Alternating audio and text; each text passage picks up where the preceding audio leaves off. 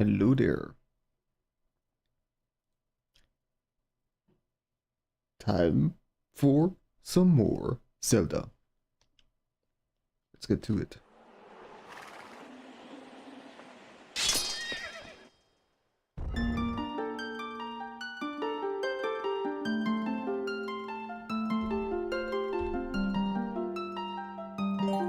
Alright, let's continue.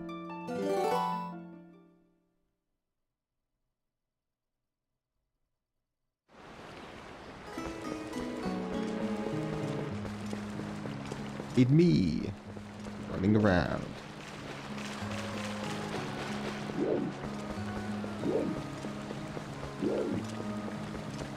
Okay. So, next up, we are going to continue. Let me just check on... From that one. Need my button. to Elden Province in the east. Okay. Is there anything I can do back at the village right now? That's the question. I want to go back, check on everybody, see how they're doing.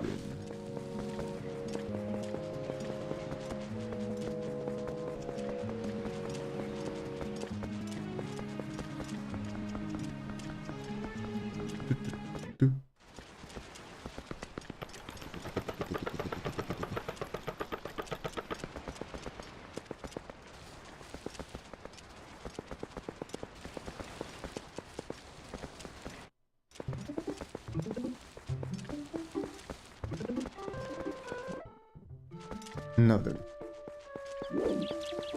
How's it going? Oh yeah, I can also get the bottle from that one guy. Well, I probably have to meet him anyways to get out of the forest. How are you doing? Okay? Oh, good. That's good, my dear. But please, you must tell me. You haven't seen the children, have you? Immediately after you left, we were attacked by beastly monsters. I hesitate to ask, but I must. Please save the children. Oh, I know. Is there anything you can use? Milk, larva. But also there's a kitty. Kitty is still happy.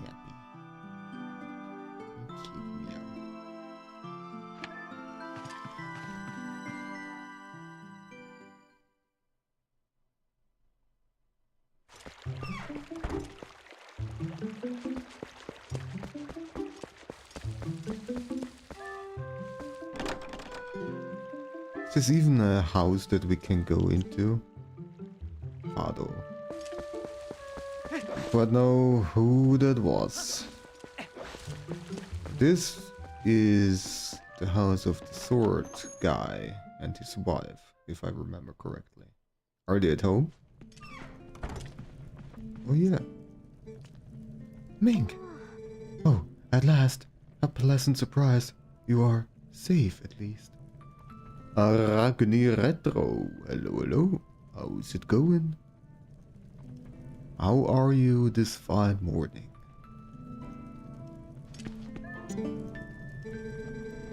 The silence of this village, does it not chill you as it does to me? While you were gone, we were set upon by evil creatures. I suppose you have already heard, but the children and poor Ilya, they were taken. We were all worried that perhaps you had been taken as well. But I am so sorry. As much as I would like to give you these tidings to my husband, he has just fallen asleep. But it truly is a fine thing to see you return. I am sure everyone would be pleased to see you if you were to stop in and say hello.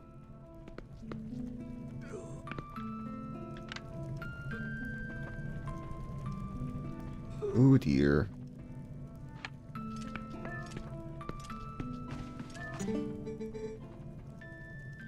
Oh Mink, that sword.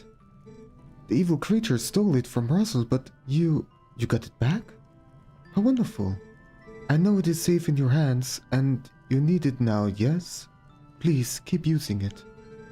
Well, I hope you will return again to show me your shining face. It does my heart good to see you well. Well, good that we got the confirmation because I was about to use the sword anyways. You're doing well, Arachne. I'm glad to read that.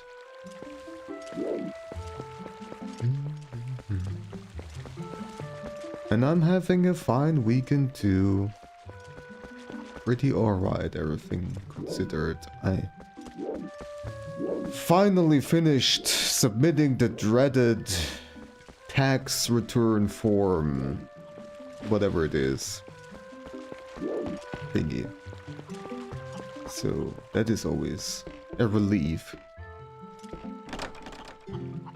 It's locked. Okay then.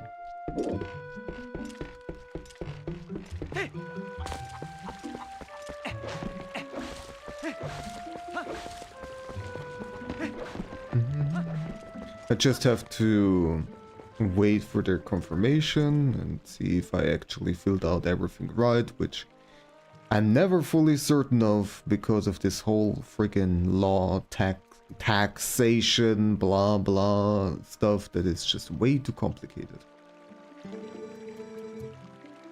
Do you know what happened? You haven't seen the Tykes, have you?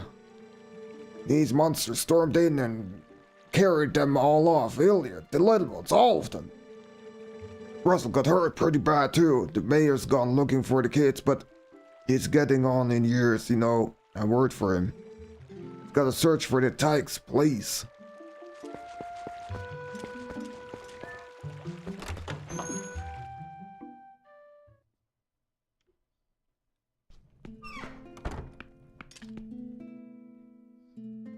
Doggo. Yes.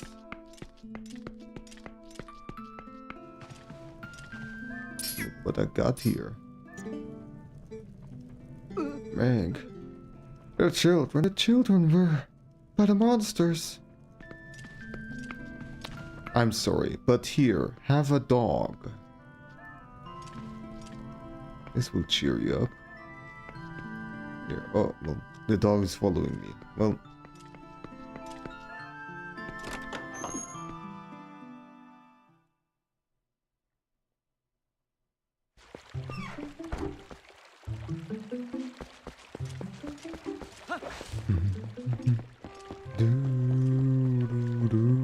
now I wanna know, since we saw those mysterious rupees behind the house, there was not really a way to access them. Whatever the hell that is supposed to be. Now can I...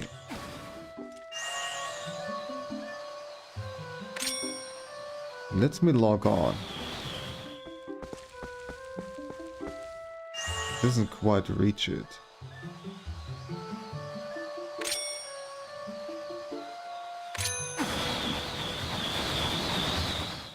I actually got it! Somehow.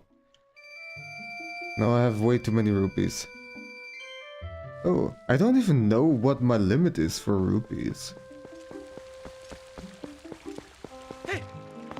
Originally I thought that my limit would be at 100, now I'm over 200. So, well, I suppose I'm glad. We haven't talked to this guy yet. I suppose let's do that. 1,000,000 rupees. My goodness. You've come back to us. Have you heard the children? Those poor children, they were taken by monsters. I'd forgotten how quiet the village is without them. Oh, poor fella. Alright. Let's take a chicken. No, let's take a chicken instead. And we go on an adventure.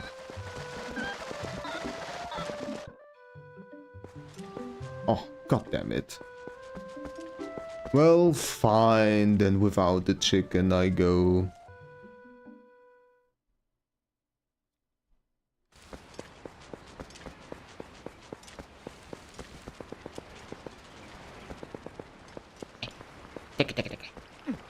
The horse was also taken, if I remember.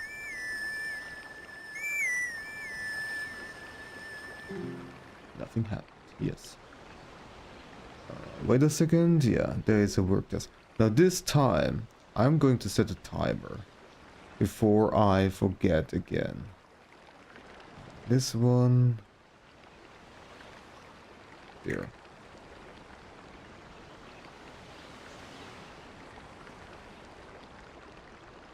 Alright. So I reserved a work task for myself. I will not immediately start it. I will wait a little bit because I just started the stream. I want to play a little bit more before I go to work. Ah.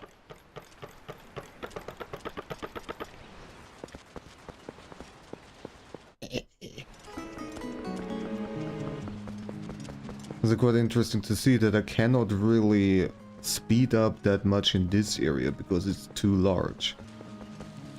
The emulator is getting at its limits, apparently. Oh well.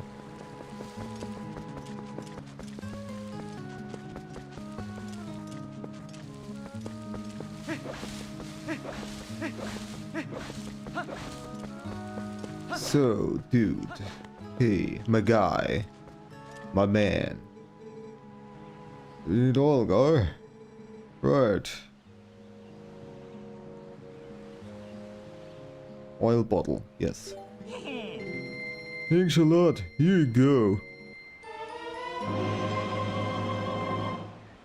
Nice. Say, guy, you been to the forest temple yet?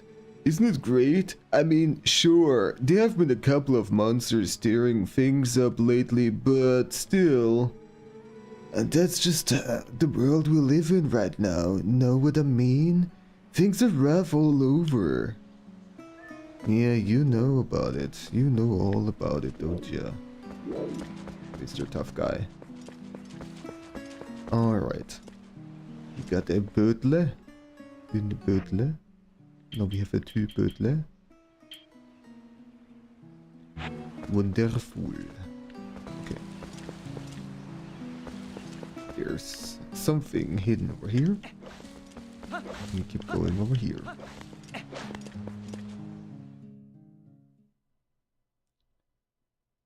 New area. Let's see, let's see. Oh.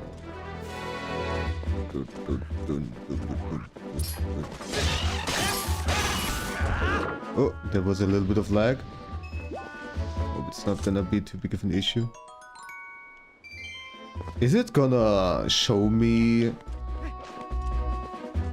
every time when I restart the game that, hey, you collected a bloopy for the first time, let me show you? I hope that's not gonna be the case. It might be. Oh well. Who's that guy? Hey. Okay. Just pooped something. Poop. Okay.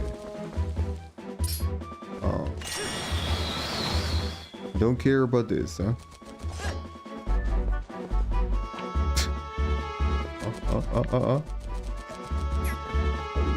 Reminds me a little bit of Majora.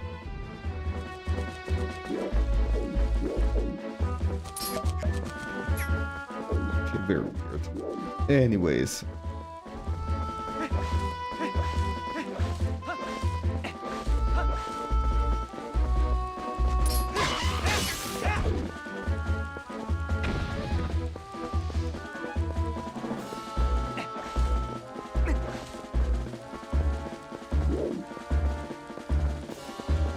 Wide open fields. Now let's see, can we find some secrets?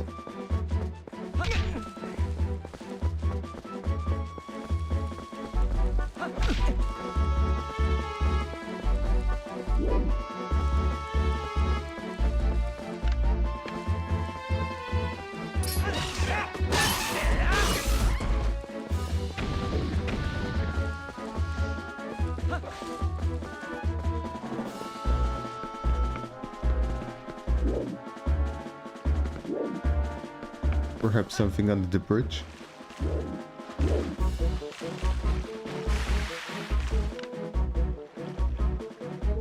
There's something. Does it look like the thing for the grapple hook, perhaps? I don't think that I can interact with this yet. Yeah, obviously not.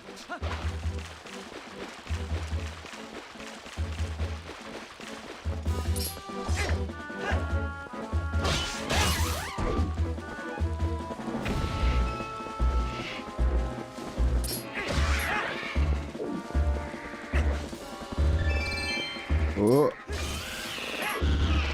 Come on. What is going on? Jesus. Thing is also, I just restarted my PC. Oh yeah, my CPU is really struggling. I see it now. Huh.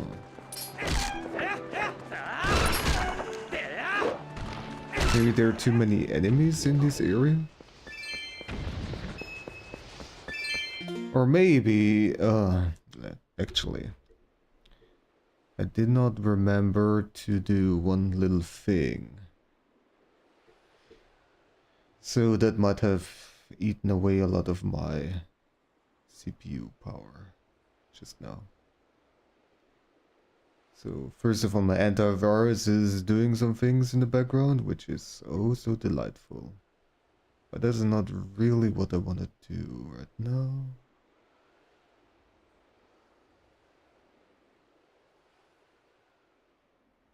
Give me a little second.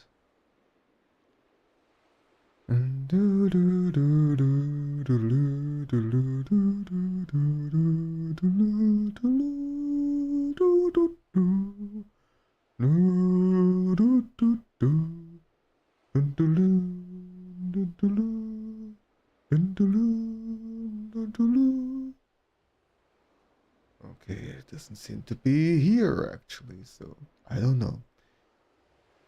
So it might not be the emulator, it might have been Windows being stupid.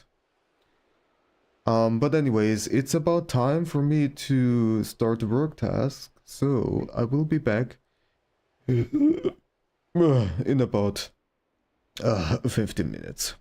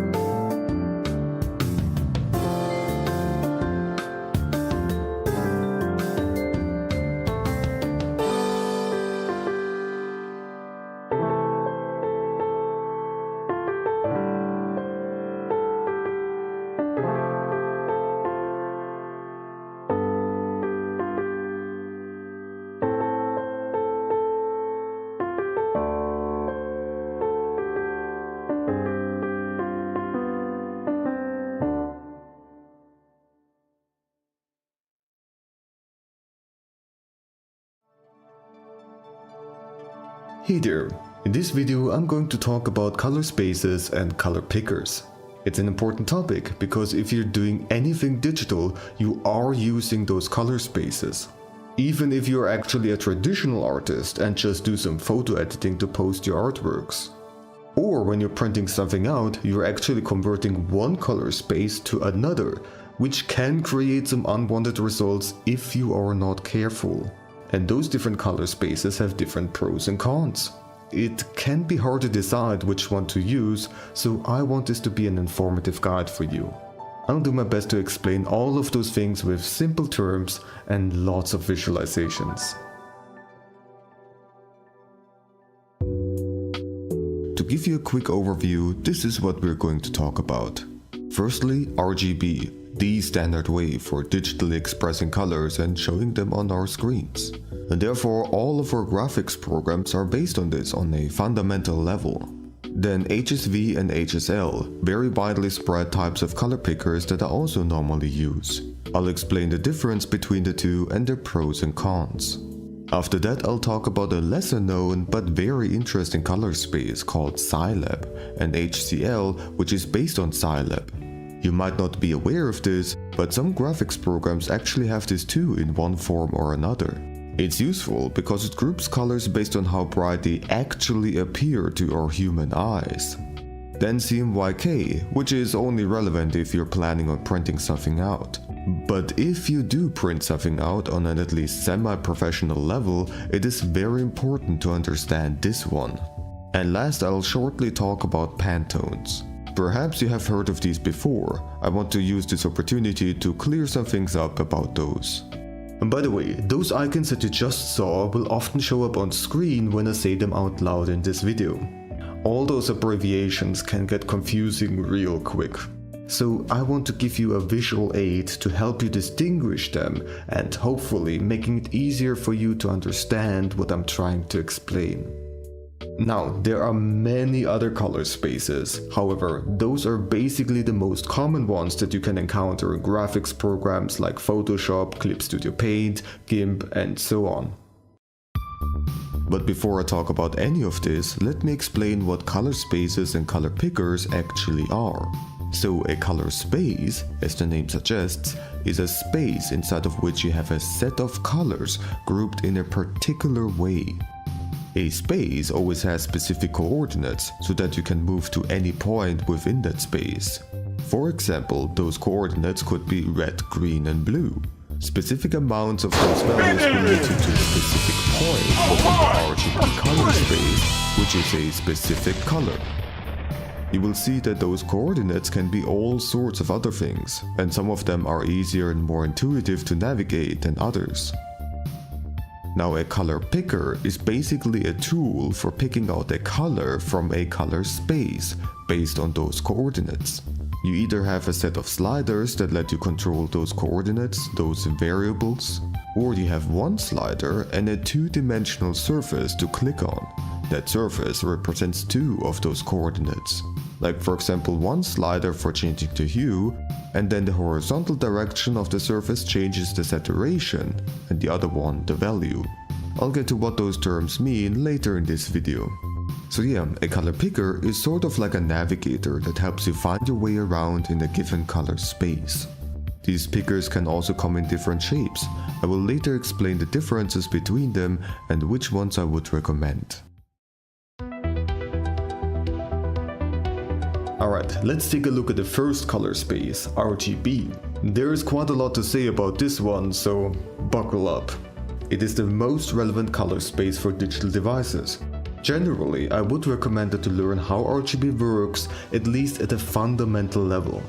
Also because there are lots of color editing tools that are based on the red, green and blue values, and those tools can be immensely useful. Let's get the basics down at first though. RGB is the system for computers to process and show colors. If you take a photo with your camera, the visual information usually gets translated into RGB right away so that your computer can read it. And then your screen shows that picture using RGB too.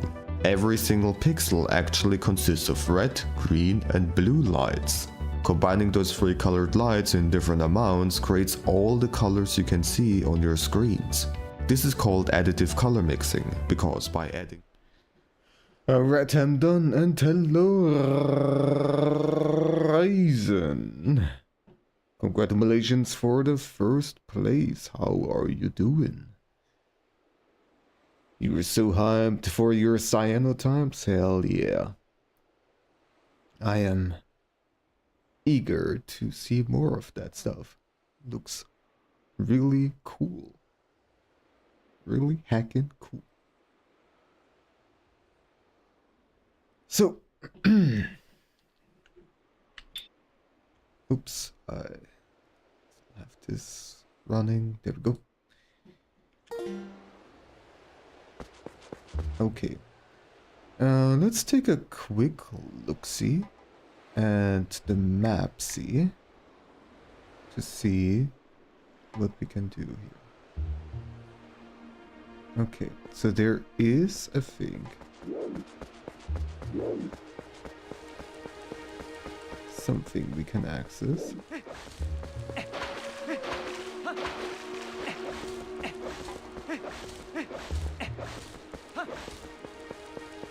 It seems like that's it. Oh well. Maybe you'll get them for yourself and make them into someone.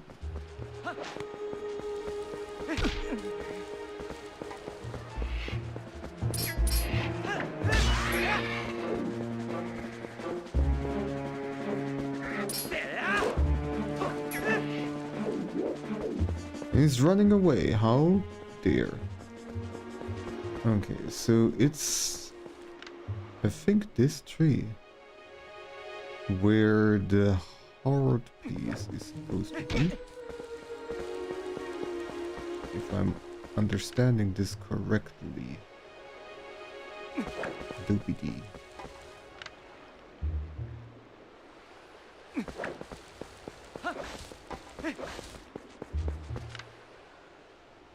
I don't really... Oh, there it is. Ooh, sneaky. This is kinda easy to miss.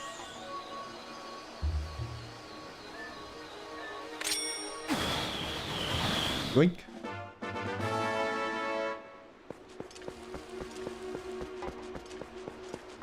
The kids are reasonably priced? Oh. In that case.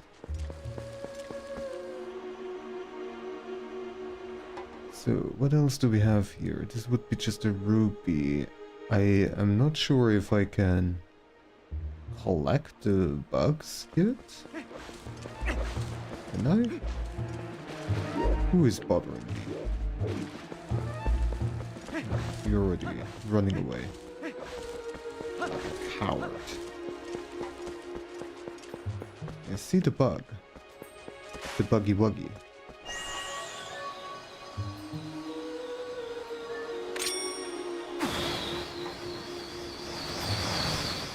The poor little guy. Yeah, okay. I caught a beetle. Whee! This means I can also collect the other one.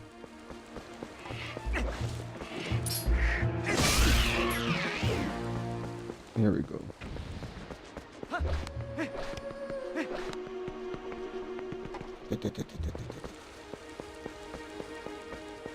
So, where is it? Should be around this tree.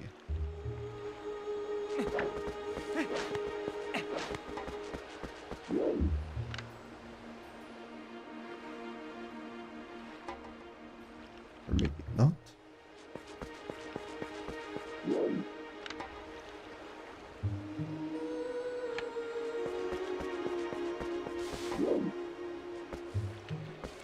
Are you only available during a certain time?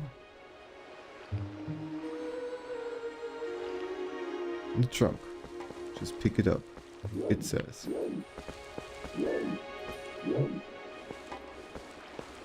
Well,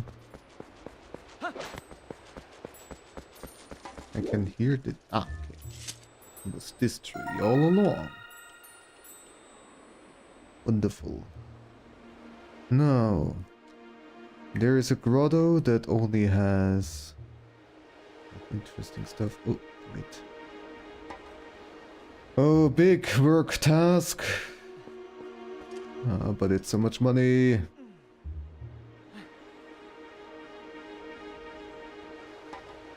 Well, I might not get in.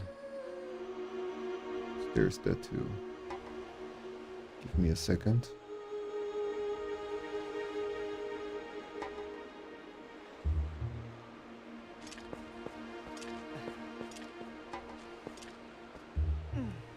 Alright.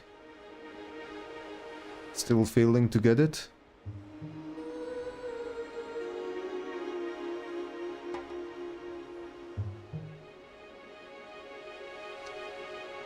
Probably many hundreds and hundreds of other people are trying to get this task at the same time, so...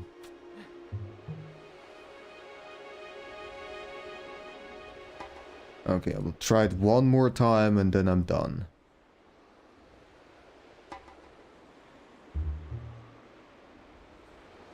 Oh, I'm done. Cool, that means I won't be interrupted. So there's that too. Good. This doesn't have anything. This doesn't have anything of particular value other than just rupees. And so... Well, we have the Poe around here, but I think we cannot do anything with that yet, right?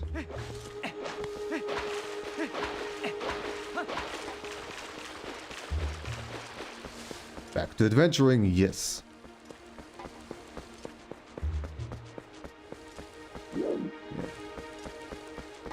Okay. With that, let's see.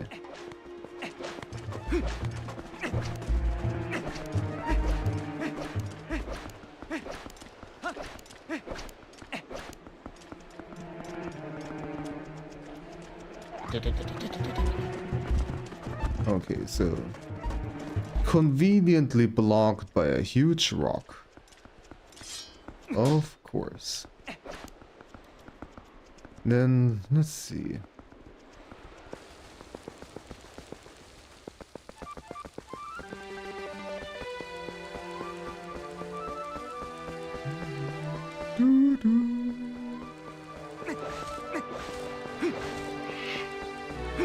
I don't know if rolling is particularly faster in this game.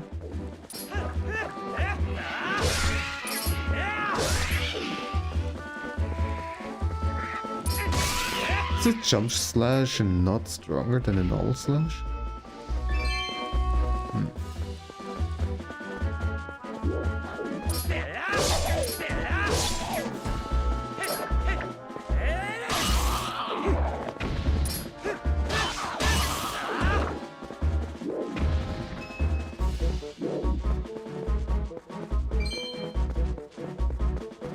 Also closed.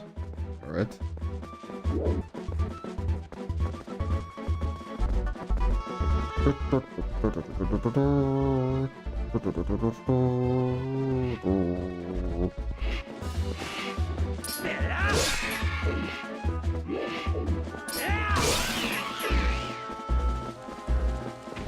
Sometimes my controller gets stuck.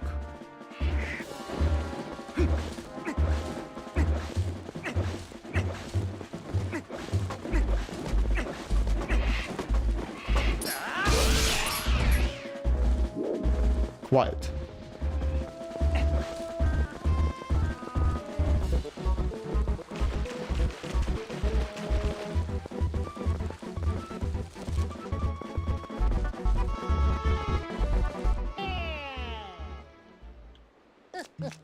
Oh! Go no further, there is a black wall ahead that blocks the way. I thought I would deliver a few letters, but it seems impossible.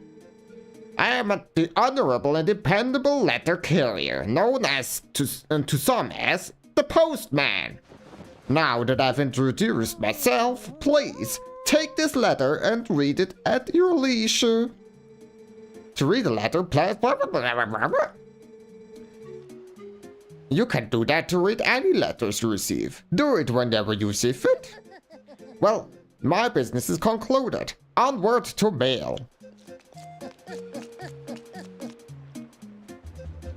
Already like that guy. Letters. If I have a letter for you, I will approach you at high speed. Please do not flee. Please do not flee. Okay. Thank you for the warning. After you did so.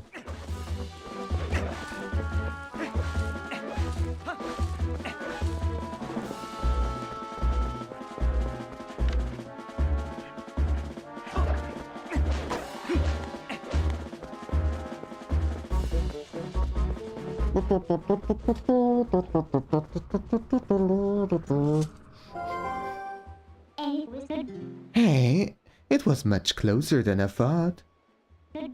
You remember, right? You know what this is? If you set foot in here, you might be a wolf again for quite some time. For at least as long as it takes for you to save the light of Eldin from the Twilight anyway. So shall we try and go and see the light spirit of Eldin?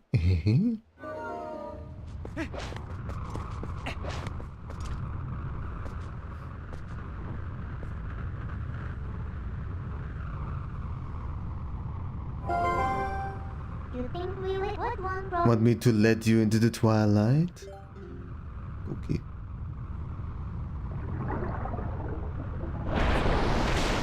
Wink.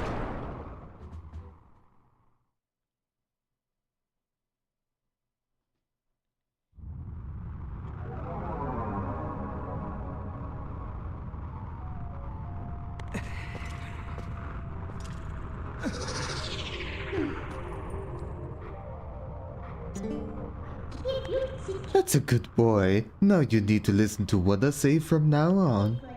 Ah, look, how lovely. The black clouds of twilights are so fetching today. I feel so much more at ease here. And you look so much better like this than in those dusty old clothes anyway. Sure, Midna, whatever you're into. So let's get going.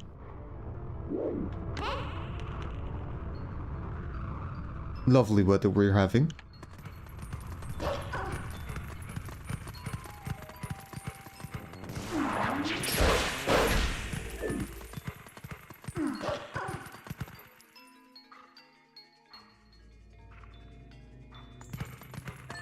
Schnief, schnuff. Schnifty, schnufty.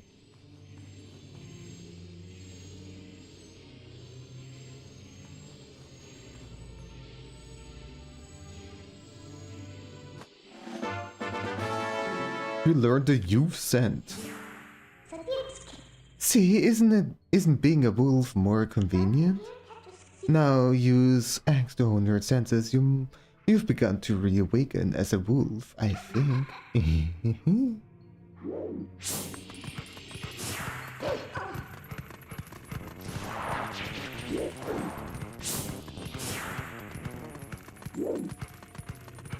Probably I cannot really do much here.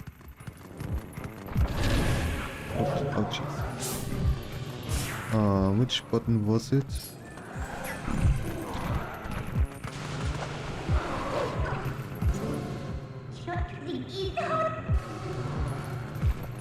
Yes, I know. Okay, this one.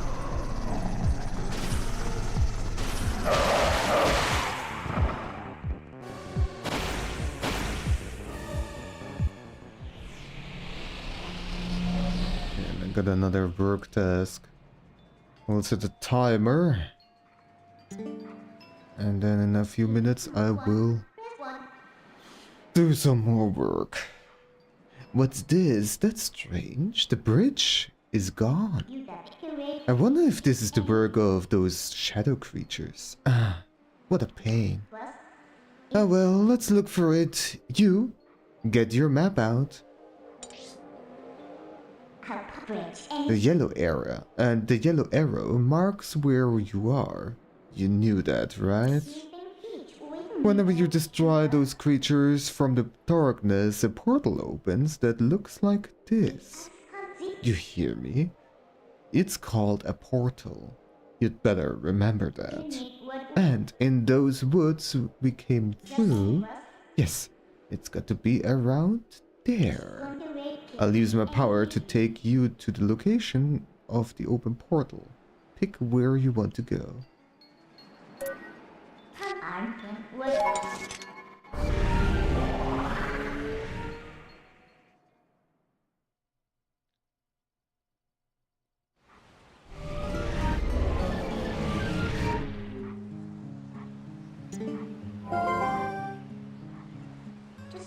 See, I told you, we're here.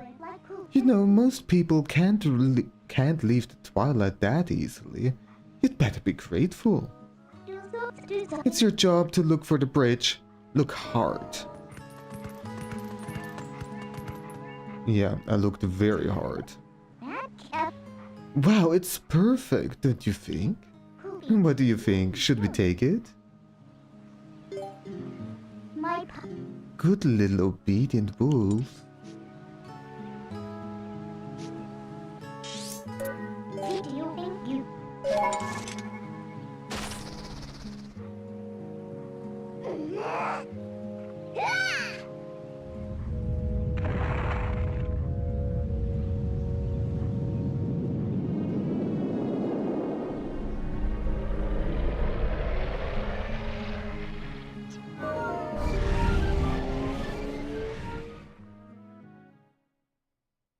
Quite impressive.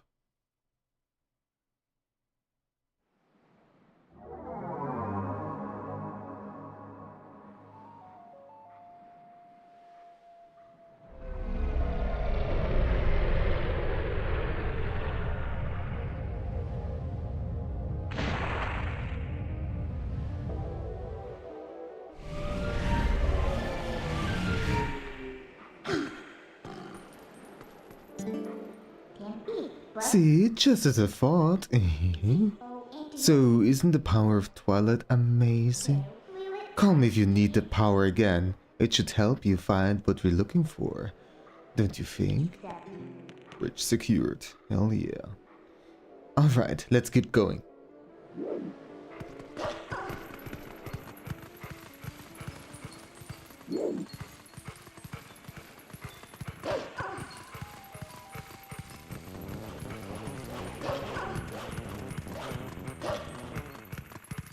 Can I do something over here? Huh? What are they doing there? This is a pretty elaborate gate. What are they trying to keep in? Or out? And it will be worth for a while to dig in.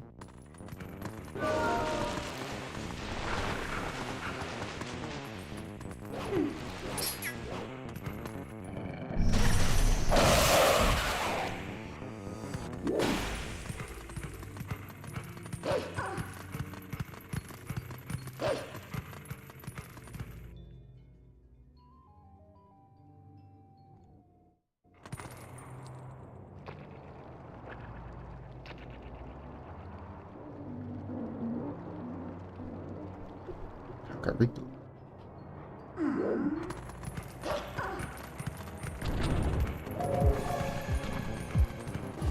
I'm here. I'm closer. Dum-dums.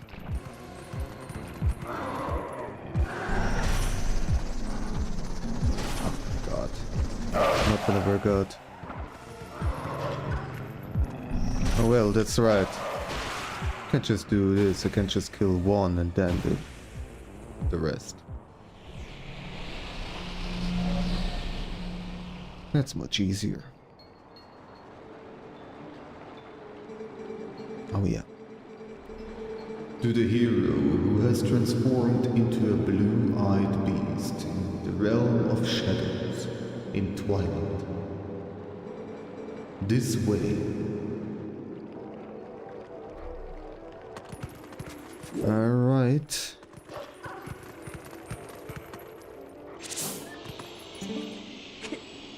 Gripes.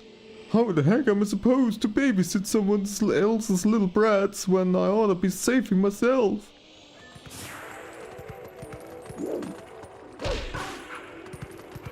Alright, before we talk to this spirit, which might take a while, I'm gonna do the work task. And we'll be back once again in about 15 minutes. So then.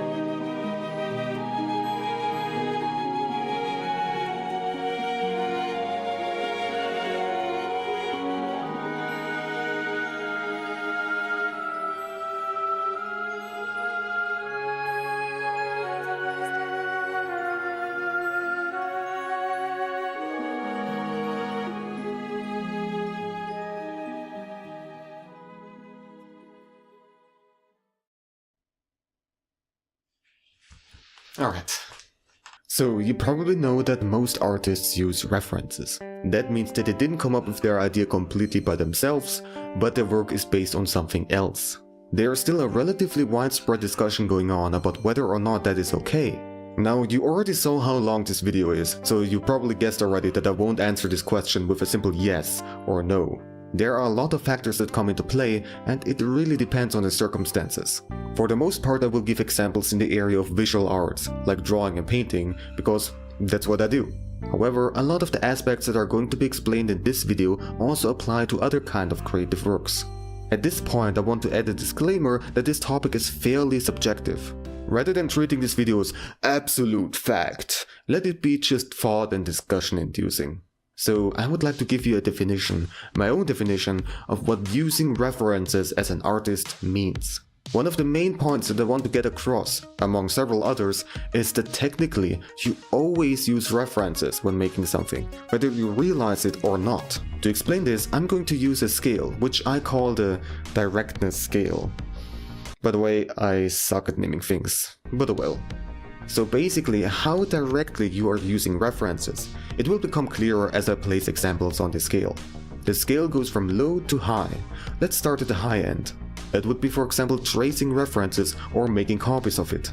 If you use references by just looking at them, for instance a photo or somebody else's artwork, objects that are placed right in front of you, 3D models, then you would be more around the center on the scale. There are many different ways to use references in that manner, but it isn't always just using Google image search. From what I have read, what most people mean by using references for making art is exactly that. You have something in front of you and you switch back and forth between looking at the reference and your artwork. Some people also include tracing and copying to that definition. I will refer to these methods as visual references, so something you actively look at. However, if you think about it, that's not a complete spectrum. Using your memory, for example, is also a way to use references. Instead of the image being right in front of you right now, the image is in your brain. That image, however, didn't come out of nowhere. For example, you attempt to draw a cat. You probably have seen many pictures, videos and artworks of cats, and also real-life cats. All of that is stored in your memory, at varying detail, and then you recall these images when you draw. So you are referring to what you have seen in the past. The only difference is just the amount of time between you looking at the reference images and you drawing. If you have pictures of cats as references right in front of you, you still can't look at them and your drawing at the same time. Instead, you save those images that you saw just a few seconds or minutes ago in your short-term memory. If more time is in between, then you would recall them from your long-term memory. Something like that is hard to place on the scale though. It rather has its own range of directness and detail. Not only does it depend on that time gap, but also on how good your brain is at saving and recalling those images. Some people have problems remembering things, and some people have something you would call a photographic memory, so they just look at something once and then recall that image almost perfectly. A case like that would be placed much higher on the scale. It's not that different anymore from the reference being right in front of you. Also, if you make some kind of artwork, you're also referring to all the studies and practices you did in the past. You didn't figure out of nowhere how perspective, color theory, composition, anatomy, and any other kind of basics and techniques work. You spent hours or weeks or years in order to learn them. And these basics that have been taught to you are also built upon references and the discoveries of artists. To give you an example, the first time somebody used linear perspective, the technique where you draw straight lines towards vanishing points, was in the year 1415, at least as far as we know. That is not that long ago, considering for how long humans have been making art, tracing all the way back to the first cave wall paintings, which also used nature as reference. But linear perspective didn't get discovered by some genius out of nowhere. It was based on the knowledge about geometry that already existed during that time. Everything is built upon something else. 100% originality doesn't really exist. Even if, for example, you draw some kind of fantasy creature that doesn't seem to resemble anything else seen before, its concept can still be traced back to what we humans observed from nature.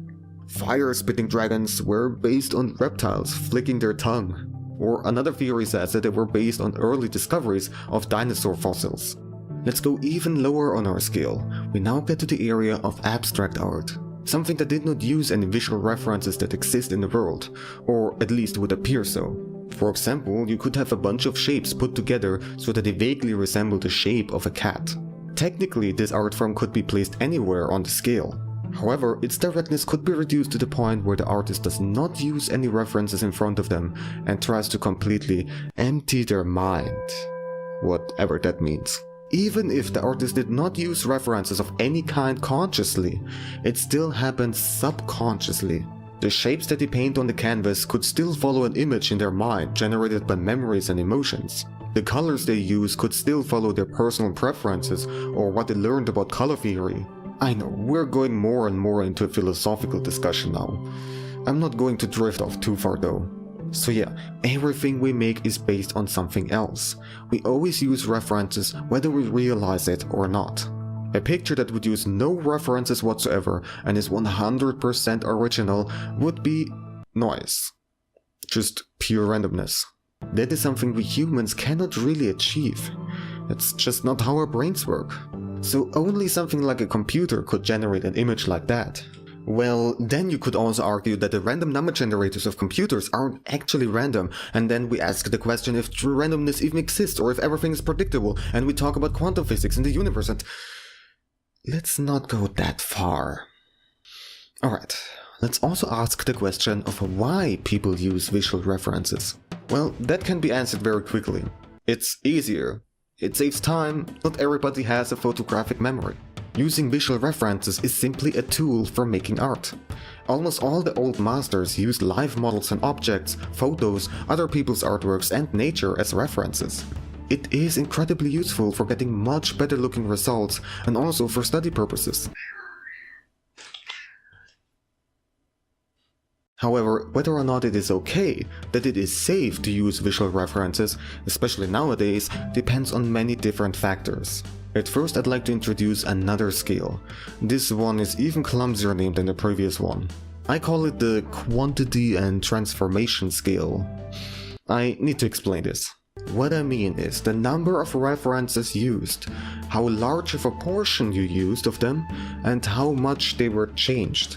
It goes from low to high again, but this time we'll start at the low end. That would be basically just using one reference and your artwork is mostly or completely based on that reference. So, copying pretty much. Then around the center you have cases with one or several references used and they haven't been imitated completely. And then at the higher end you use many different references and use only small sections and aspects of it. For example, you could use the pose of that particular photo, the composition of that drawing, the color palette of that awesome painting you saw recently, you want to imitate the eyes of a certain cartoon character you like, and so on. In that case, the final artwork looks vastly different compared to the references that have been used. So what is the point of showing this scale? Well, using references in certain ways can be seen as plagiarism, but the higher you are on that scale, the less likely it is that you get into trouble with the original artist, the copyright holder, or the general art community. However, even if you straight up copy something, it doesn't automatically mean that you'll get shamed and sued. Again, it depends on many different factors, like for example for what purpose you made that artwork. We have another scale here, but this time we go from safer to riskier. Let's start at the safest side, which would be private use. You just made that artwork for yourself, or as a present for a close friend or family member. It's not shown publicly, only you and maybe a few other people know that this piece even exists. I would go as far as to say that this is 100% safe. Even if you copied something that was copyrighted, the copyright holder won't even know about it. And even if they knew about it, it's extremely unlikely that they would take any sort of action against you. Why would they? Next, you have making art for study and practice purposes. In this case, it might be shown publicly. You are not trying to sell or promote anything. You only try to improve your art skills and maybe just want to show off your progress. This is fairly safe. I'm not saying that it's impossible that you could get into some sort of trouble, but most people would just let you practice in peace. Then we have educational purposes. It could also be that this is even safer than making art for study purposes, it's hard to say. So that would mean you make some kind of artwork for your class or tutorial. Some reference materials have licenses that specifically say that you have permission to use them if used for educational purposes. I will explain more about different licenses right after we're done with this skill. Then on the unsafer side, we have artwork that is shown publicly, like online, in a gallery, on the street, or something like that. It also isn't supposed to be educational. In this case, it can happen that you get a takedown order, or the original artist doesn't like that their art has been copied so that you get extra views and followers, even if you don't monetize it. One of the most famous examples would be a case from 1989. It's quite a while ago, but still very well shows what could happen. 3 daycare centers in Florida had Disney characters painted on their walls. Disney then demanded that these paintings get removed, or they would go to court. Morally, that was very questionable, but legally they absolutely had the right to demand the removal of the mural that clearly showed characters that were their intellectual property. By the way, if you steal a character or idea not from a huge company, but a small independent artist and claim it as your own, then that is most definitely not okay. Then it would get even riskier if you monetize your creation. If you want to add something to your art shop, better make sure that you have the rights to include any characters or brands that were based on copyrighted references, and avoid straight up copying stuff. With that being said, however, you can still see tons of smaller artists selling prints, plushies, jewelry, cosplays, and so on that clearly depict copyrighted characters and symbols. And not all of them purchase the rights to do so. Like, just go on Etsy and type in Pokemon plushie. You'll find tons of results. Very adorable looking results, I might add. The Pokemon company probably would have the right to demand that these shop entries are taken down, but in a lot of cases, they don't. Why? There are several possible reasons. The artist and their shop might be too small to be worth the hassle. It would be bad publicity, especially if they went after a small artist. Or they might just simply have not noticed it. Again, that is even more likely if it's a small artist. I am not saying though that if you are fairly unknown and only have a small shop that you are safe. Almost nothing is certain. For example, one of my artworks got taken down from Redbubble a couple of years ago. It was a crossover of Steven Universe and Pokemon, and Cartoon Network wanted it to be removed, even though I didn't have any followers on Redbubble and didn't make any sales. I certainly learned my lesson and keep my shops free from copyrighted stuff. And if you are a largely known artist, or you make art as part of a commission or contract work for a company, then better make sure that you avoid copying and using copyrighted materials of any kind. For example, if you make pixel art sprites for a video game, you can't just make one that looks like a Pikachu. Alright, now let's see what kind of licenses there are for reference materials and also put them on a scale. But before that, I want to say that I'm not a legal expert at all. What I can give you is a short and simplified overview. I advise you to learn more about licenses and copyright on your own and get advice from actual experts. With that being said, let me introduce the next scale. Once again, it goes from safer to riskier. I'm going to start at the safer end again. The absolute safest would be references that you made and own, and they don't depict any copyrighted images at all. That could be some photos you made of your cat, a sketch that you made of the forest when you went hiking, or something like that. This is of course 100% safe, nothing to worry about at all. That also goes for things that cannot be copyrighted, like stuff from nature. Also, fairly safe are reference materials that are in the public domain, works that are so old that they were created before copyright even existed, the copyright term has expired, or the original author dedicated them to the public. As long as you don't try to sell identical copies of those, you're going to be fine. Now we get into the more complicated part. There are a lot of licenses that do allow you to use certain copyrighted materials under certain conditions. I cannot list all of them here, but some of the most well-known examples would be fair use and Creative Commons. In the case of fair use, some of these exceptions would be educational purposes, commentary and criticism, or parody. Creative Commons, or in short CC, actually covers 6 variations of copyright licenses. I'll quickly go through them. CC attribution means you only need to credit the original creator. That's it. Otherwise you can copy, modify and redistribute it however you want. CC attribution share alike is the same as the previous one, but you also have to put the same license on your own creation. This ensures that all derivative versions remain free. CC attribution non-derivs means that redistribution is allowed. And I'm back. So, let's see. Camera obscura. I was not quite exactly sure what it was, so yeah, I do recognize. So that master used that kind of technique to paint them. Well, whatever helps. Oh, there is an actual illustration of a painter, it seems like. So they basically just set up a box, some kind of room or whatever it is, and just paint it on the wall, or well, the canvas on the wall. Pinhole camera, though they didn't have the film. Yeah. This kind of deal. Oops, I didn't really want to.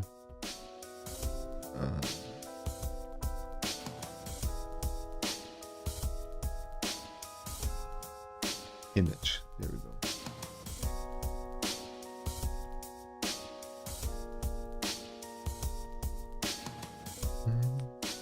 Yeah, pretty cool stuff.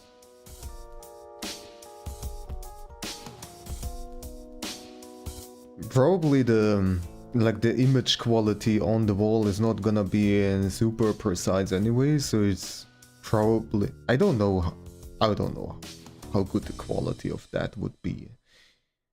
But I would imagine it would be still quite blurry and stuff, so a lot would still be left to the artist, I imagine. It can be done to your own house, like completely black out in a room and push a pinhole in a blind curtain and you would project a view onto your wall. Yeah, I mean the basic physical principle is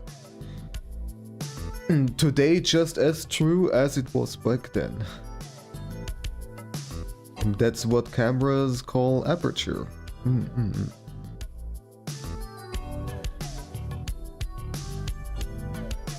It's very fascinating.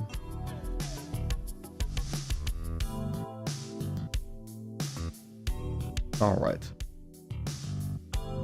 Let's get back to the game, shall we?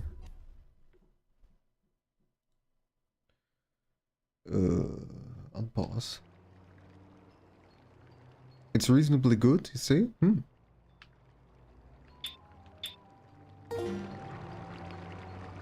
Alright.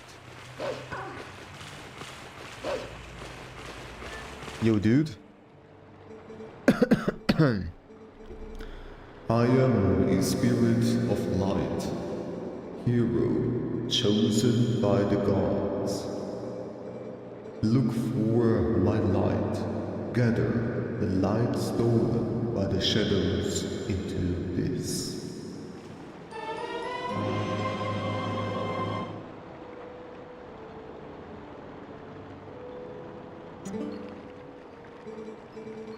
The insects of darkness, they are the form taken by the evil that attached itself to my scattered light.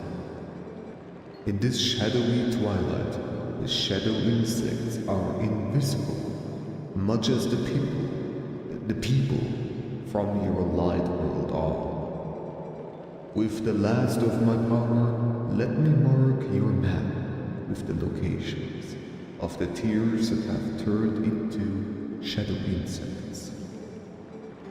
But be careful, the darkness now hunts you. Alrighty do. This is why cameras could have been built centuries before they were. The physics were known, but it didn't connect with the light-sensitive film component.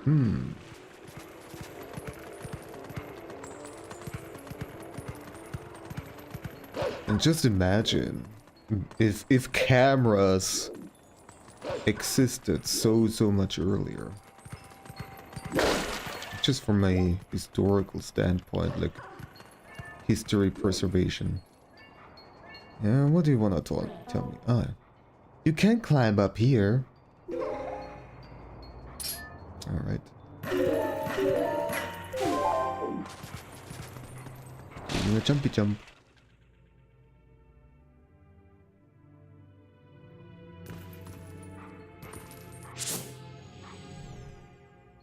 Well, hello there.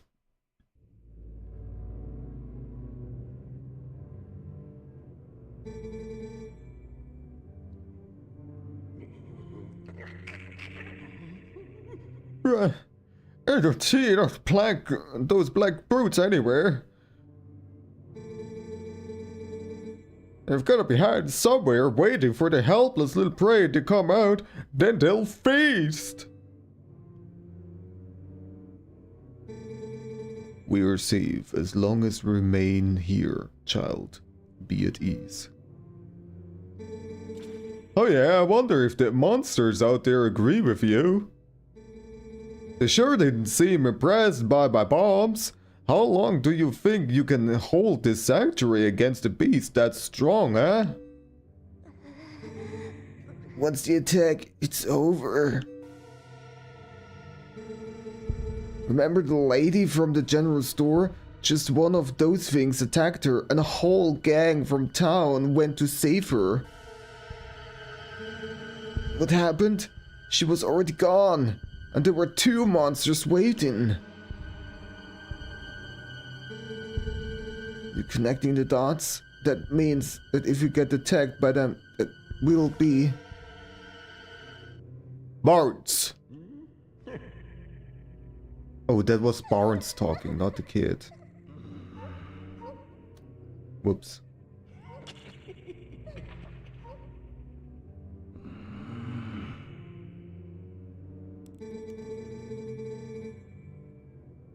The grenade.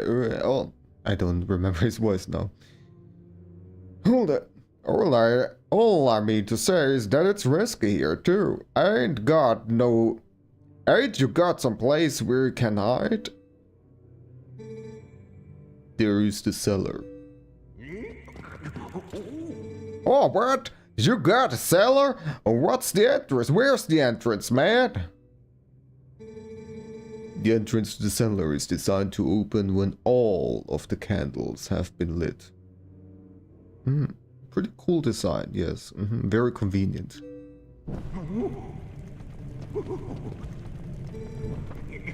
I would not do that.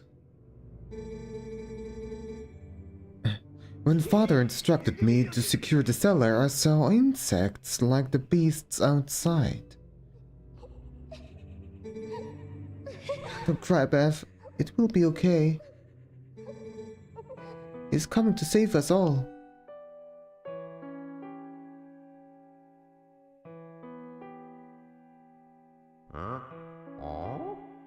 Who the fuck? Huh? I can feel it.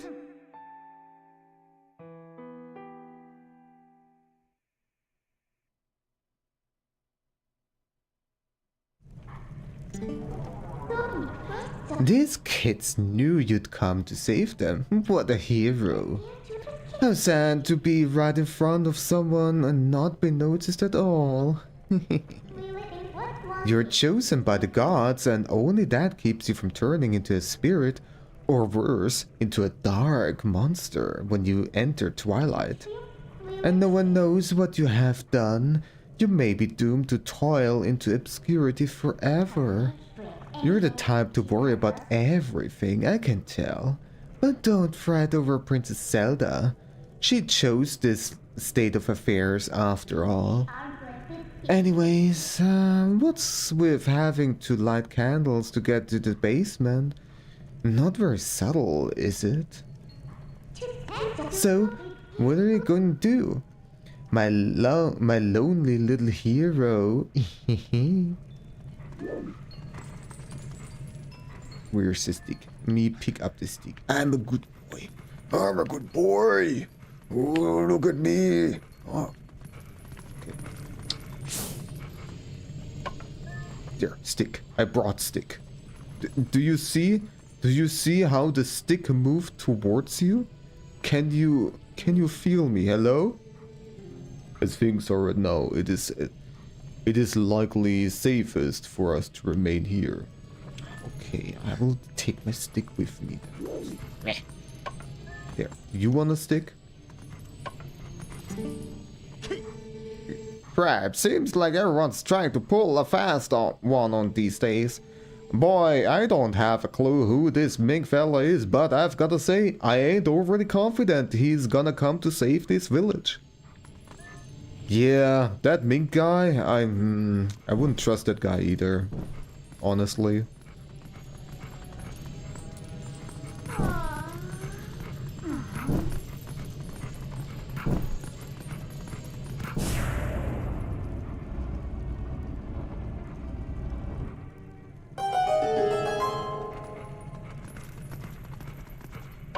Put down stick. What do you have to say now? What sorcery is this? The entrance to the cellar opening on its own. Could those beasts have engineered even this? And you didn't notice anything?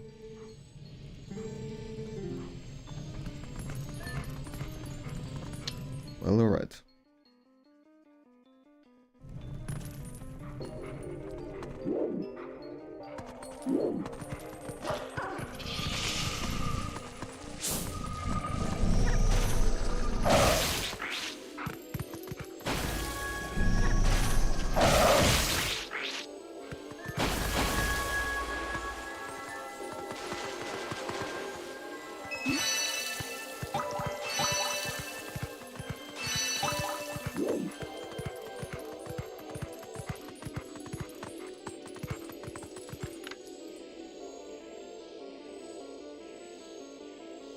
There's gotta be something about this statue.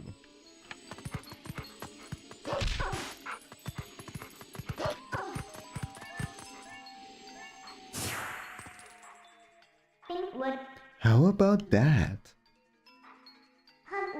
Looks like you can climb the scaffolding.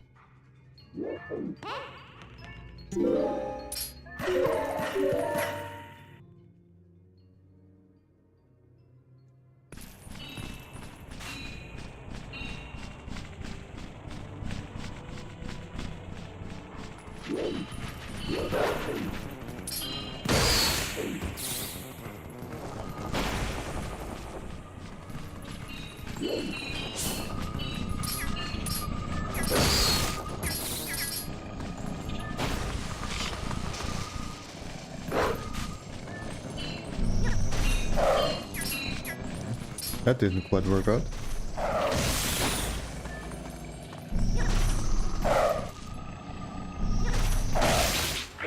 Finally.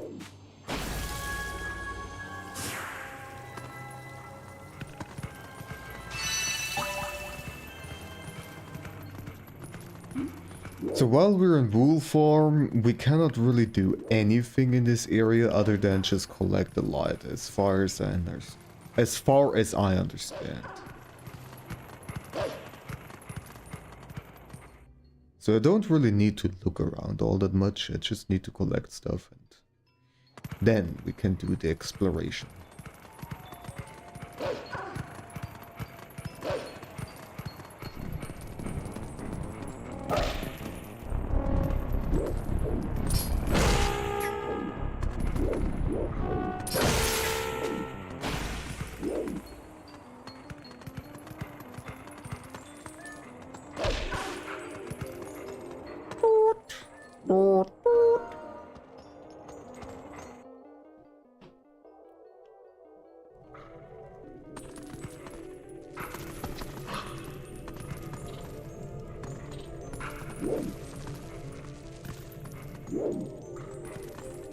Alright, this here is some kind of shop. Une shoppe.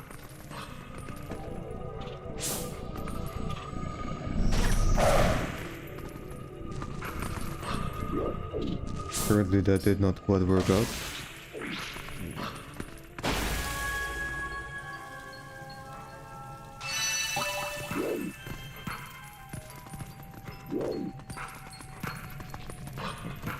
No, don't jump so much. Just drop, okay.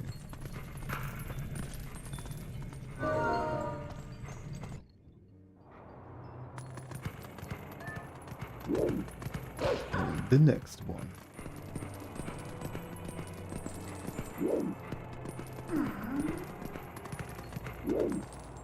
One in the shop.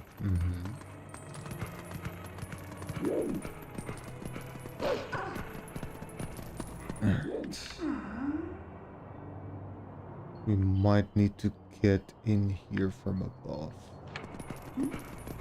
Let's keep on looking around.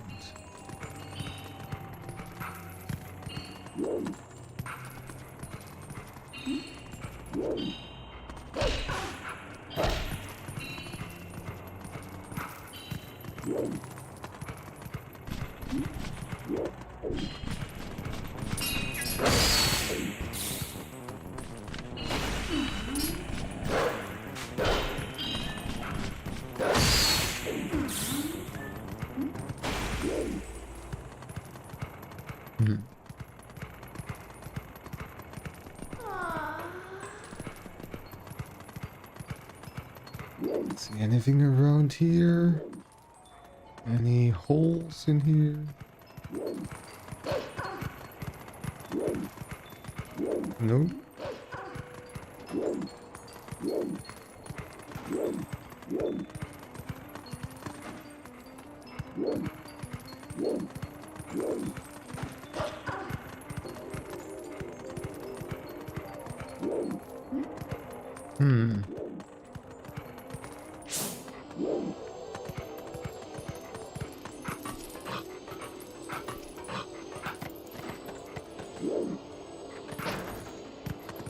Okay.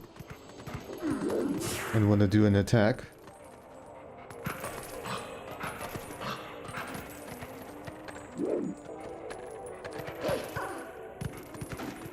It didn't quite work out either.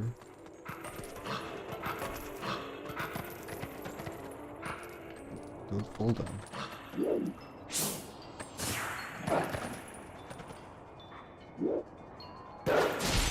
There we go.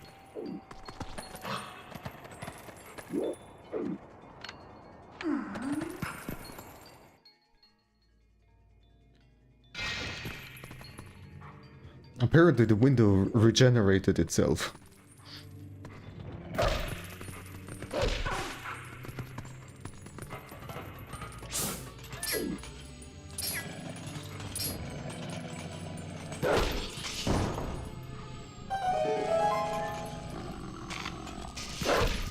It's kind of funny that the success sound, like the also sounds like some kind of radio filter has been applied to it in this version. Like in the Wii version it makes sense that it sounds like that because it plays from the Wii mode. So obviously the speakers aren't that great and it sounds like kind of radio-ish. But the fact that it also sounds like that here in this game, kind of funny.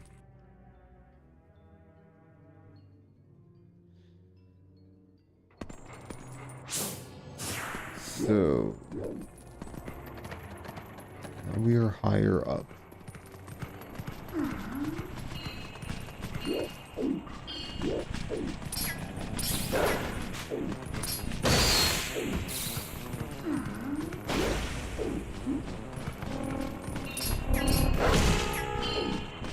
What?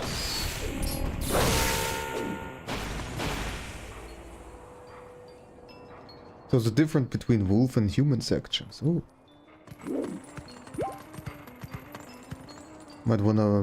I might wanna pay closer attention to that then.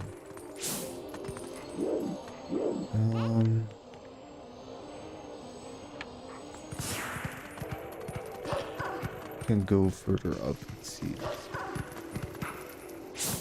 Okay, it went inside there. Yeah, Midna.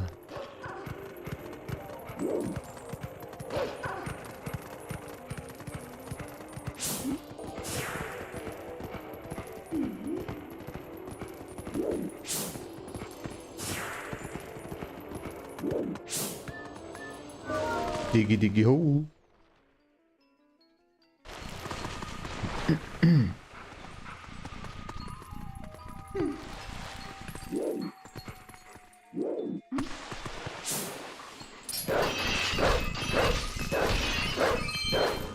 You're absolutely wild.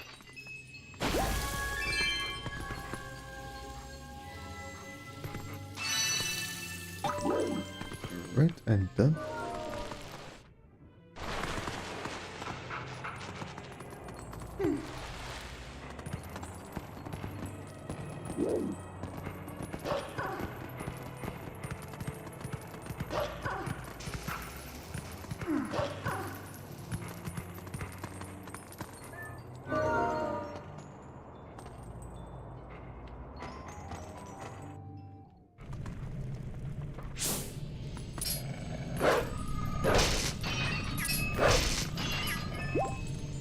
Okay, might wanna put it on fire.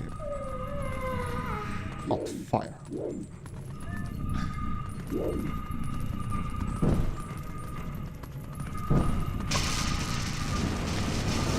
Oh. Huh? What did you do? Sorry, but as romantic as this is, I'm going to stay here. I'm not going to stay here with you. I'm getting out. Okay.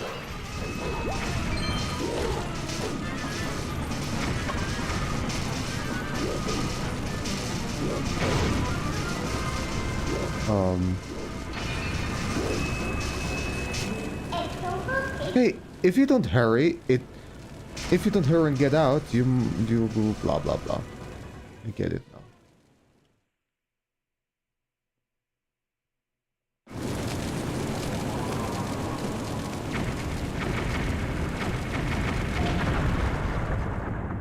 Whoopsie.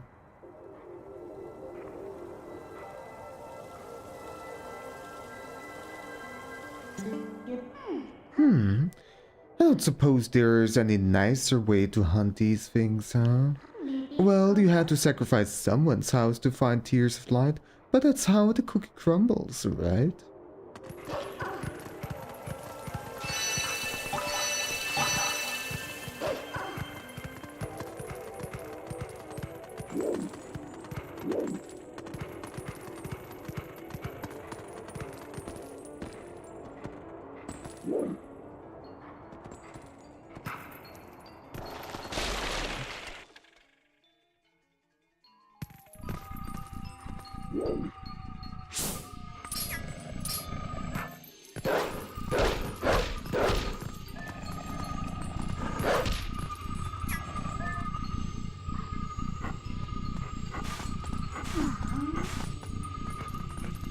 The other way. Such a good boy.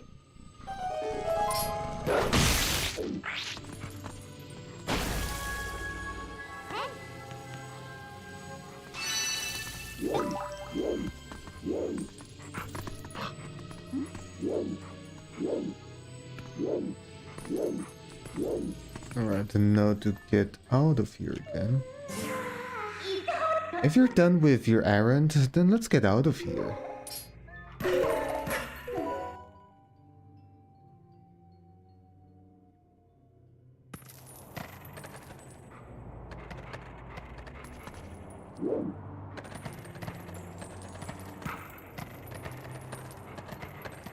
Alright, I need to get over there.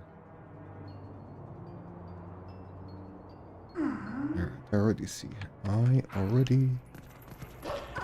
See with my eyes.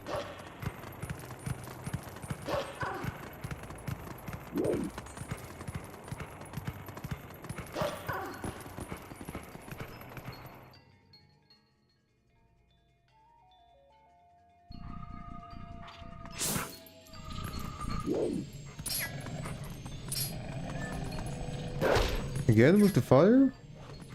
Okay.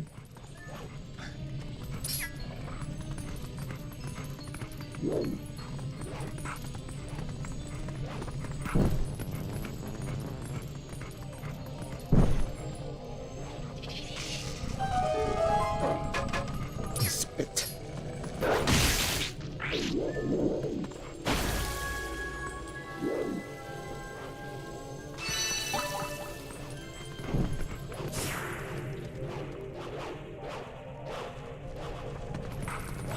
Oh no, how scary, anyways.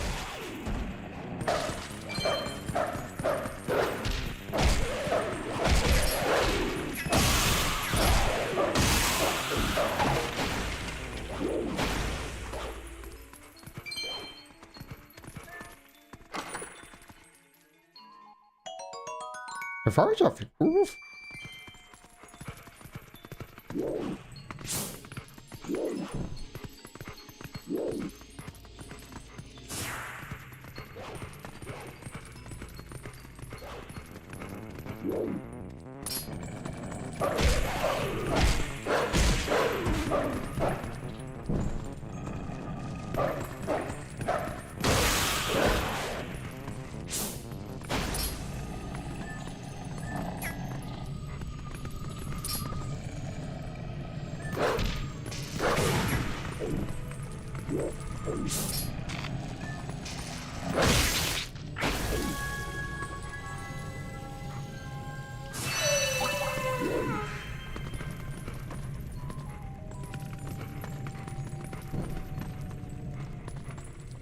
Three more.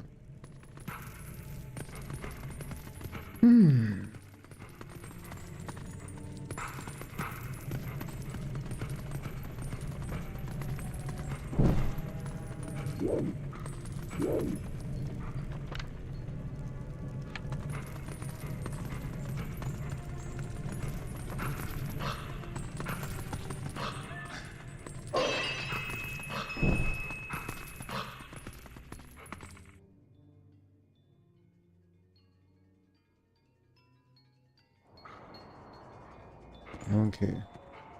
The last three are not in this area. Let's keep on going then.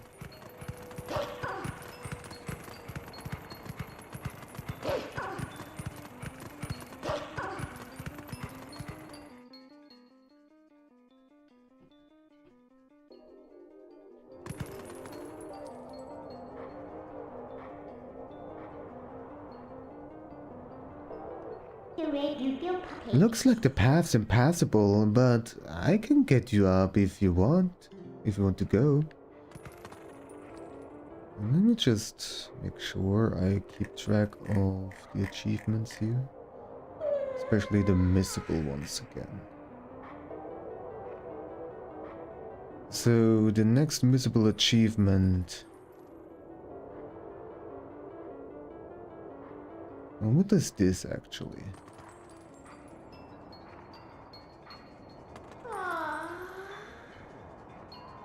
After saving the kids, you need to talk to everyone in town. Okay. This I should remember then.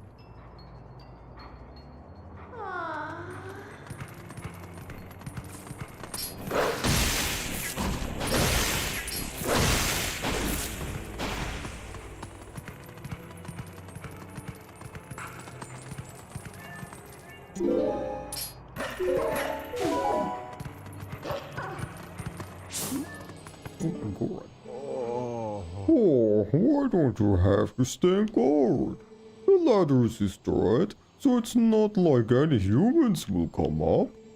And what is with the elders? If we have a problem the humans can help with, we should ask. It is better than suffering for the sake of pride. Knappy! How you doing? How is it going? Also,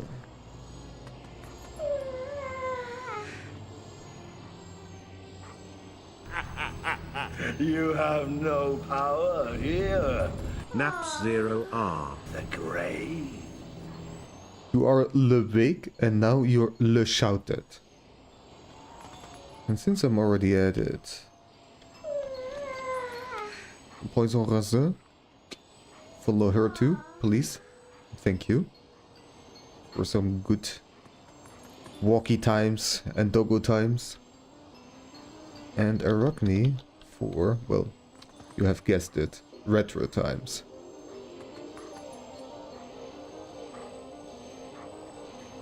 There you go.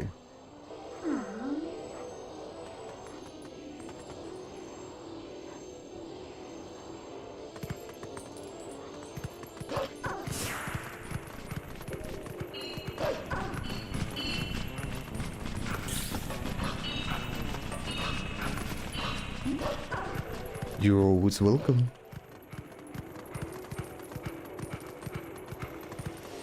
Le poi, le poi, le son, le ré, ça. That's true. That's indeed. Le poison rase.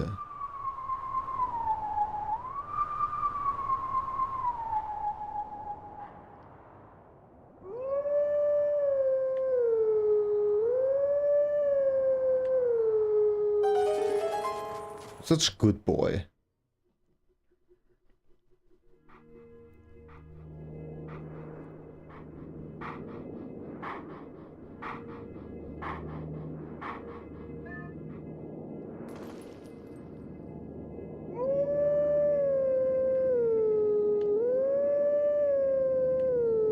This is Zelda's lullaby?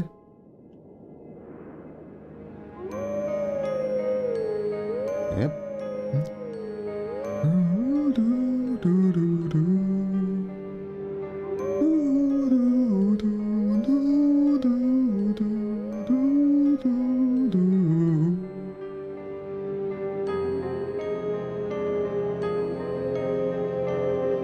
No, it's a song of healing. I'm an idiot. Not Zelda's lullaby.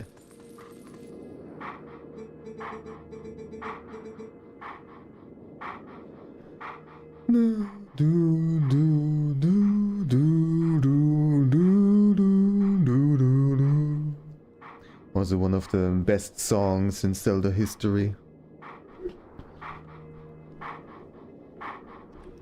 Let teachings of old pass to you. Take sword in hand and find me.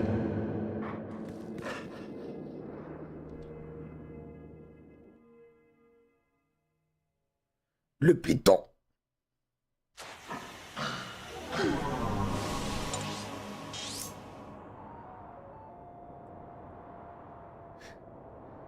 We're wondering at what point you turned French? I have no idea. Maybe just raisin and just how the word sounds. Raisin, raisin, raisin, raisin, raisin. I just like maybe automatically associated with French. I don't know. Poison rose. I have no idea. So apparently we're at the map. Well, what am I doing in the map? Oh, okay. Anyways, Tiki. Wait. Let's move.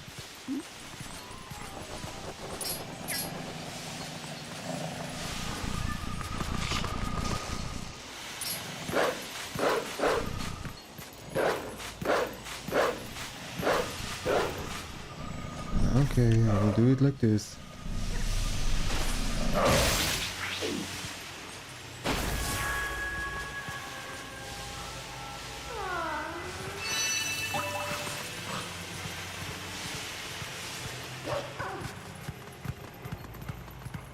Or it might have been Vinsanti, yeah.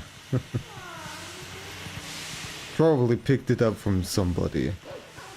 The usual culprits are either Haza or Vinsanti.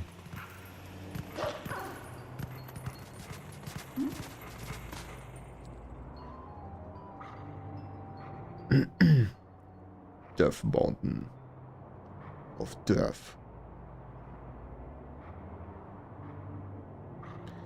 This time we got to 4. Oh my goodness. I don't wanna attack 3. Oh, I was not able to stop it. Okay, let's...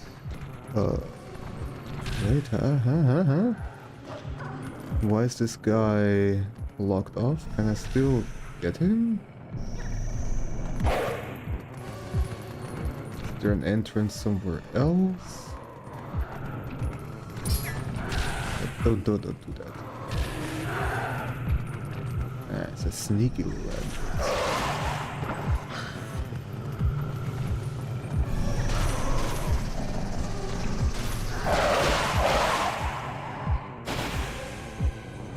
Hazosphere lower, yes.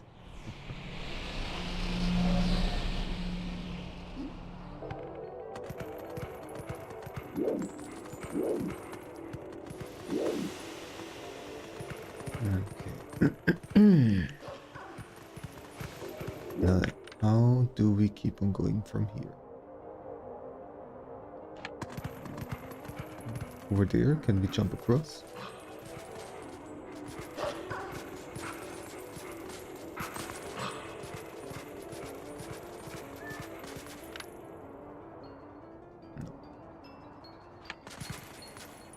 Does not seem to be the case.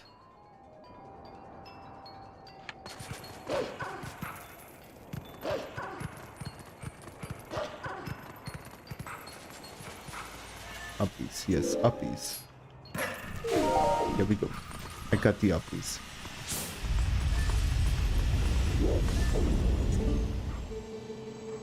Why do I have to stand guard at a dead end at the bottom of a cliff like this? Wait a second. Have they tucked me out of the way because they think I am useless? Yeah, I do not like being made an outcast on the fringes like this. If I see anyone suspicious, I'm going to show my strength. Yes, I will send the trespassers flying. Well, that's not nice. I mean... The toot toot!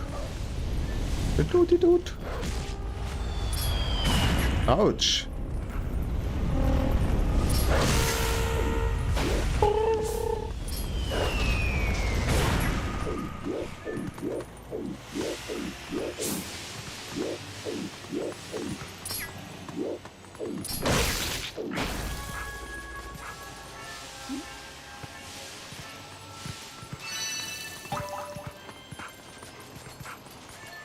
Maximum bunkers.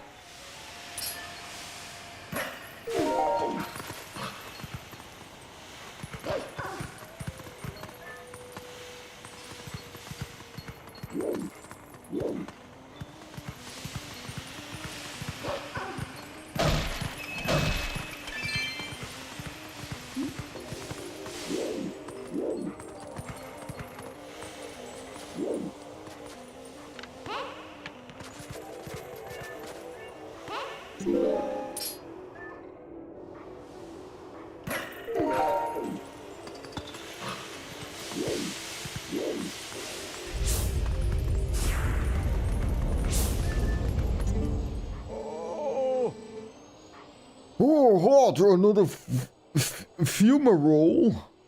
And once again, it is in the worst possible place. I suppose this path is impassable now. Oh.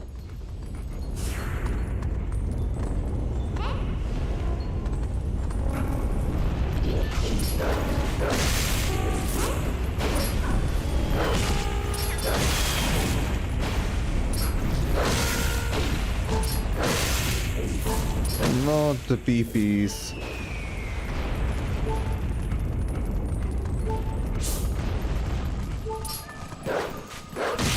Well, I'm almost there.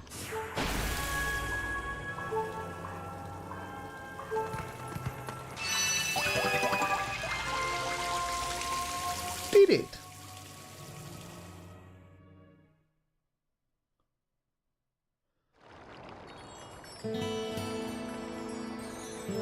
Vessel of Light is full of tears, and light has returned to this area.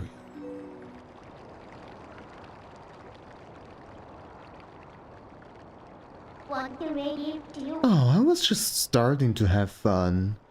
Don't forget that fused shadow. See you later.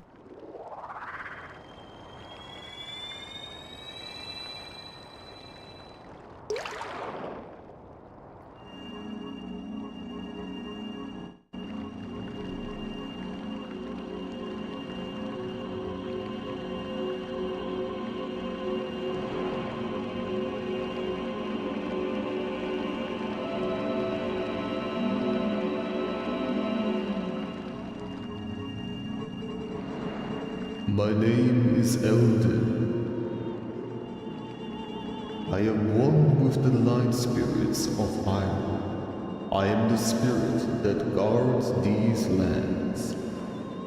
O great hero chosen by the gods.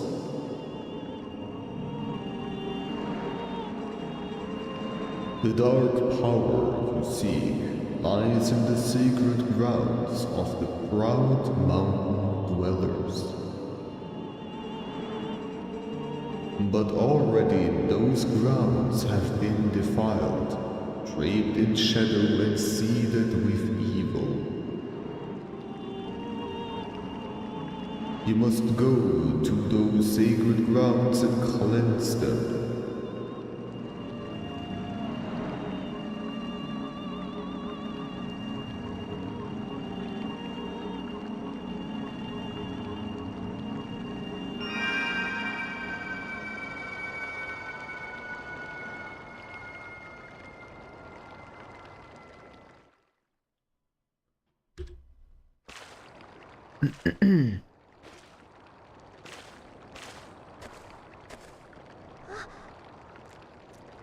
Meg? Aww.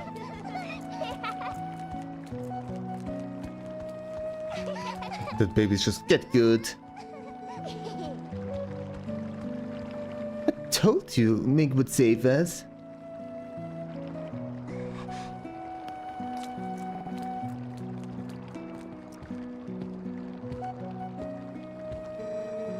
You're the one from Orden whom these children spoke of? We are well met. I am Renato, shaman of this town. And this is my daughter, Luda.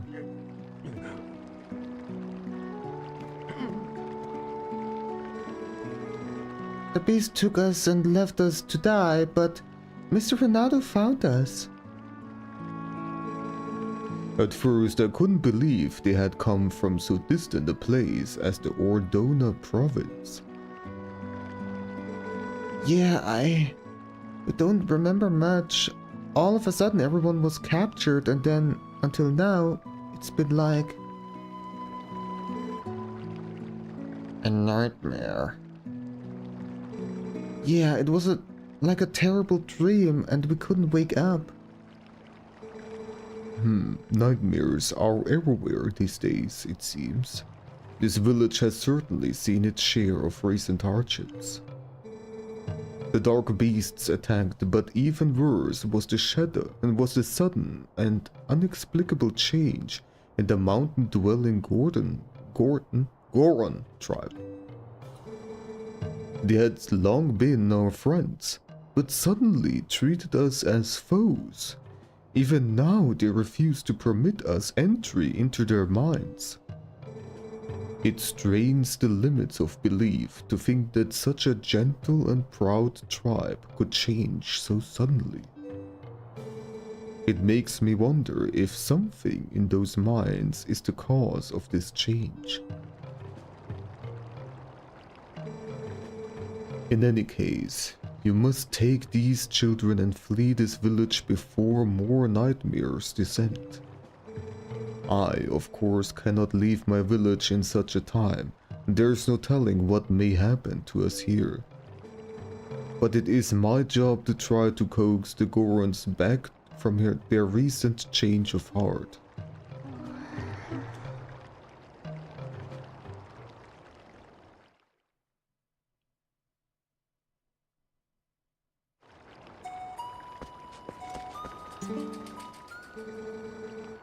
I don't want to leave all these people just to save ourselves. Come on, Ming. Can't you do something? Isn't there some way to make up with the Gorons? You'd think someone could go to the mines and do something.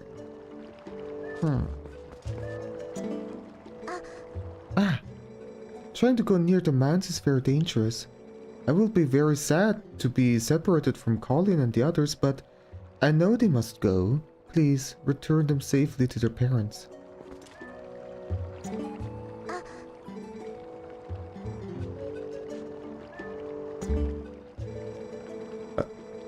Great close-up here. Okay. I do not know what is in the Goron minds, but surely they will soon come to understand it and right what is wrong. Do not concern yourself with me, my son. You must flee this place as quickly as you can.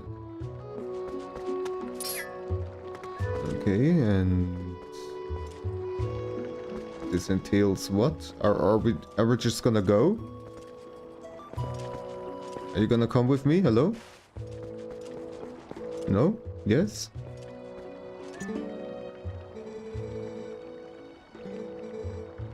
Come on, Ming, can't you do something? No, okay. I guess we have to go to the Gorons at first. Well, let's just do stuff by ourselves right now. Let's see who is around and about. Well, nobody's here.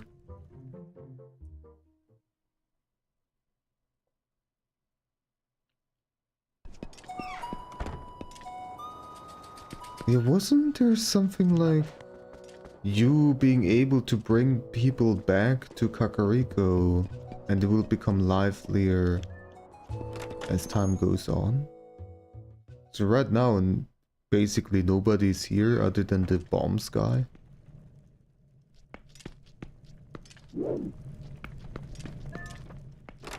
Might have been a thing. If so, then that's great. I always liked those kind of mechanics, if you can call it mechanic.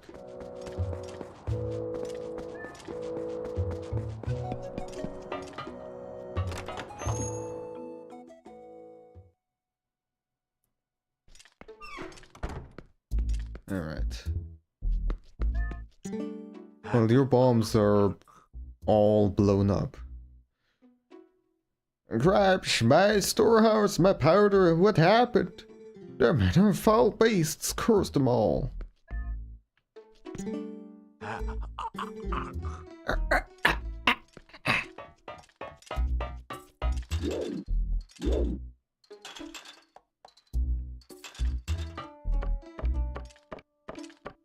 Alright. Well then, let's go to the Gorons, I suppose.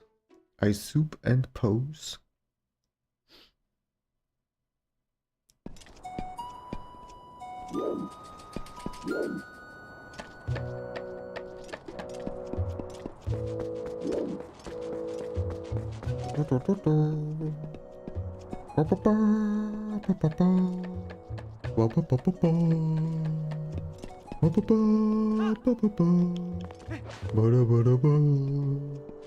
Oh, no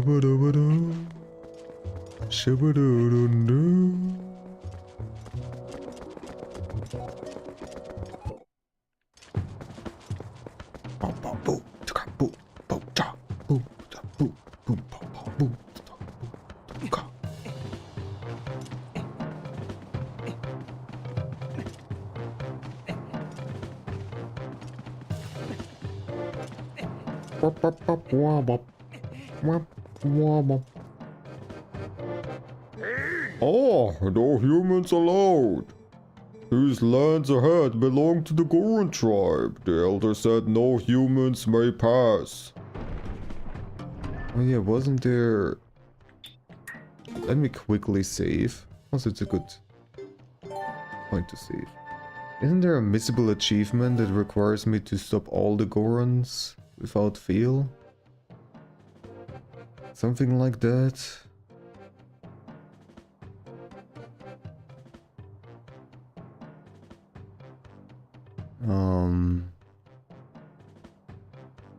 Actually, it does not see. Successfully toss 7 rolling Gorons during your ascent up Death Mountain.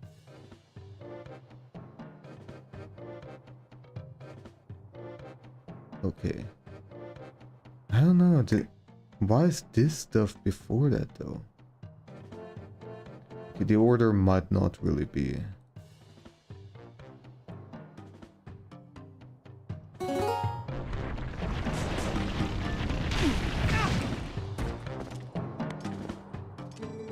A weak spirit is no match for the might of Gorons.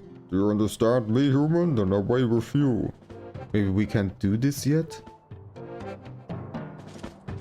What the BP said.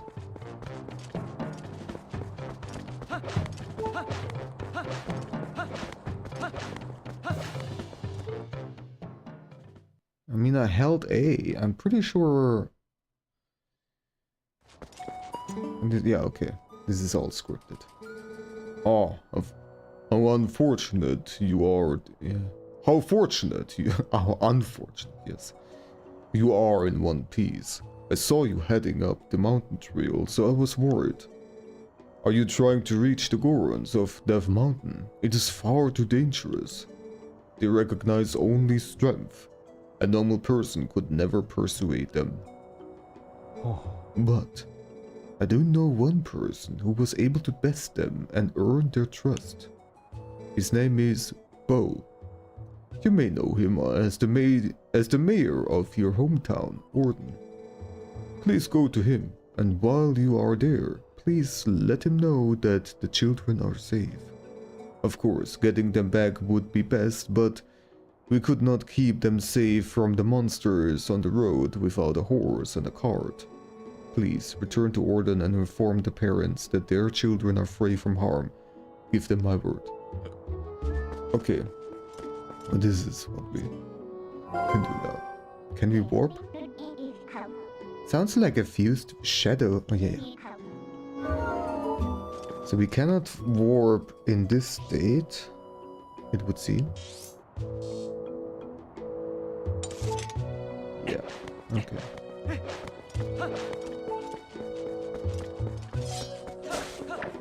It's hard, please. Thank you.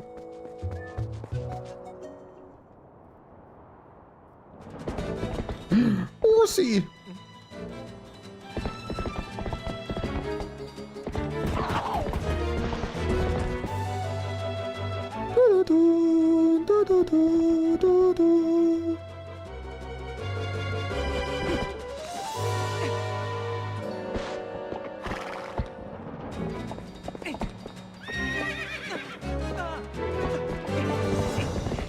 Okay, so how do I do this now?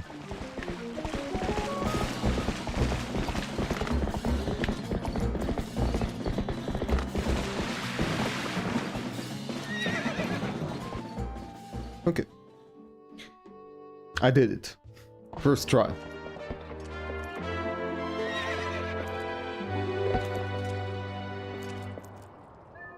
Horsey! Look at me, I'm...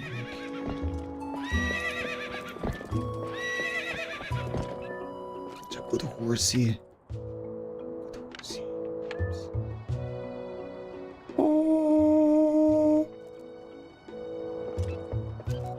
love my horsey. Mean captain. You're not too shabby a wrangler after all. Won't this make getting back to your town a lot easier? Now go finish your errand so we can get back. Get a move on. Clippity cloppity.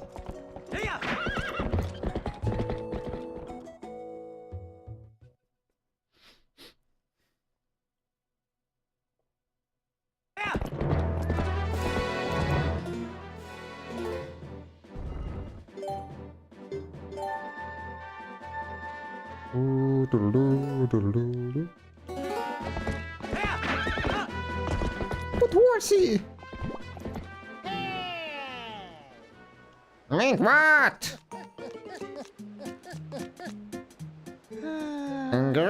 Greetings, Mr. Mink.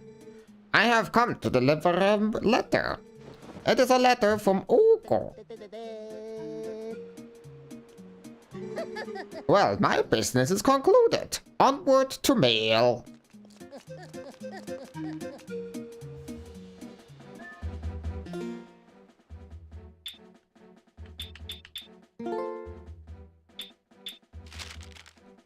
I was so happy to meet you and spend a bit of time with you. I'm planning a trip to a new location, just so you know.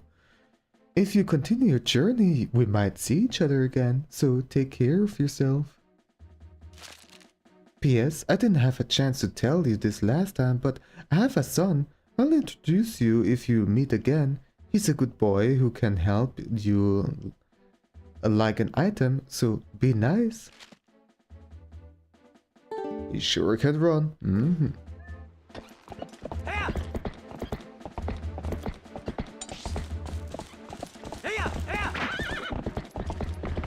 Horsey horse. And actually, now that we have the horsey horse and we are in this area, I can check out some stuff here. So what do we have?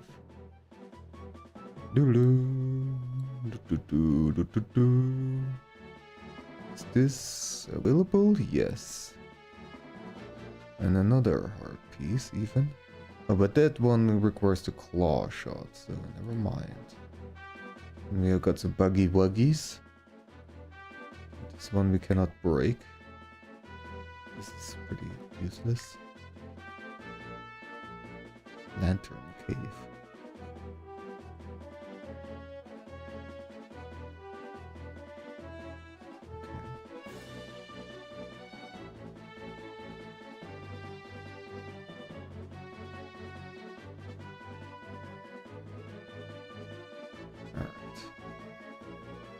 Let's collect some stuff, shall we?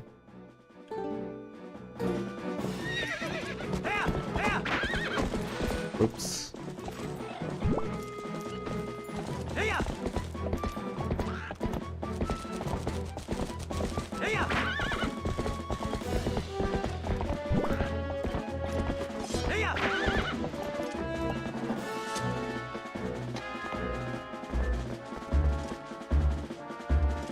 Oh. That might be a problem if I have to get over there. Requirements, but it says or. So technically I should have. Let me actually do it first.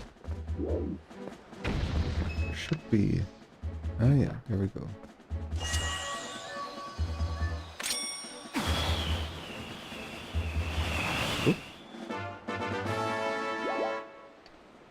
But the other one is not available yet.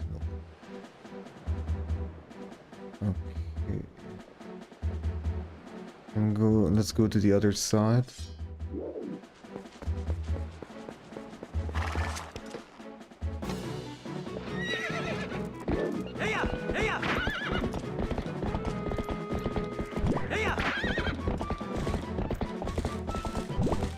Collect the buggy wuggy.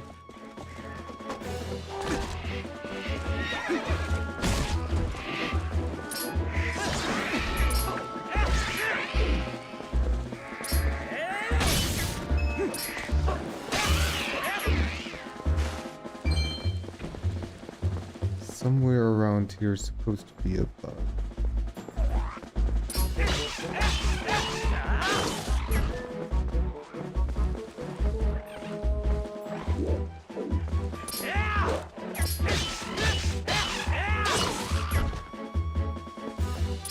Still not dead.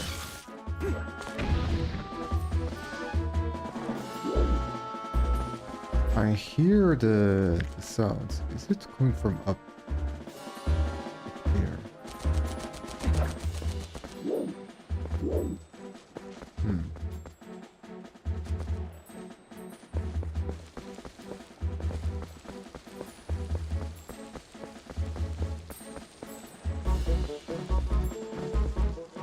Like really strong around here. Let's take a look up the stairs.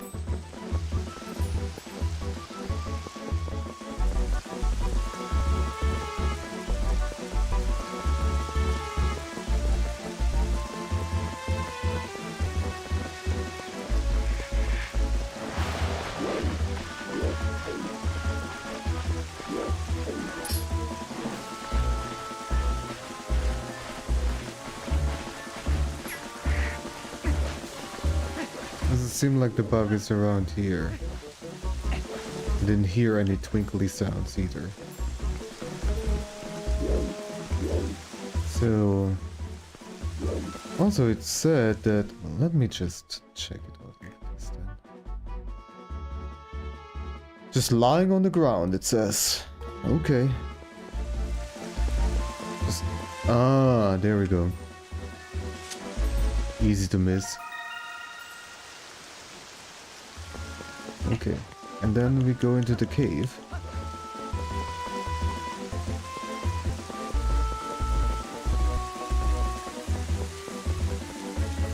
Or maybe not. Oh, that was not indicated on the map.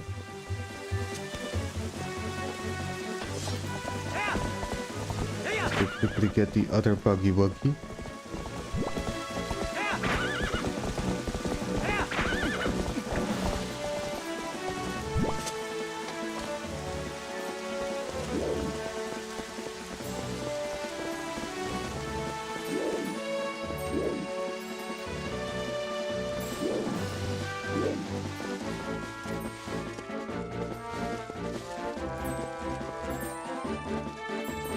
There we go.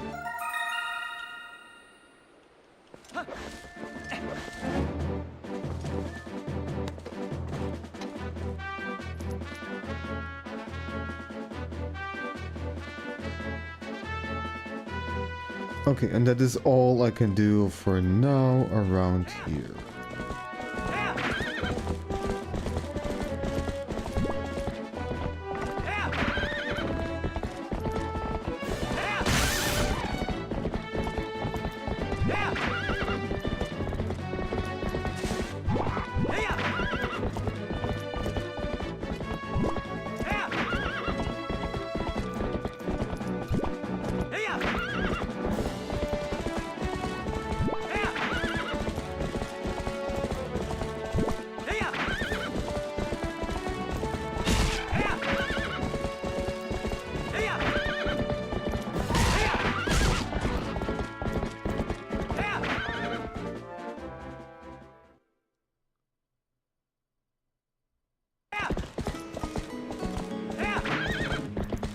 What's up, dude? See my awesome horse? Cool, isn't it? Does it make you jealous? Well, too bad.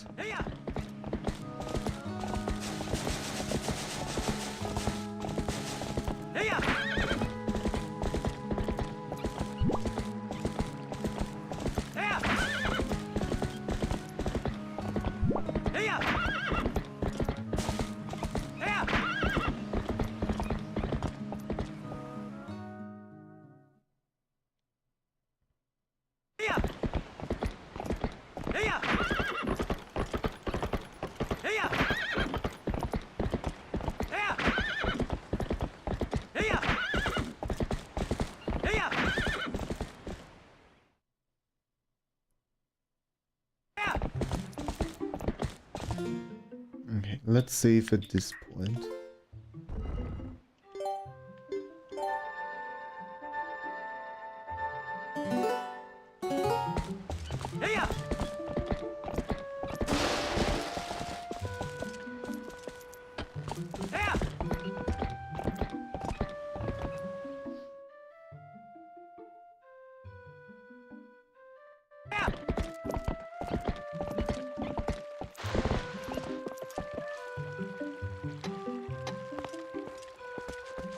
Alright.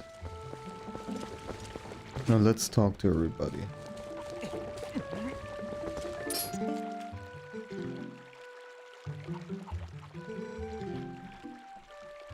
Hey, the children are alive? What, they're alive? That's fantastic, truly fantastic. Oh, thank you for letting me know. Of course. Horse and horse.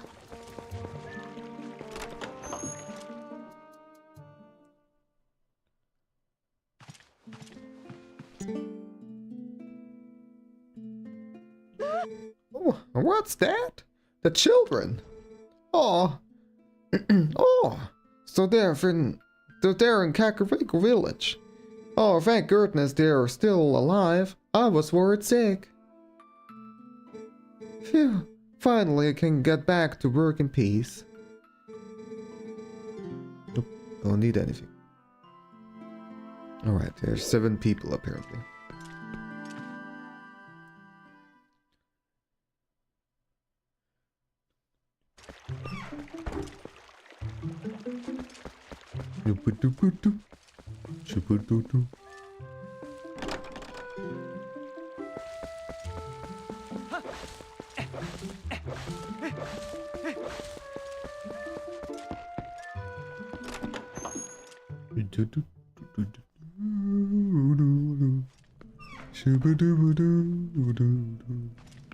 Yo. Ah, Colin is alive. Ah, the children are all safe. How wonderful. I'm so glad I kept the faith. My thanks to you from the bottom of my heart. Have you told everyone else yet? You must tell them all. I was planning to, because the achievement says so. Anything else you have to say? And you have really grown to become an impressive swordsman over time. I wish I could tell my husband as well. The moment his wounds healed, he left to find those young ones. Hopefully he will stop by Kakariko Village. There we go.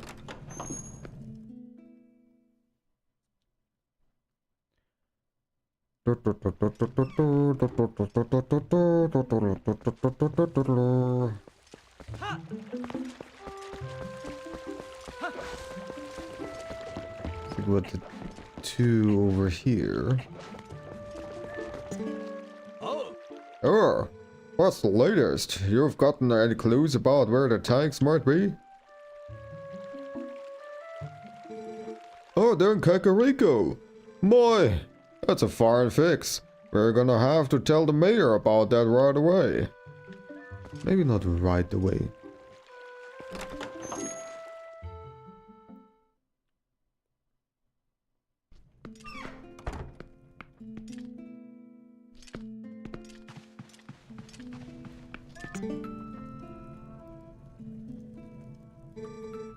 The children, they're alive. Oh, thank heavens. I'd almost given up hope for them. Thank you so much for coming to tell me. You're welcome, and also, you gotta pick up the doggo. Gotta pick up the doggo. Good boy. Good boy. Or girl, I don't know. If I have to had to wait for the mayor can wait for me. Exactly. It's dwarf time. Alright, I have a good dwarf in time. I A dwarf-tastic time for you. I wish upon thee. Now then. So 1, 2, 3, 4, 5. So 2 are missing. The 2 that I can think of are just the mayor and the guy at the ranch. If I am correct. Everybody else? Like the swords guy is not here. So let me just quickly check whether or not I'm allowed to talk to the mayor. Everyone in town, talk to them. Wrestle is not required. Yeah, that's the sword guy. Assume it's missable just because this dialogues are reactions to the kids. Yeah. Finish the mayor quest and leave the town. You can't get them anymore. Or perhaps going to Death Mountain. Stable guy attending to the goats. Okay. Well then, let's see. Let's see. Ring! Oh, who is you? You're safe and sound.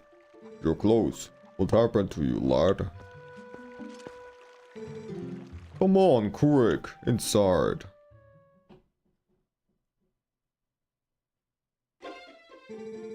I see, so the young'uns are in Kakariko village. Well, that's good. Renato's an old friend, and if they're in his care, then we can relax. So, don't keep me waiting, lad. Tell me off. My little girl, Hilda, is with the rest of them, right? Well... Oh, I see. That ain't what I wanted to hear. Oh, but, I guess I need to think of all 5 of those poor kids, not just my own. They're all in danger. But what should I be asking is, how can I help you?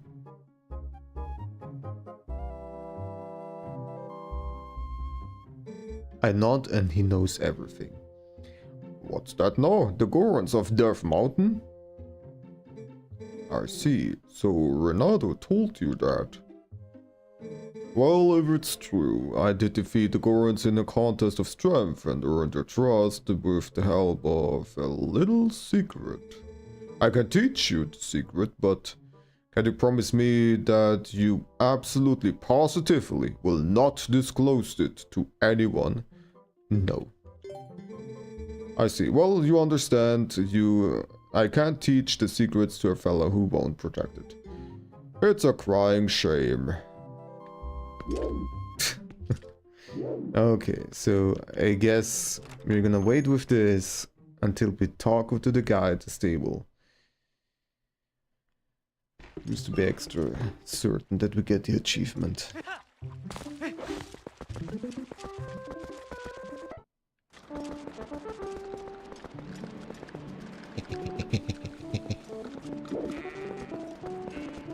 So where is he? Over there.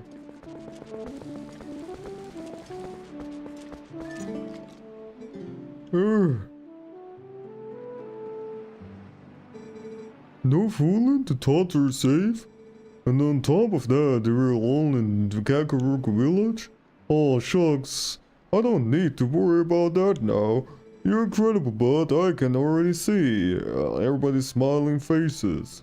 Oh, there we go, we got the achievement. We don't need to worry about that anymore.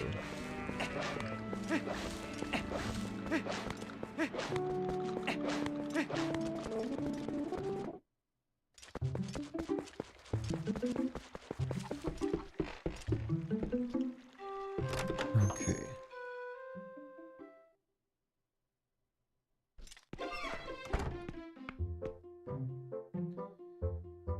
Now then. There's another achievement in the second sumo wrestling match without being grabbed. Okay. Let's save here.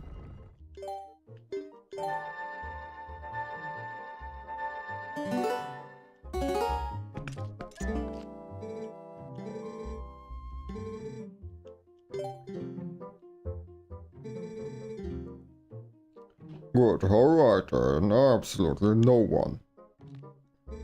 Come this way. You've heard of sumo wrestling, right? Gorons like to match strength in sumo contests. Luckily for you, the basics of sumo are the same as stopping charging goats, so you wanna hear more? Alright then, I'll teach you the basics of the ways of sumo. If you're getting in a sumo match, chances are you are in an arena like this. The first fella to push his foe outside the arena wins. Step forward and grab your foe with A. Use B to let a retreating foe taste your open palm. Sidestep a foe's advance with Whipperto. 3 techniques, all of them pretty basics. Master of all 3 and you'll be shoving folks out of the arena in no time. So, there you go, the basics of sumo. You need to hear them again? Nope. Rather than explaining a lot, why don't we just get to it? Come into the ring, lad.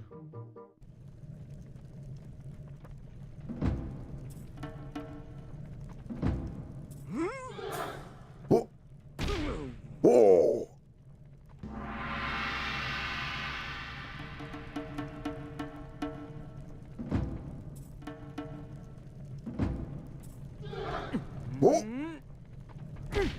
Oh!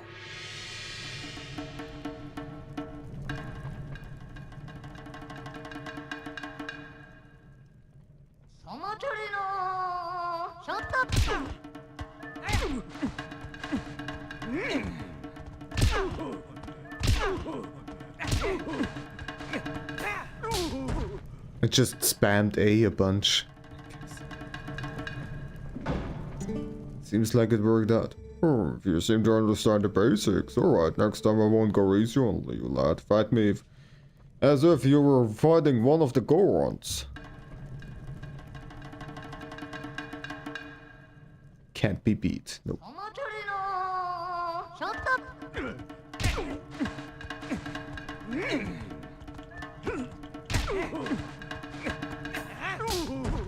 I mean, just spammed A bunch, that's it. I got the achievement. There you go. Pfft. Really hard. Maybe I just got really lucky, I don't know. Oh ho ho, not too shabby, lad. With your natural talent, I'm sure you can take on the Gorons. You've gotten our sights stronger in the short time you've been gone. Strong as you are, though, you can't hope to beat the Gorons wrestling with power alone. Those Gorons are made of rock, literally. No, the secret to beating the Gorons is locked away in that chest. Take it with ya.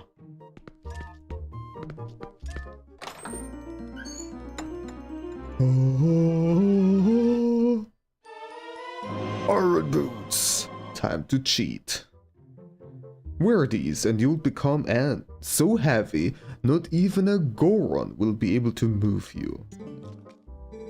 You can probably tell those boots are made of iron. Whoever wears them won't easily be pushed around, even by a Goron. If you're fixing to fight a Goron, be sure to wear those boots. Let's be square though, lad. You can't ever tell anyone about those boots, especially Renato.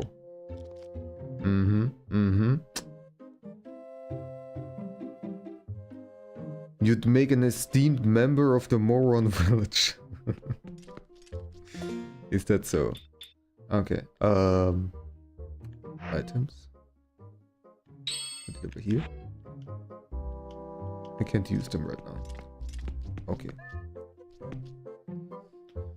Anything else left around here? Perhaps, maybe. So all of these are achievements that we've missed. Just so, by the way. Chase down. Okay, so this is something different now. And we leave. We go away.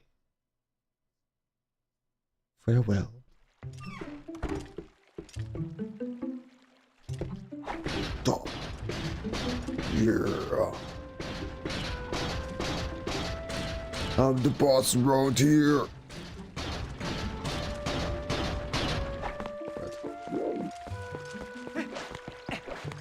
So we have done everything we need to do here. Need to do here. So let's go.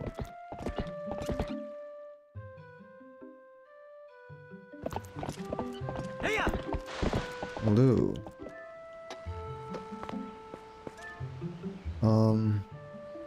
Is there anything?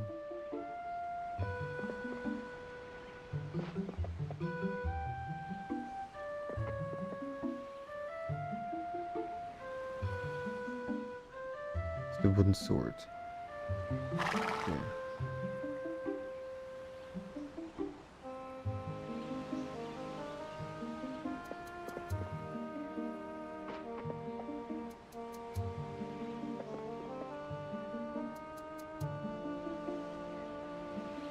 Just a shield. Just a sword. Rupee doopies. Did we get that one already? No, I don't remember. I think we did. Or maybe not? No, I don't know. Let's go back and make sure. Because last time I might not have had a Pono, so I wasn't able to do that.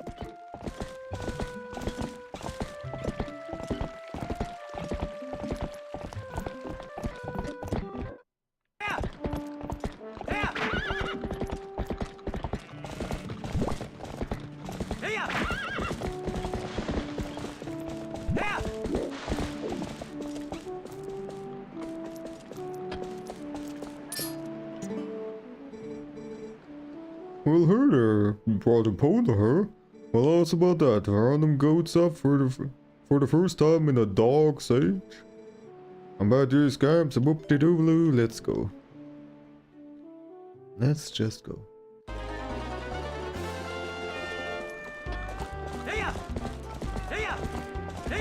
Whoop, whoop.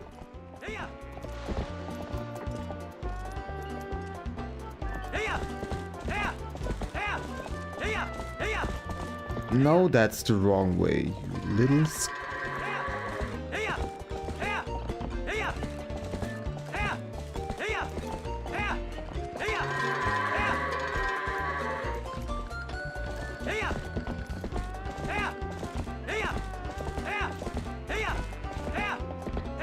No, no.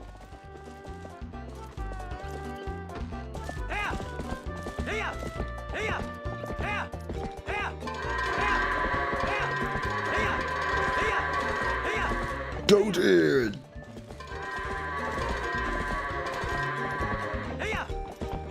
No, where the hell are you going? What the fuck? Excuse me? You just run all the way to the other side of the fucking ranch. My god, okay. Well, that's probably not gonna be enough then.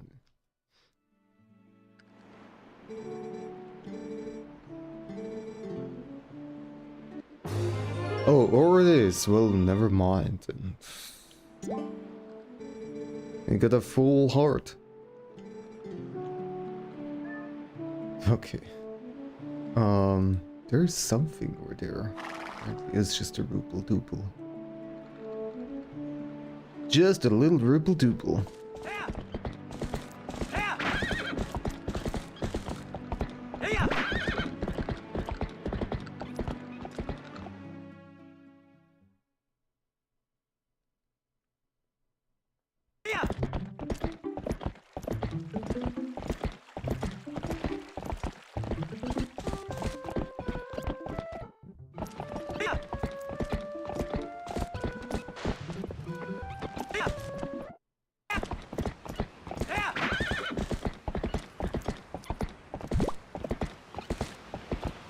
Let me check real quick. Yep.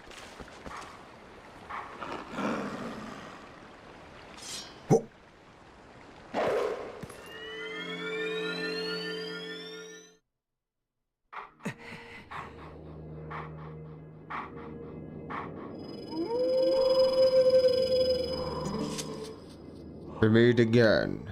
You're... Sorry.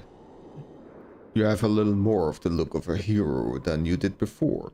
Do you feel ready to earn your next skill? Very well. But before we begin, I must teach you to ensure you have mastered the last skill I taught you, the ending blow. Now come at me, bro.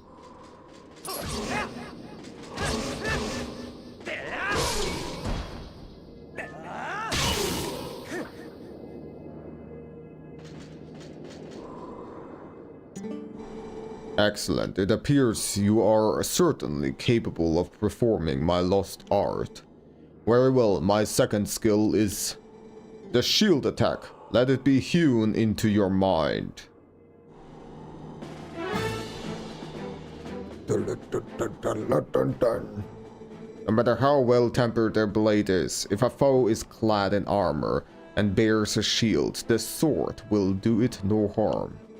When facing such a foe, you must use R to thrust your shield against the defenses of your enemy, causing the fiend to recoil. Use L to lock on to me, then try it. You have learned much, so I'm sure you can see the moment when you can do the shield attack.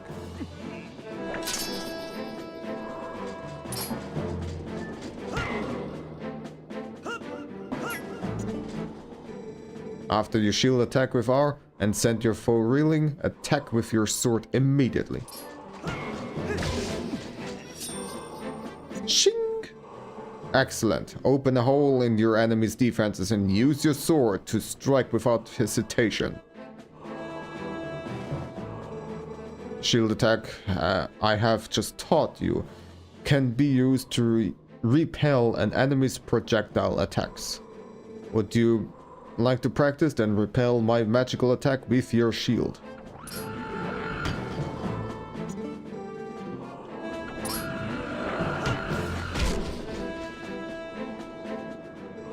Perfect. When your enemies assail with your projectiles, this is how you will defeat them with ease. Done. You have learned the second of my hidden skills, the shield attack.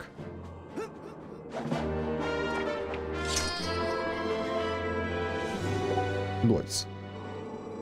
But I have 5 more. The path of becoming a true hero is a long one, but once you have grasped all of the hidden skills, you shall be worthy of walking it. You must persist on the lonely path of the sword to obtain the courage and earn the strength to conquer the great evils of the world. Do not forget your discipline with the blade before we meet again. Yeah.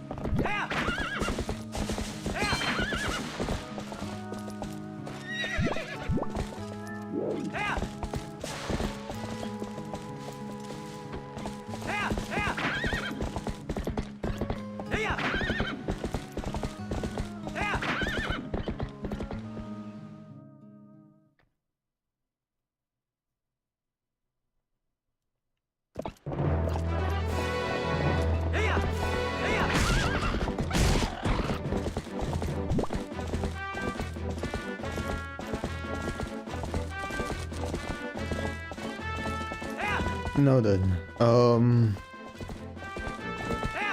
suppose we go back to Kakariko. That is what is supposedly intended.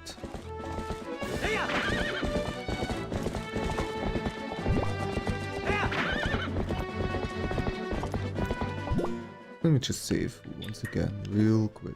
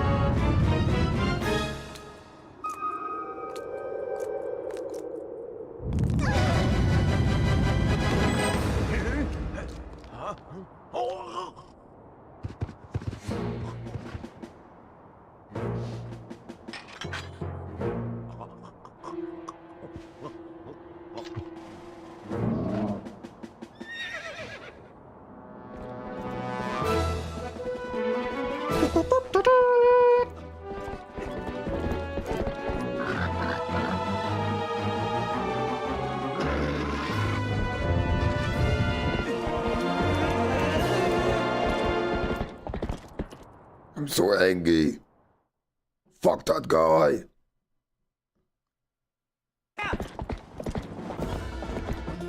Okay, so there is an admissible achievement. Chase down King Bulbin in the Elden Promise in under 60 seconds. That is the achievement. And then also defeat King Bulbin at the Bridge of Elden in only 2 passes without being knocked off. Okay.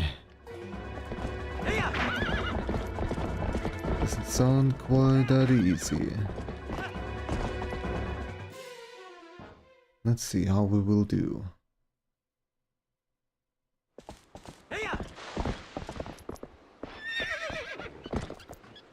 Probably should have saved just now. Oh well. That's good.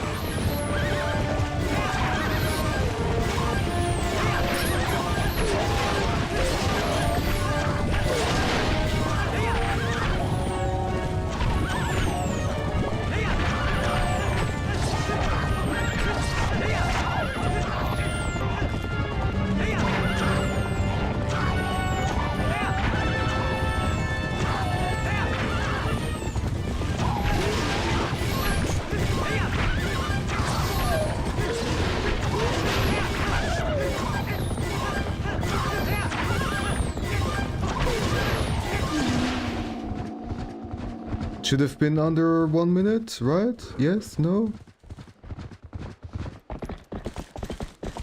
It felt pretty fast to me, but not perfect. I don't know.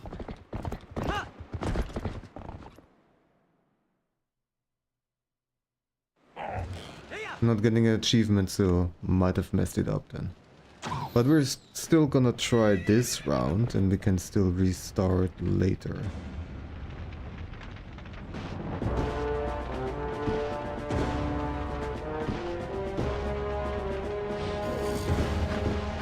Let's learn how this one works.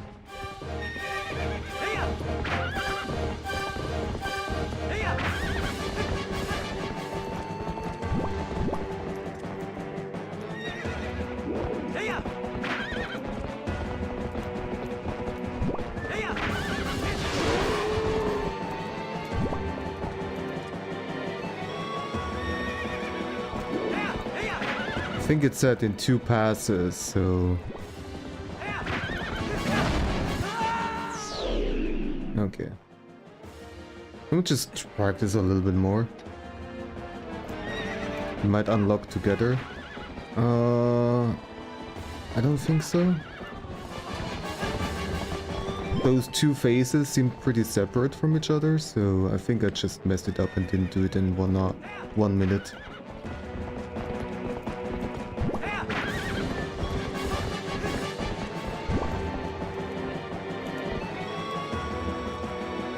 It takes so long until I turn around.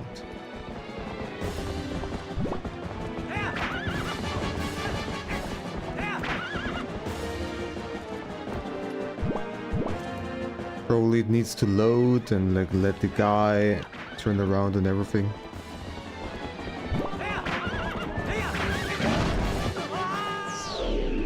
Depends also when the timer starts or if it's running even while paused. Well, earlier, yeah, well, That's true, because I did pause right when it got picked up. I don't know. Okay. So let's restart here.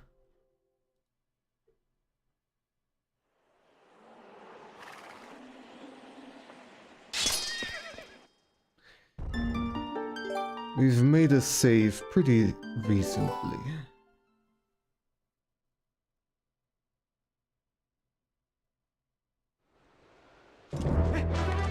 But of course, we start over here. Let's see.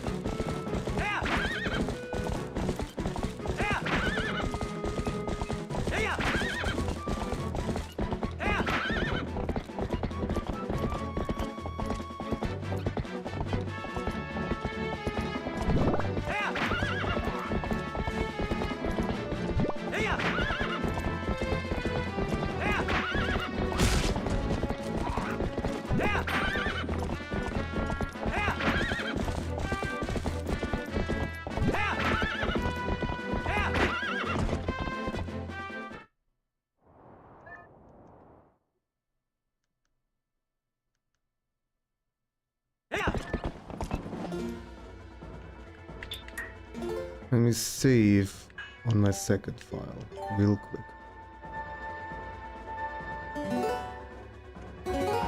But there's no indicator in the lower right corner that some kind of timer is running. So I don't think it is starting at this point here, but after this, as we load this area. Yeah, you see the indicator in the lower right corner. Oh, you don't, because I'm blocking it. Well, just trust me. There is something...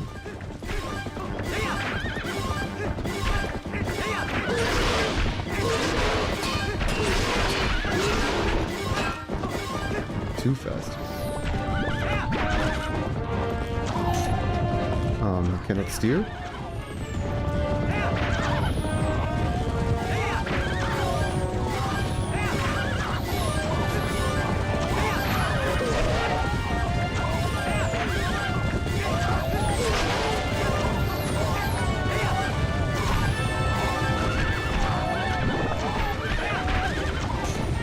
Ah, damn it.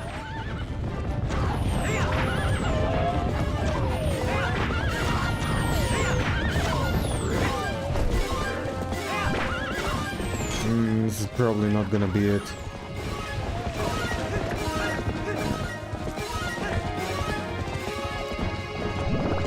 Time is over.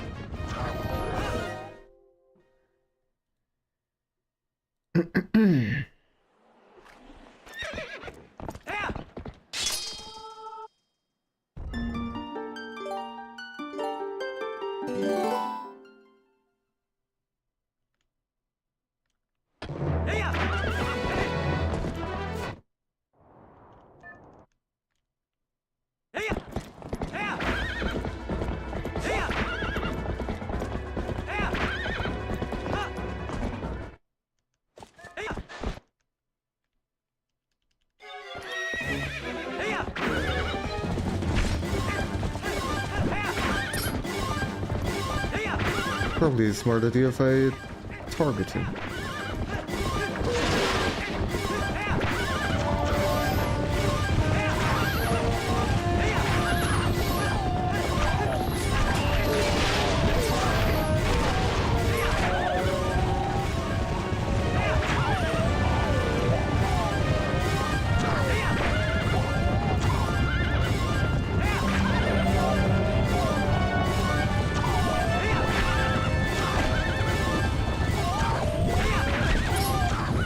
Those guys are getting really annoying.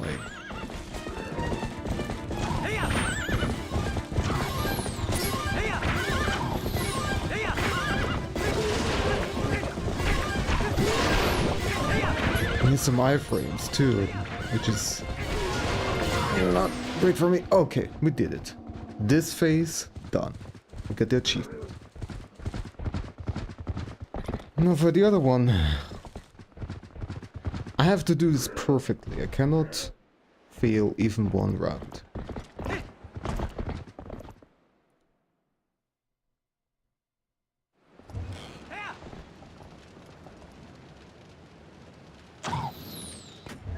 You don't need to watch this again.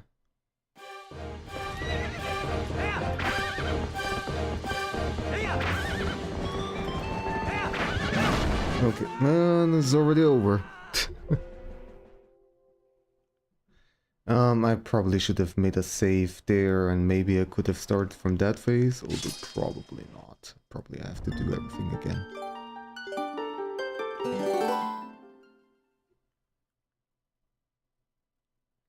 Which is fine. The first phase is not that big of a deal. Oh, I did not want to do that.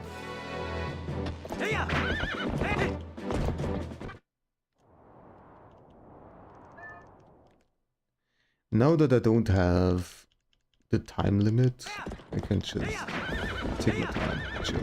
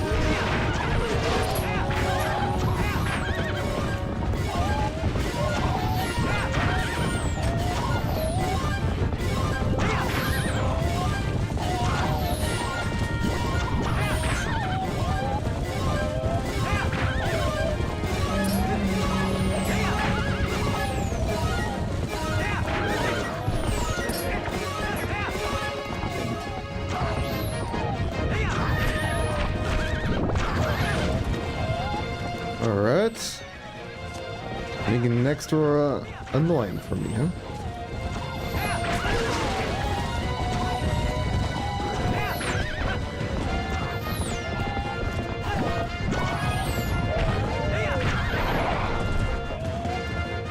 Alright, opponent.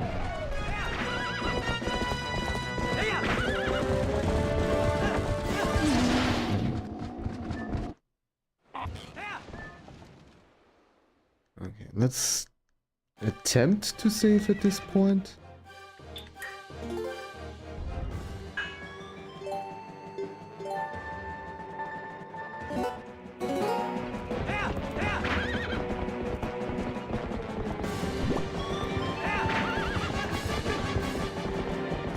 Already messed it up. But let's take some practice here.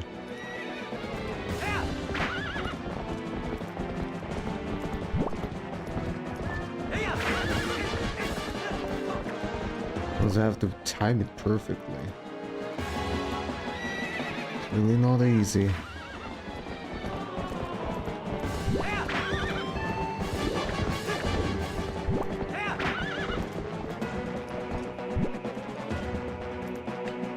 Don't turn around by yourself, okay.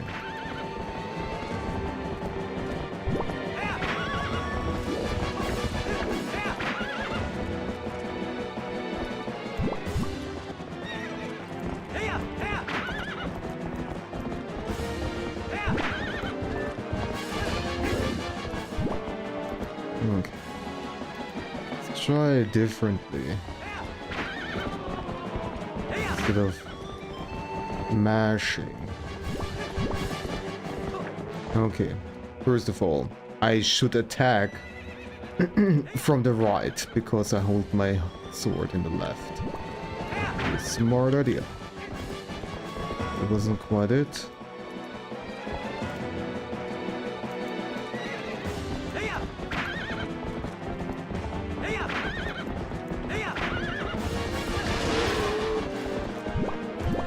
Okay. Oops, wrong button.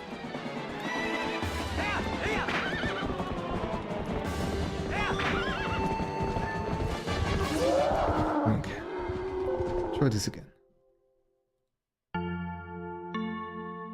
The ads, oh, whatever.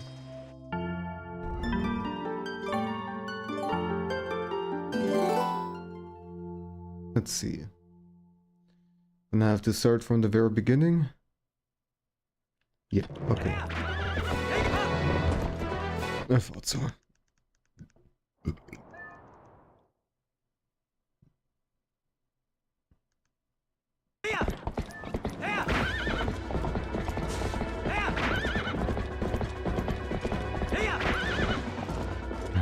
Great.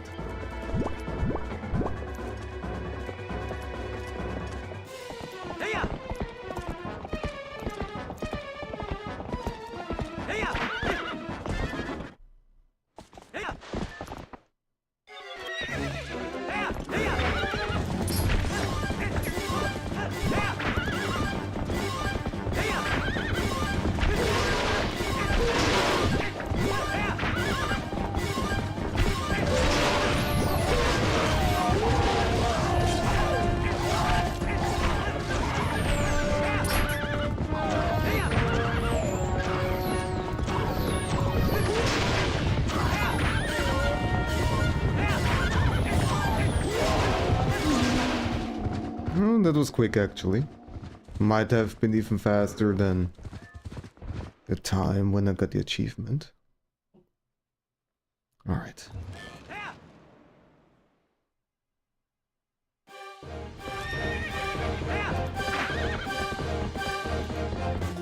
Wait.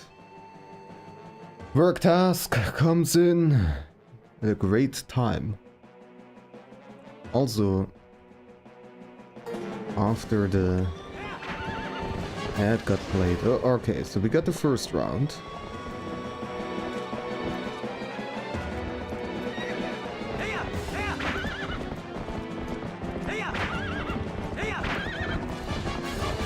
Oh, okay. Well, gonna give it one more try and then I will go to work mode again.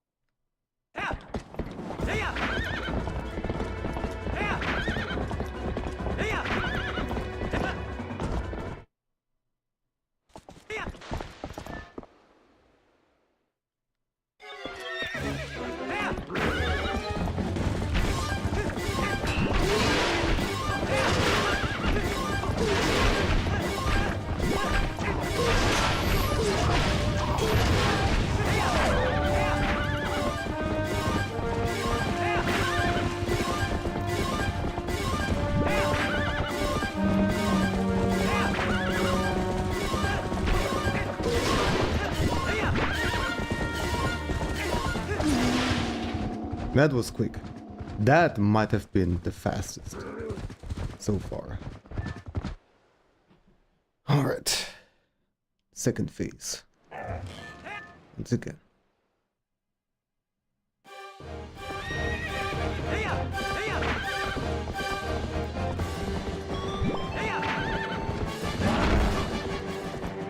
it a hit?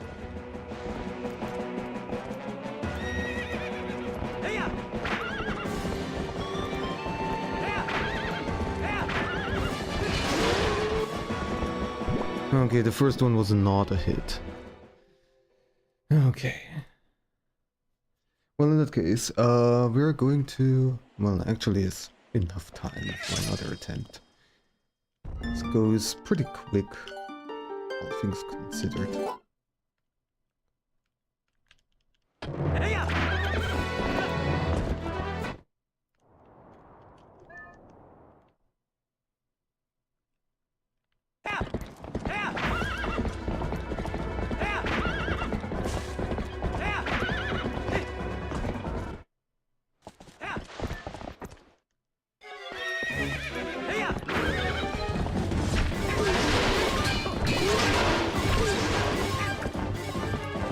Where the hell are you going now?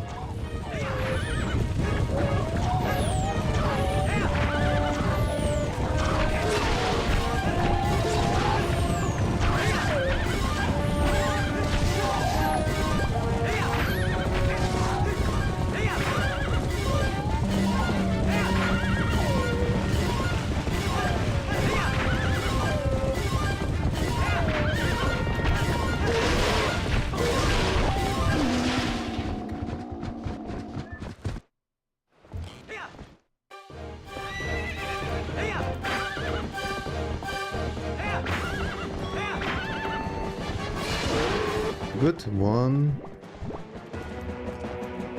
Now, gotta get the second one.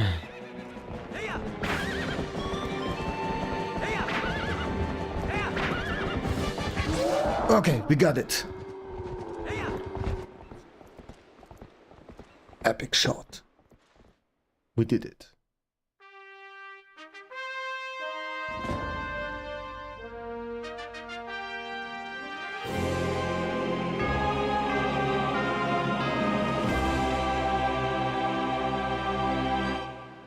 Hell yeah.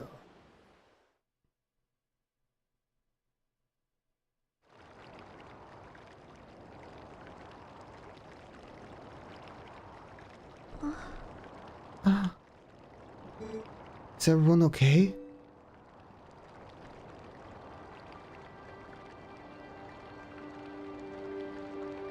Thank you, Ragni. Good. Bev, I'm sorry, you know, for shoving you. Are you mad?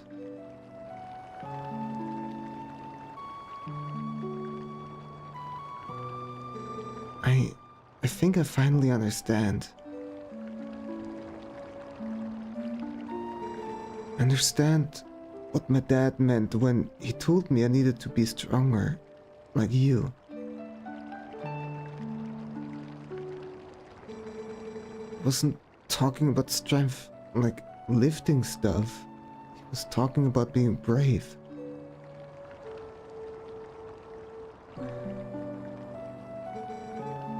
You saved me, didn't you?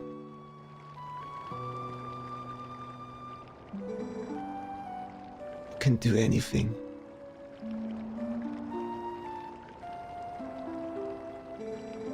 You can do something to help the Gorons in the mine too, can't you?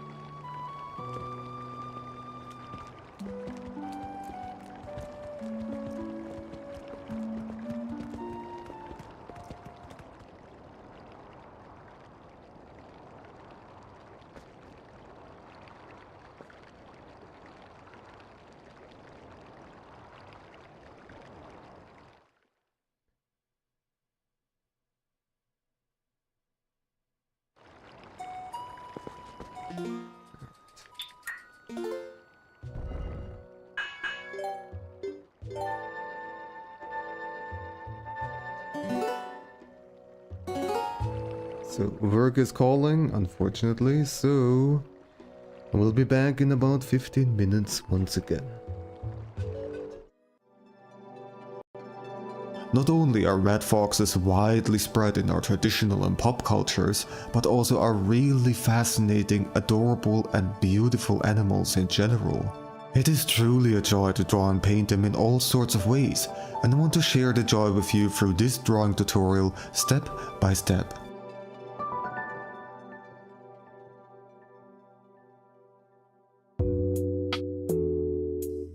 Hey there, and welcome to my tutorial about how to draw red foxes.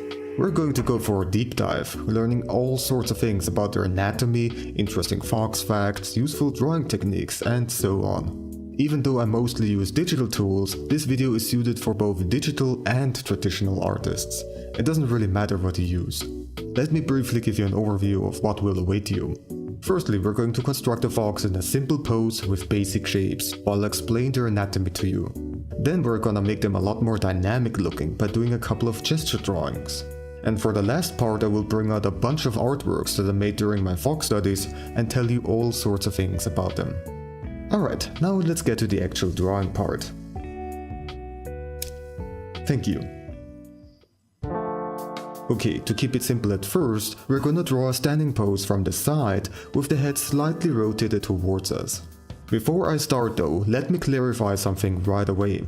This sketch is going to be very much focused on constructing the body based on their anatomy and proportions, one part at a time. I do it this way for teaching purposes, but would actually recommend doing a quick gesture drawing beforehand. That's a sketching method that mostly focuses on the general form and composition, and not that much on being anatomically accurate.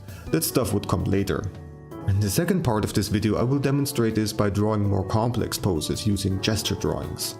So please keep that in mind, because it's quite important to make your drawings look more pleasing and less stiff.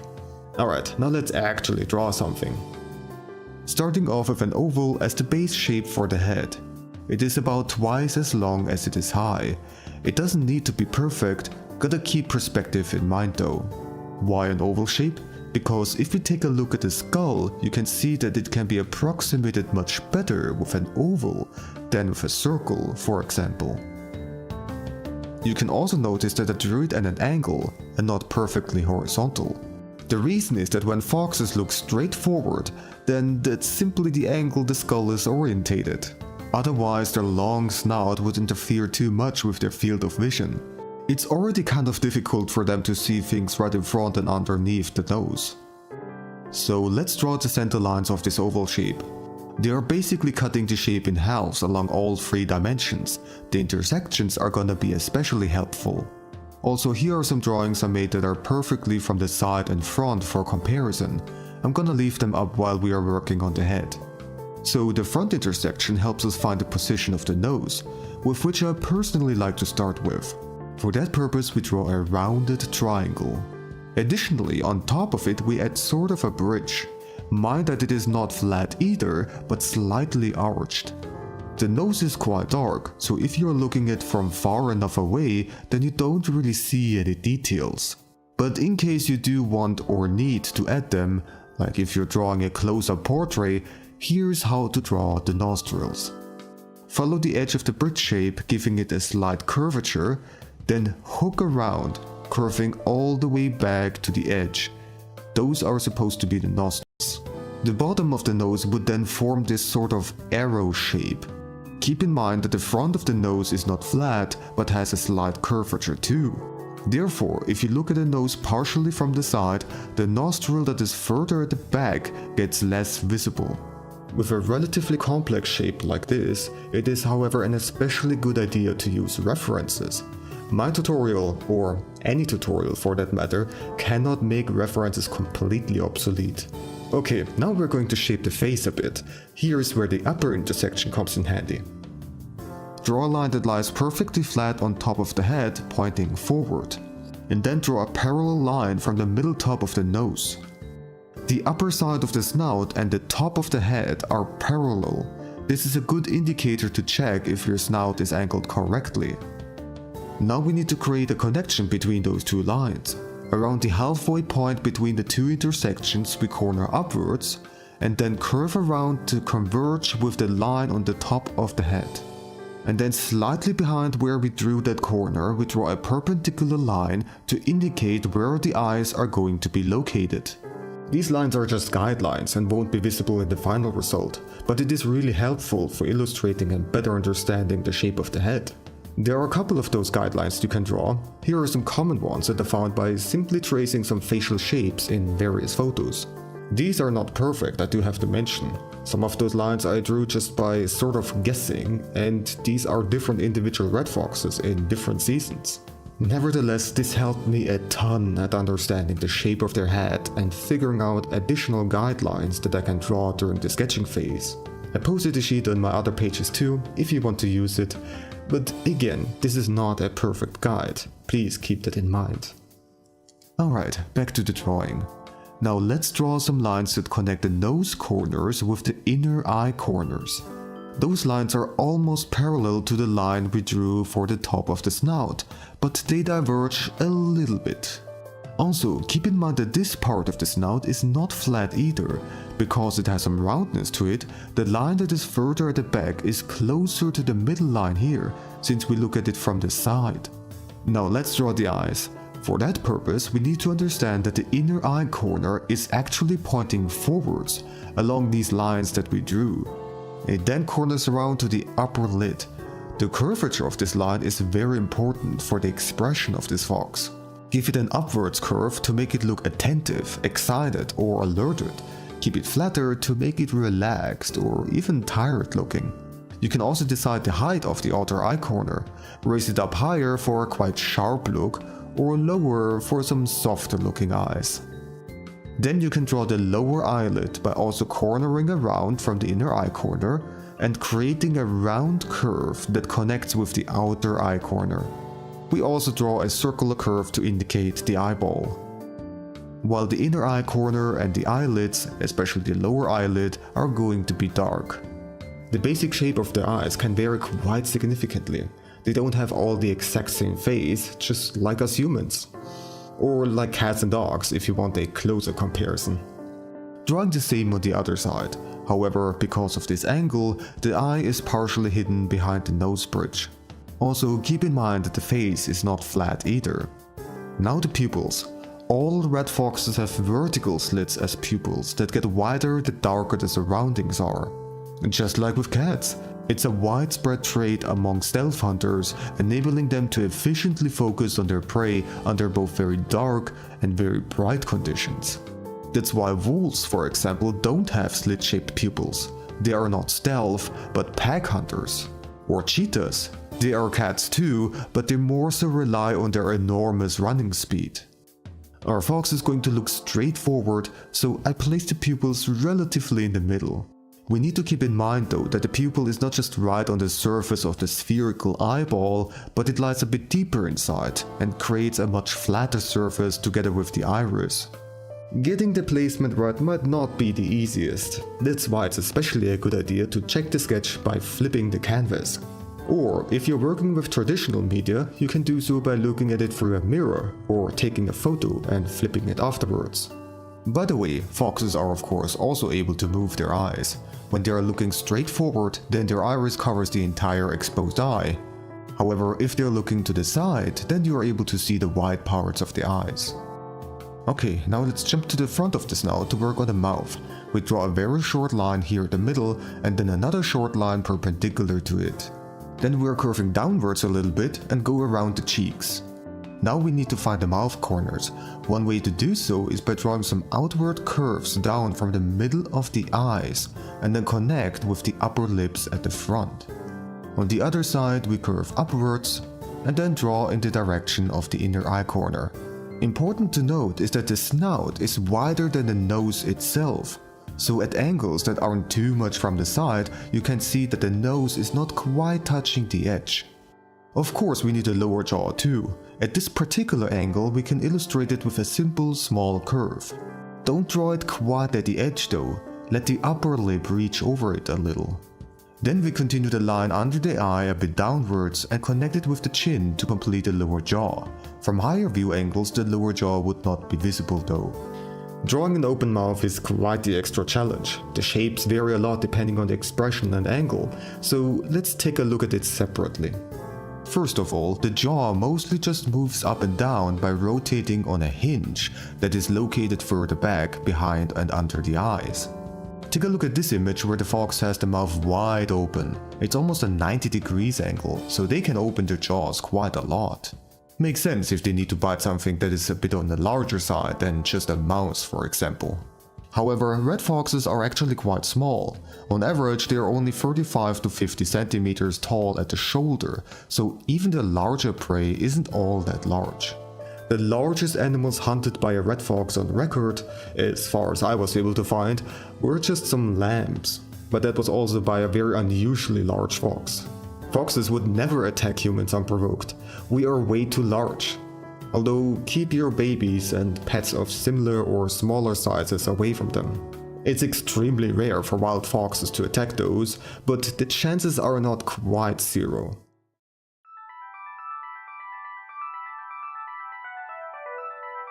To show you how to draw an open mouth, I made another drawing where the snout is pointing up so that we can get a good look. This time the upper lip is pretty flat since the skin is getting pulled back. Gonna sketch in these shapes for the cheeks too.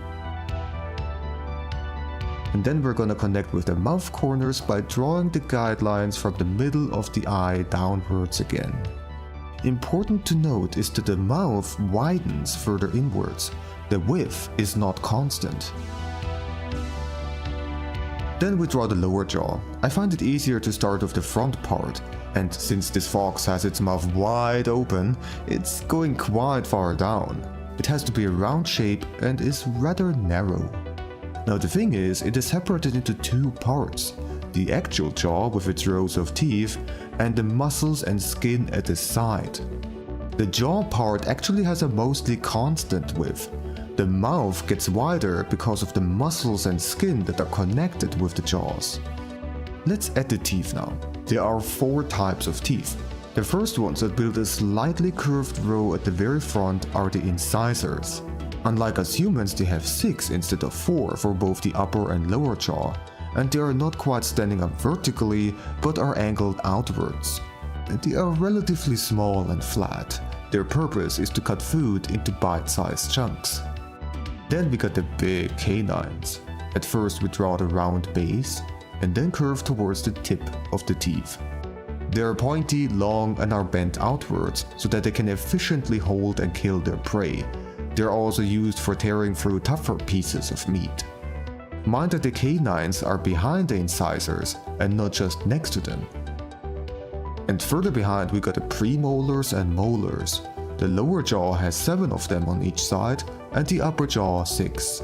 Honestly, they are so similar to each other that we don't really need to distinguish between premolars and molars.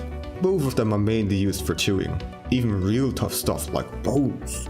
By the way, foxes don't just eat other animals, they are omnivores and therefore also eat fruits, berries, nuts, mushrooms, and so on. So then, the molars start off quite small and then get progressively larger and chunkier. Those further at the back are a bit smaller again, the last one is especially tiny. As long as you're not going for ultra-realism, drawing the shapes of the molars and premolars accurately is not important. I'm of course also placing all the teeth on the upper jaw. The arrangement is not quite 100% the same, and the upper jaw has 1 molar less for each side, but overall they are drawn similarly enough. Now the tongue, in this case just a long shape with a rounded tip, also drawing a line along the middle to indicate a little fold. And then the throat, which I just quickly hatch out and make it dark. I'm not going to sketch out the mouth structure in super high detail, I think that would be a bit of an overkill and kinda gross, to me at least. Also, it's a complicated part to draw. This is just a very simple angle and pose, and the expression of the fox changes the shape a lot too. Yawning, growling, snarling, howling, biting, licking, panting, they all got their own distinct shapes for how the lips are being formed, their tongue being stretched out or curled, and so on. Therefore, it is a good idea to look up references if you want to draw a more complicated mouth situation. I just provide you the basic structures in this video so that you have an easier time applying what you see in the references to your own artwork. Okay, let's get back to the previous sketch. So you can also add 3 or 4 lines along the cheeks to indicate the rows where the whiskers grow. I usually don't include the whiskers themselves in the sketch since they overlap too much with other lines, making everything more confusing. But they are not all that complicated. They are normally bent backwards, point sideways, with the angle getting lower the lower they are on the cheeks. And the lengths of the whiskers themselves vary quite significantly. Okay, next up are gonna be the ears. For that purpose, we draw lines from the middle of the eyes again, but this time upwards and parallel to the line we drew before that follows the head shape. They go up a bit past the center line at the top, and that's where the inner ear corners are going to be. However, do not rely too much on your center lines. And done. Hello Wisteria, how is it going? How you doing? Sorry for the wait. No then, oh yeah, we got to turn off this.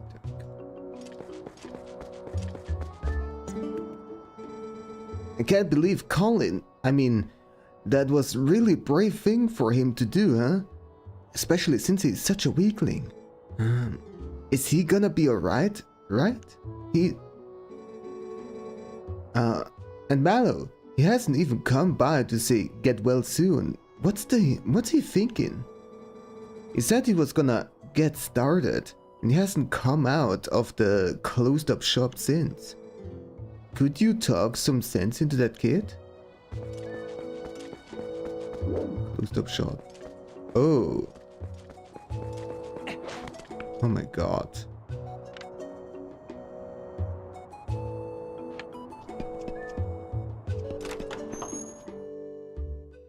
Woke up not too long ago, so you're good. Hope you got plenty of sleep. Hey, you can look at stuff, but don't you dare just take things. It's my valuable merchandise. You want it, you pay for it. I decided to take on this unmanned shop. Buy something, it helps the whole village when you do.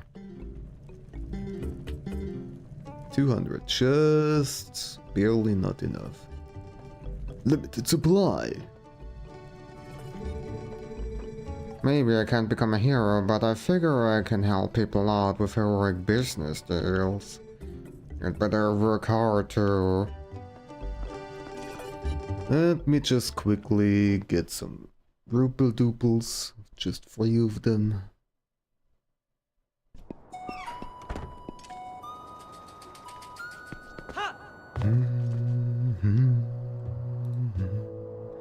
Actually, let me see.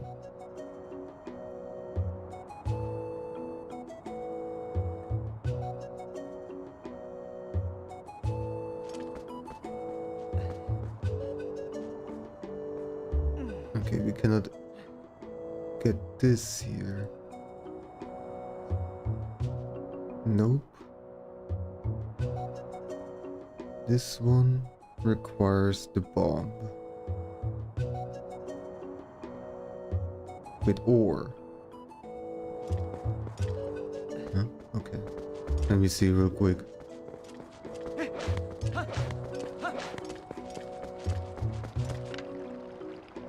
Isn't it this rock up there? According to the map?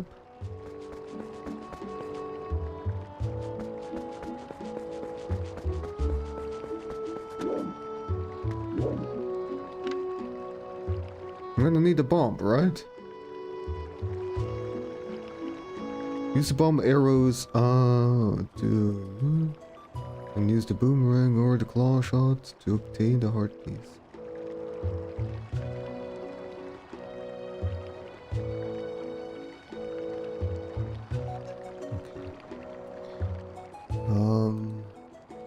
Sharpshooting.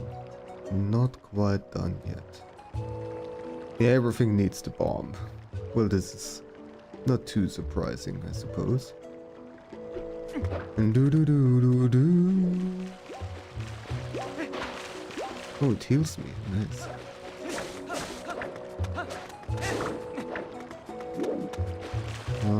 Let's see real quick if we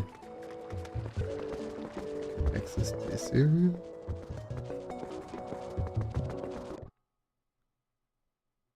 It's the graveyard, right? Yeah.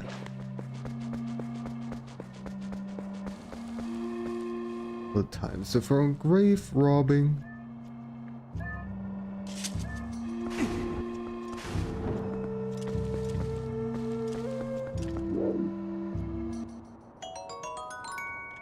We already got the money.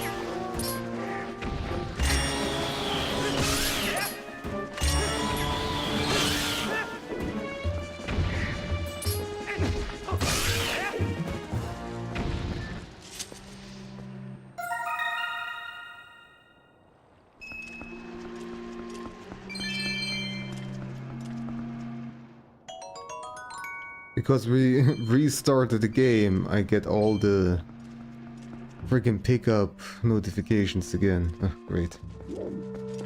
That's just silly. So here I think there will be a wolf. I also see that it has the medals from Ocarina of Time. Not the medals. You know what I mean, the stones. Special symbols for the gods. There's nothing else? Question mark? I mean, there's this, but I don't have access to fire yet. I don't see any fire around here.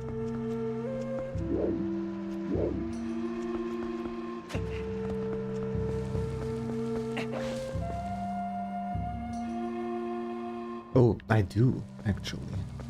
Completely forgot.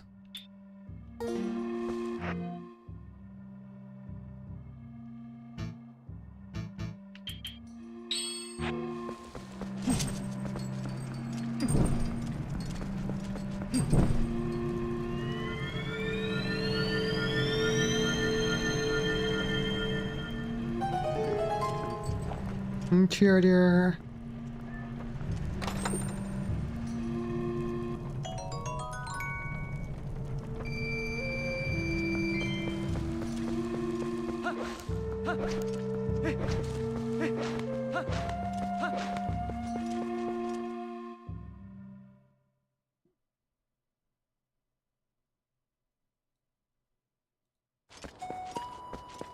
Okay. Now we go back to the shop.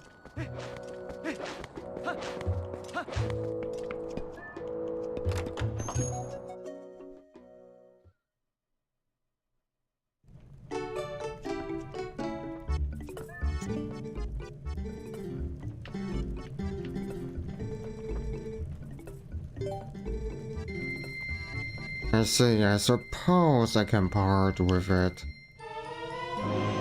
Oh. Buy something, will ya? Thank you.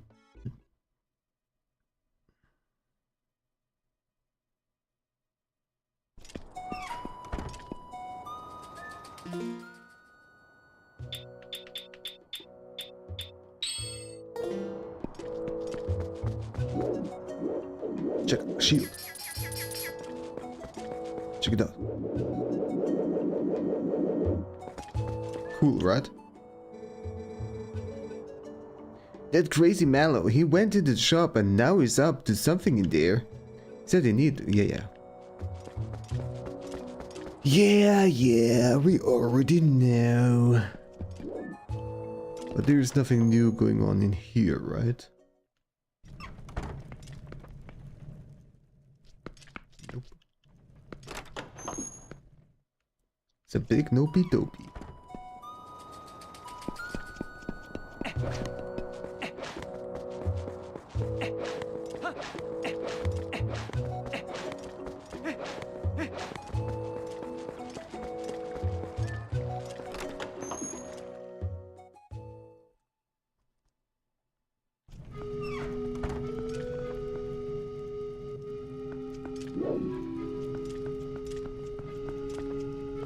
Anybody around here?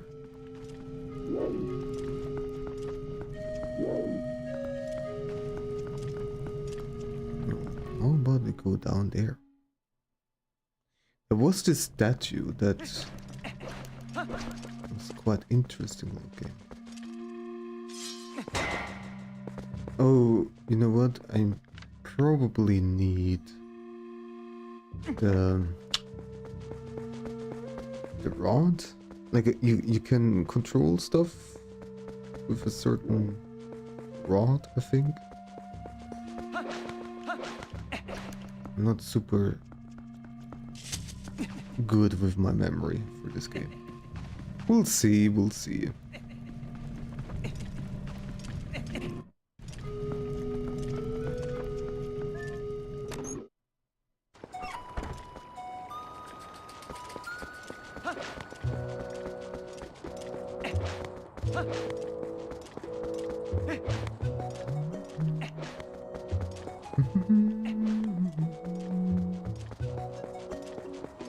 So the bomb guy is still pretty useless. I haven't checked out this house yet. Pretty sure it's just useless, run down. Yeah. Nothing around here. Oh wait, surely. There was something.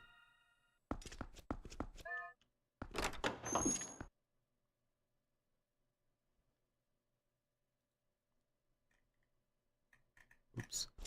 And now let me see. Oop. It's just...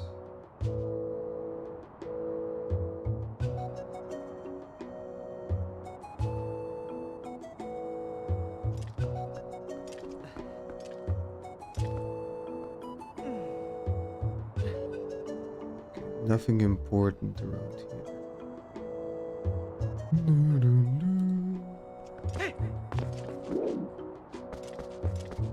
I'm gonna check again, but probably the bomb bag is still not available.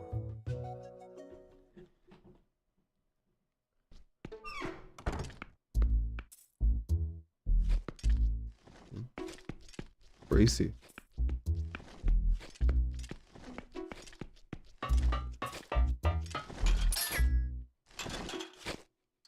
Hello? Here now, it's you. Yeah, so I've been thinking about getting things sorted out so I can go ahead and reopen my shop. Thing is, I can't get the materials I need from the gourds anymore. Man, I ain't got a clue what to do. Perhaps those dang Gorons. They're sure taking their sweet time getting me my materials.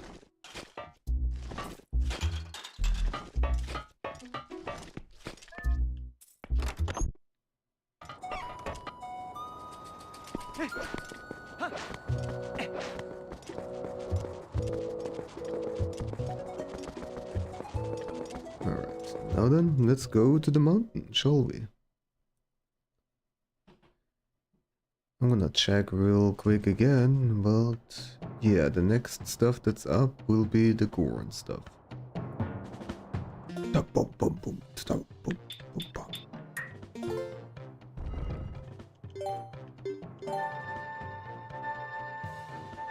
The next missable achievement is to stop all the Gorons. First try. So that's gonna be interesting.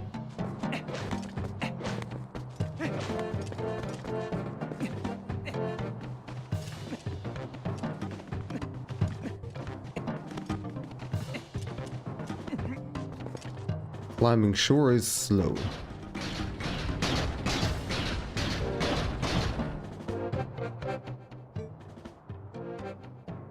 You're back again, human? You will never pass. You cannot hope to match my brute force.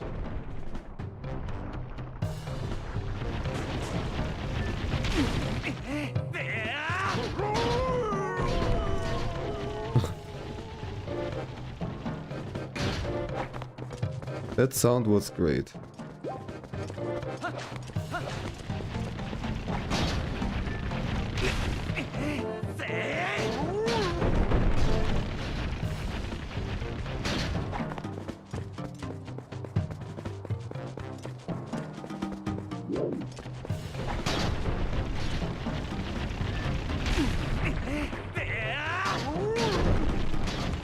Slam. Shouldn't be too difficult here.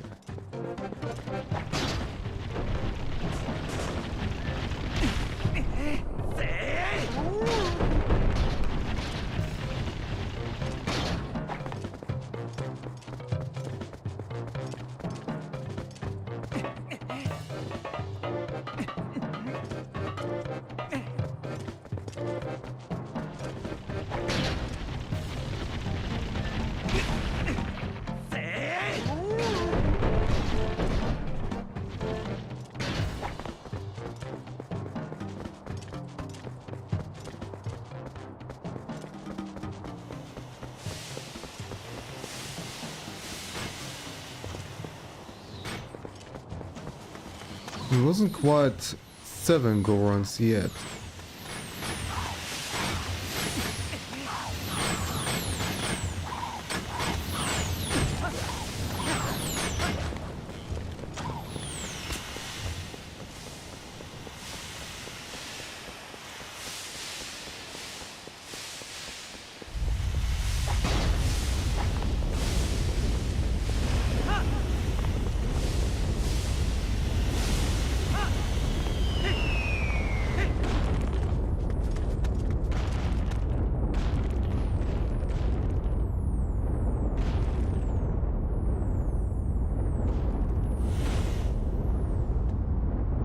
Oh?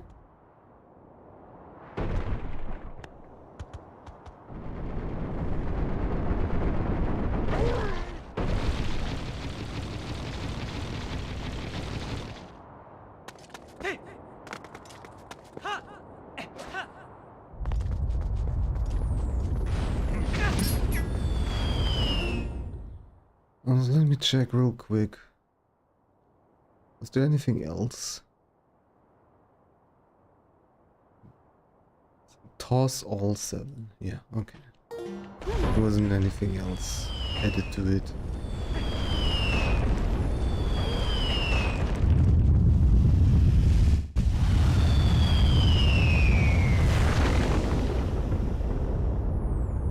Okay. Big rock. Aren't we just Whoa, this looks dangerous. This is the traditional Death Mountain welcome? Suppose so.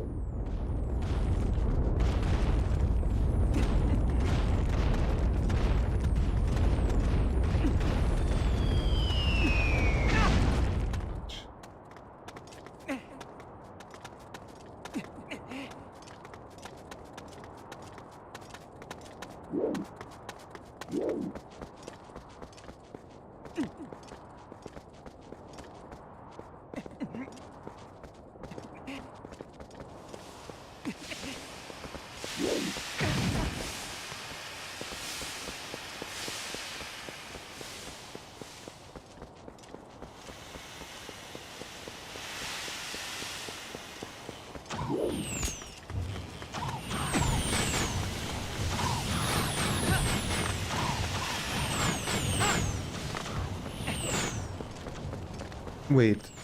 Did I go? Oh my god.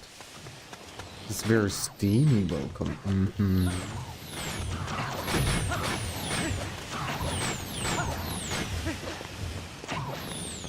Yeah, good job, me. Good job, me.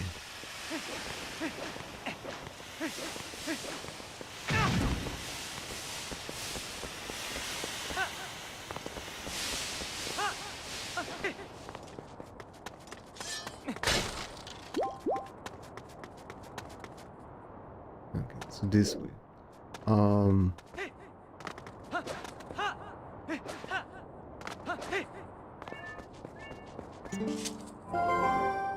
Good pair with Hey, did you just see that Goran used another Goran's bag as a springboard to jump really high? So maybe you could just use the back of one of these nice Gorons if you need to jump too. Very nice ones, yes.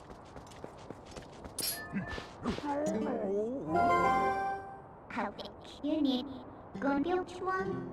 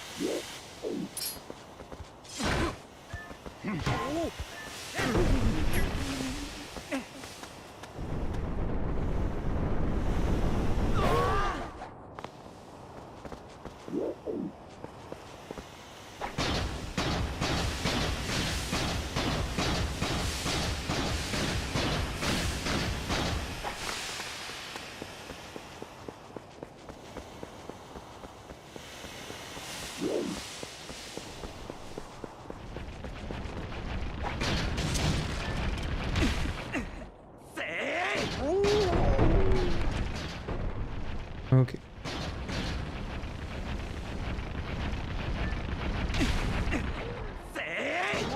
Good. We got the achievement.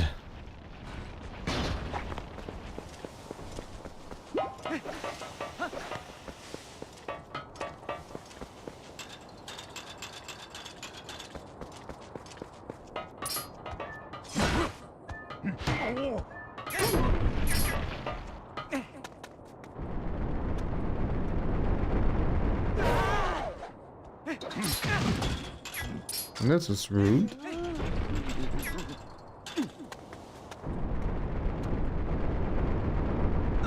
Reminds me of Wind Waker with the plants that shoot you up. All right. I'm pretty sure if I save here, if I load again, I will be spawned all the way at the bottom again. So probably not that great, but let's still make a save here, and then hopefully I can make a save inside. I can. Good.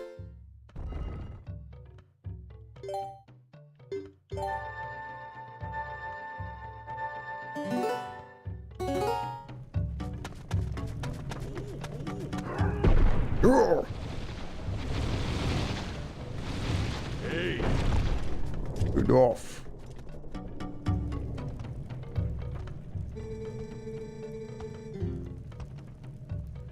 Person. This is young and such an imposing enemy that you must all gang up on him. I think not, little brothers.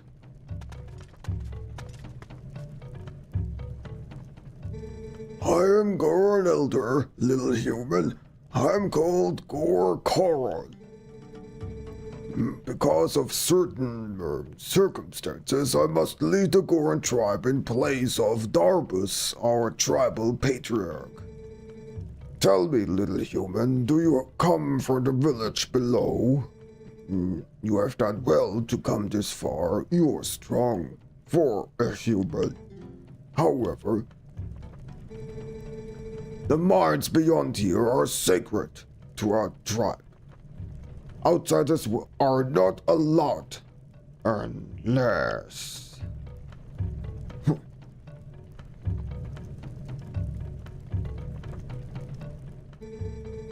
I could make an exception, but you would have to beat me in a contest of power. Are you willing to try that, little human? Here we go again.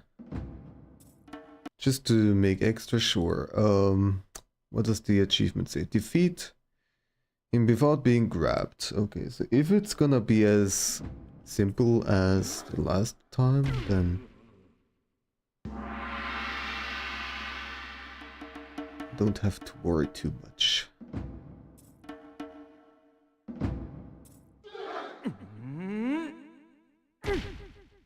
Me stompy. Be strong.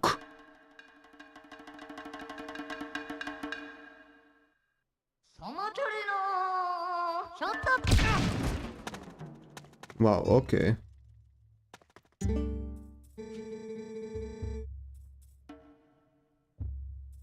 Your brother is too skinny, brother, and so you are too light. You do not stand a chance. Try again, brother.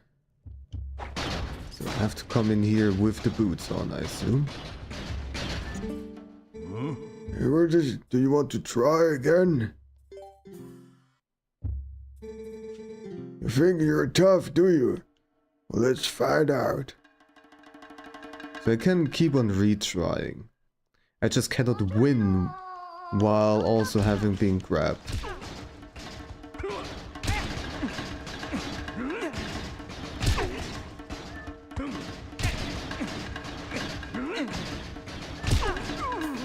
Okay.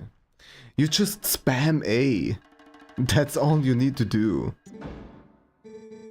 And so if you spam A, either you clash with your opponent, or you're gonna dodge and grab him.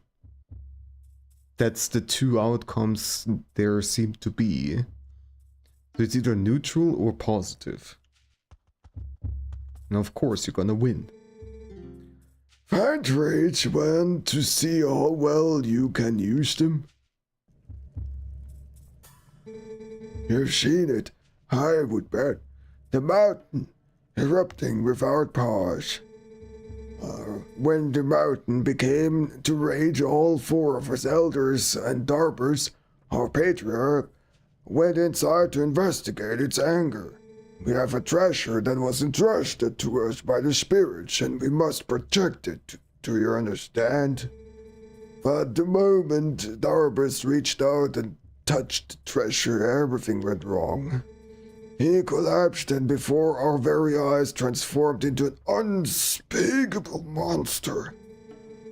He began to rage through the mines, trailing ruin behind him, and the eruptions grew more frequent and more severe. We used all of our strength to seal him deep inside the mountain. It grieved us to do this to our patriarch, but we had no other course of action. I ask this favor of you, young warrior. Go to the aid of Darbus. Make no mistake, the spirits have guided you here. I, Gorkorn, need your help. On behalf of my entire clan, I ask you for your aid. Hey! You too! Let the young warrior pass.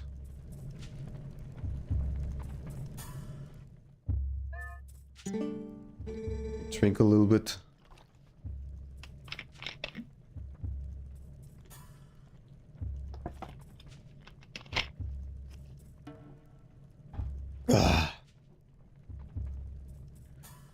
The mines are full of traps, all placed to protect the treasure from thieves.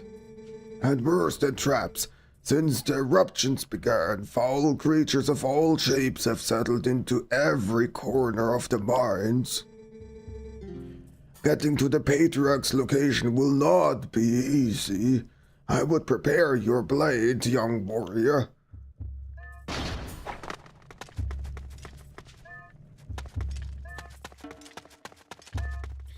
Okay, so we have this achievement now. Is there anything else? Okay, then the next one is just defeat the next boss, damageless. Alright, alright. I guess there is nothing else left then, just go for the dungeon.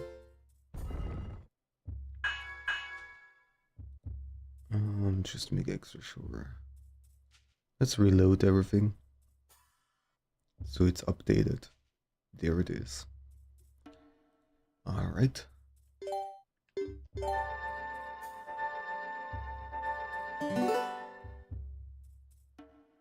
Let me just see real quick. Okay.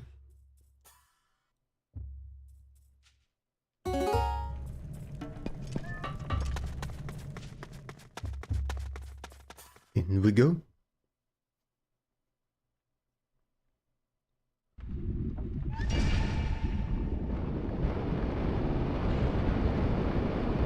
The Goron Mines.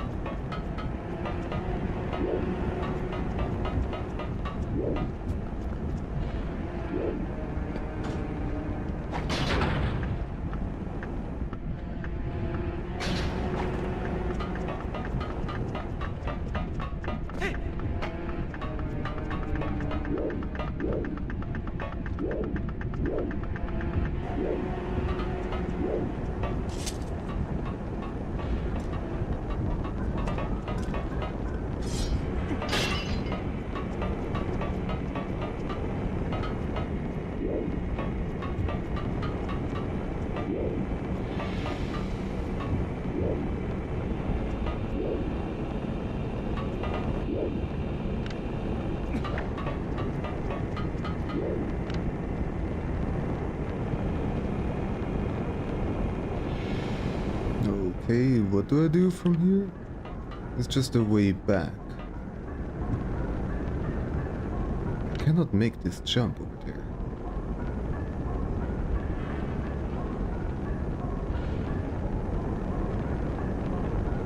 This path is just to get back over there. Let's see. Wait.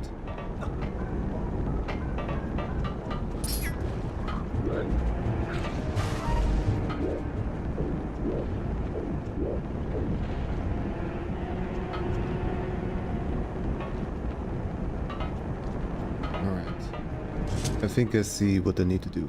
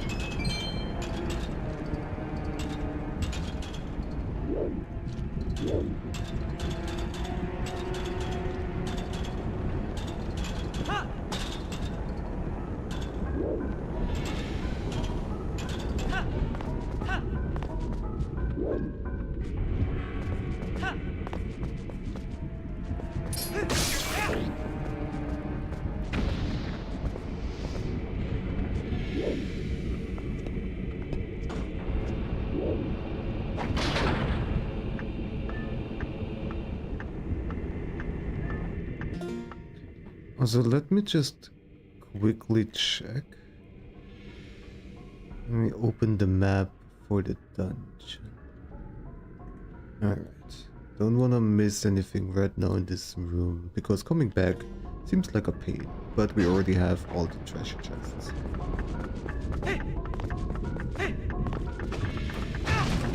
Okay, well, let's try this again. That was nasty.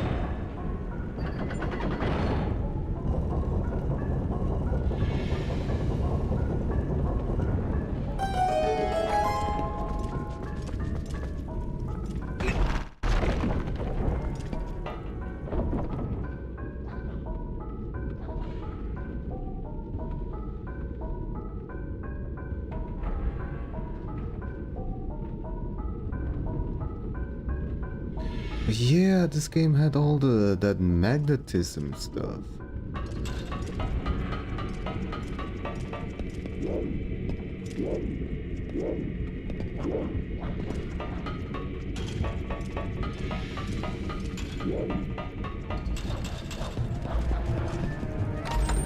Yoink.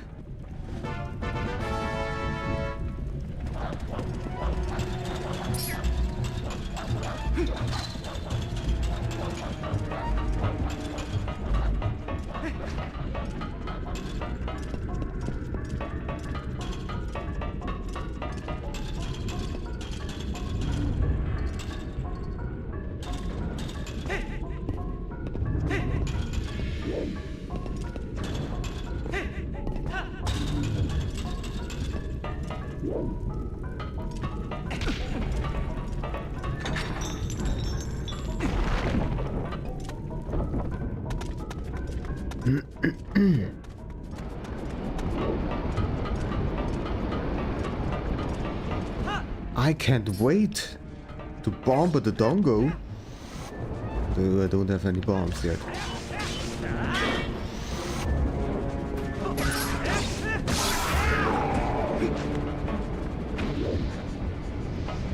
Those ones are not exploding.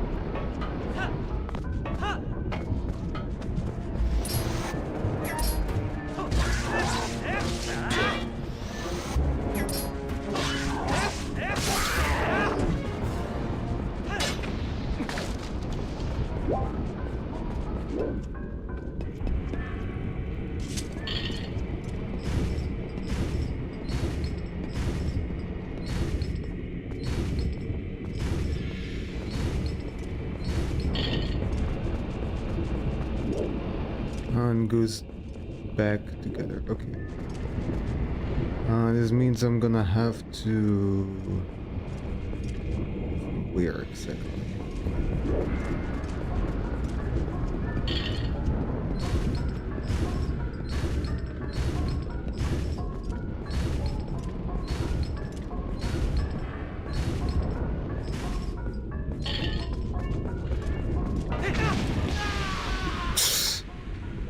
Good job.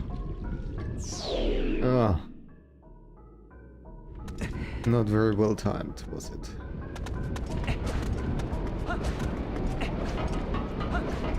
Also, what the hell did Midna want from me?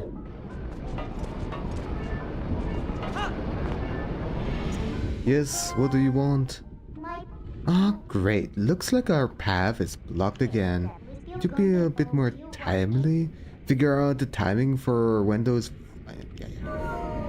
Fuck you.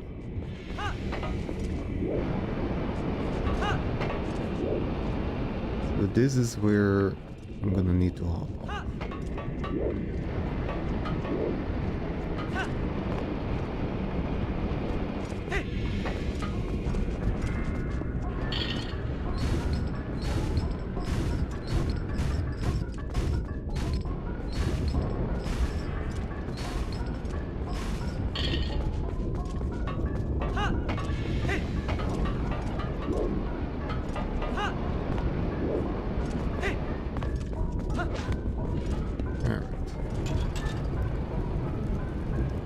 I hope there was not anything else. And of course there was something. Requirements, a small key. Wait, what?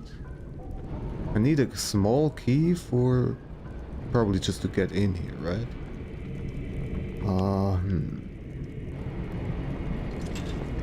Green greedy. How you doing? You better be doing well. Okay, also I think that this is actually available later. I might need to get on higher ground. Your EPN hungover. Oh dear. Well, you can do one thing immediately, and that is go take a nap. Maybe, if you are currently able to do that, time-wise. So, I'm just gonna go down to the bottom of this water and just... Okay.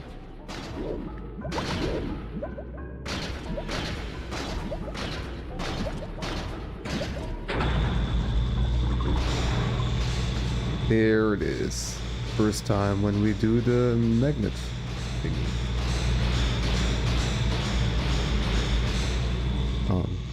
Now, where do I need to go? Go this way. Alright. Alright.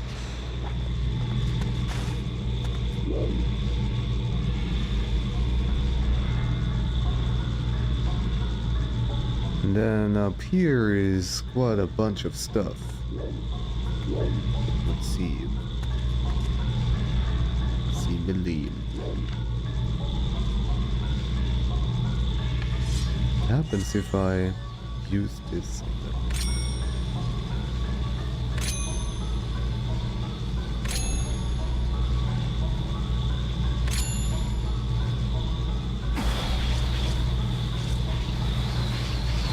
Just put out their fire, but they probably are, yeah. Well, that's not particularly useful then.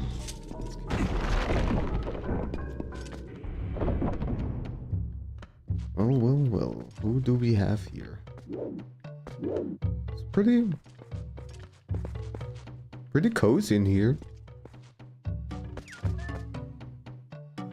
Let me just steal your stuff at first.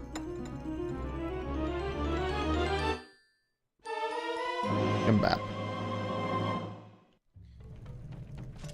And you got more stuff over here. Mm-hmm.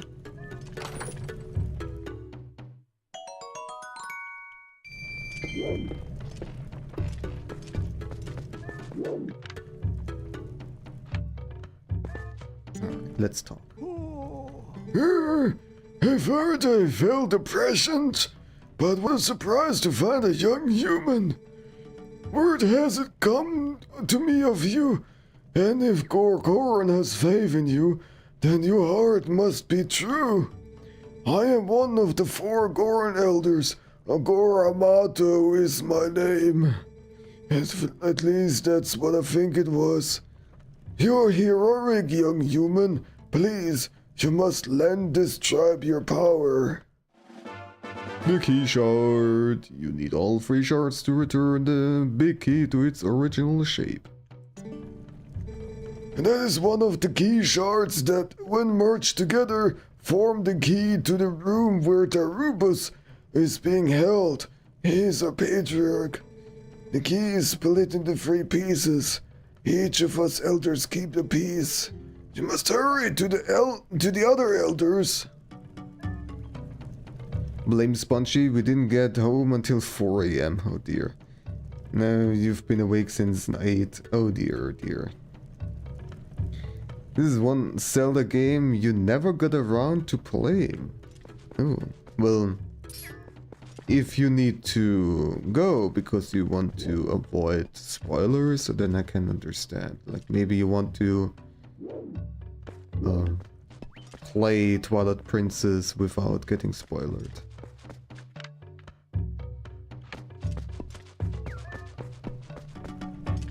It's fun. You rather watch me play it? Okay. And I'm glad to have you around. Wop wop wop wop.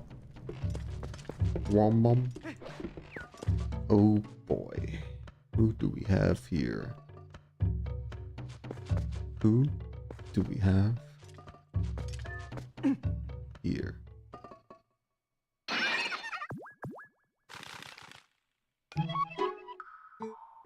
You're free at last! Gracious, you're the nice fellow who helped me out the other day. How nice to see you again. Well, now that we've found each other again, let's stick together for a bit, hmm? I'll be right with you, so if you want to warp out, just let me know. You got a weird chicken with breasts, like breasts, you know. You're reunited with Uku. This kind character will let you out of the dungeon and return you to where you were. Alright.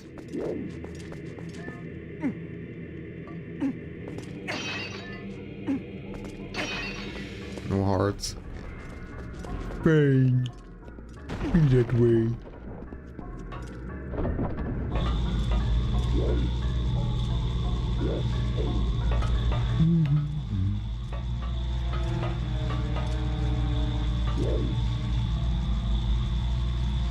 So, just to check, I got all the stuff over here, yes, good. Wonderful. Can I fight like this? Seems like I actually can.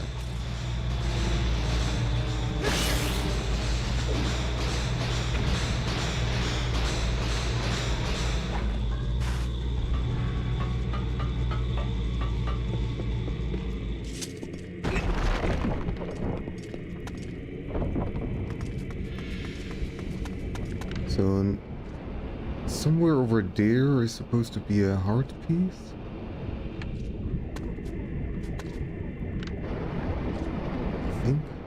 Think? Or there. Probably it's there.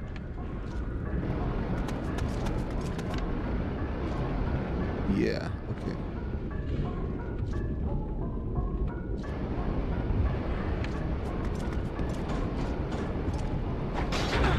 Set me up.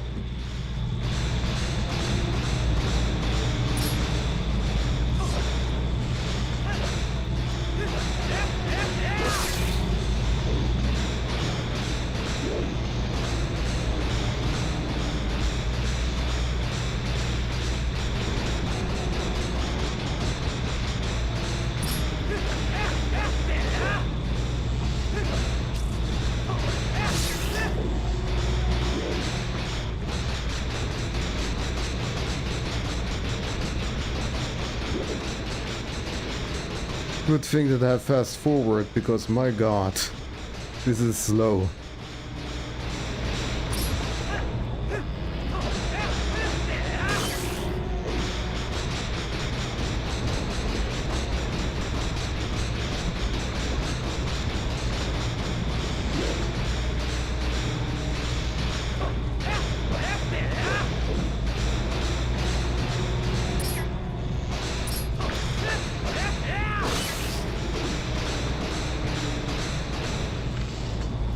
I can look around from here. Oh my god, this is confusing.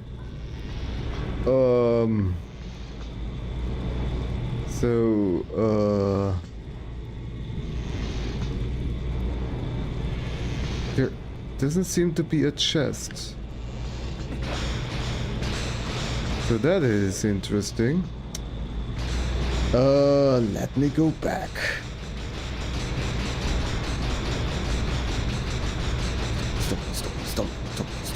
Stop.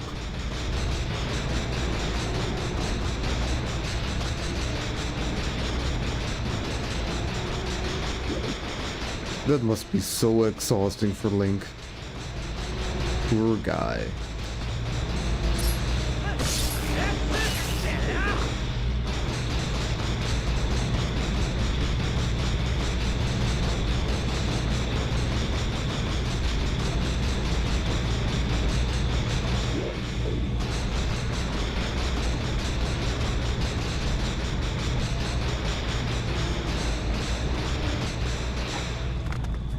There we go. This is why I'm here.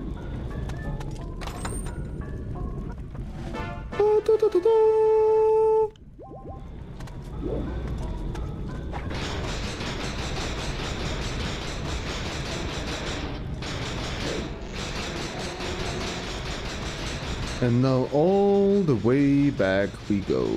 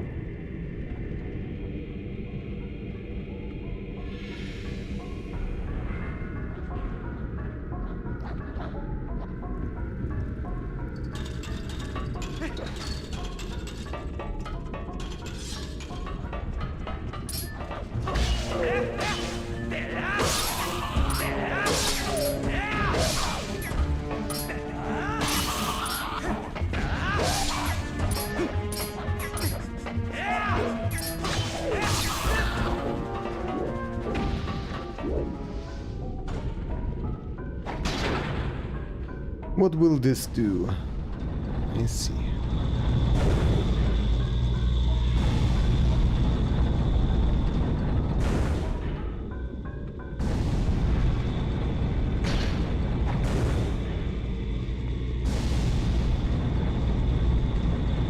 Okay, so in this room we already have everything, pretty much. It's just a small key. So we go up.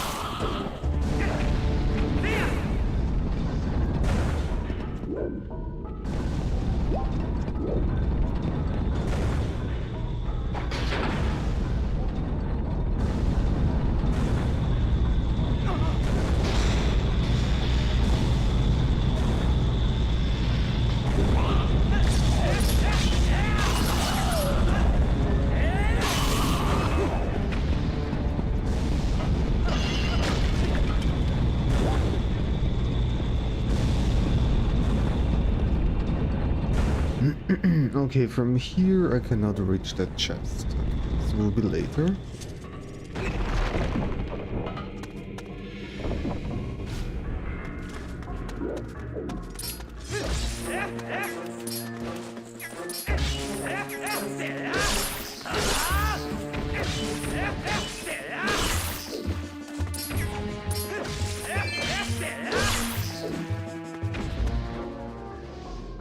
Link opens the door and sees all the metal structures around him. Is this the techno disco? Might as well be.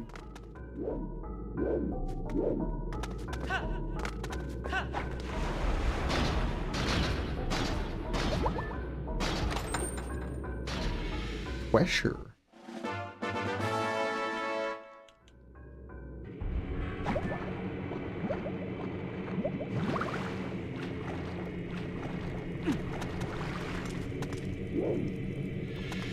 Then, where do we need to go?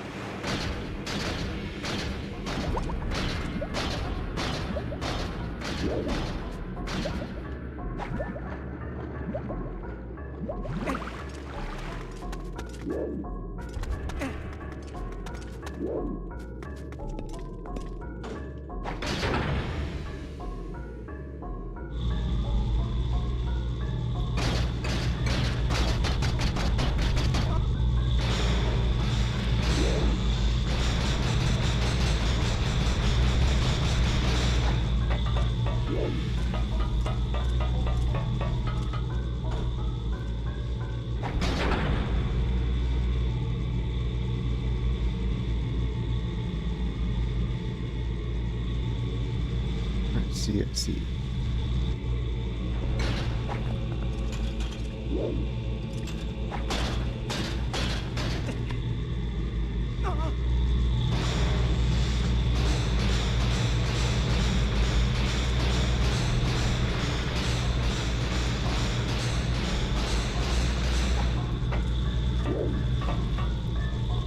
I like this magnet mechanic.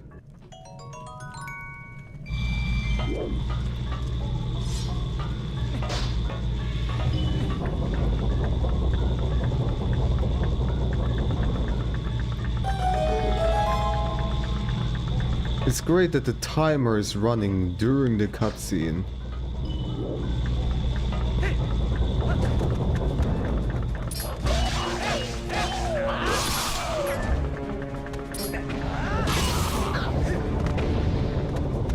I got those guys again, huh?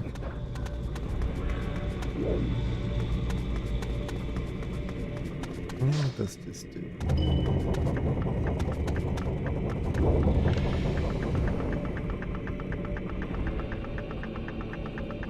Oh, it's just for the door. Okay. Wisteria! 4.5 hours in with the second place, and right after Wisteria, How'd you do that? comes in Greenie, getting the third. Good job.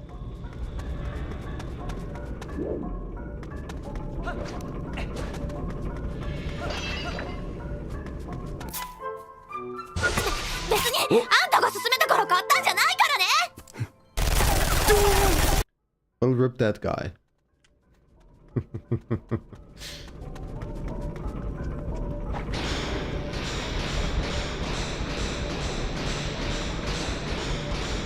That was one long race, yep.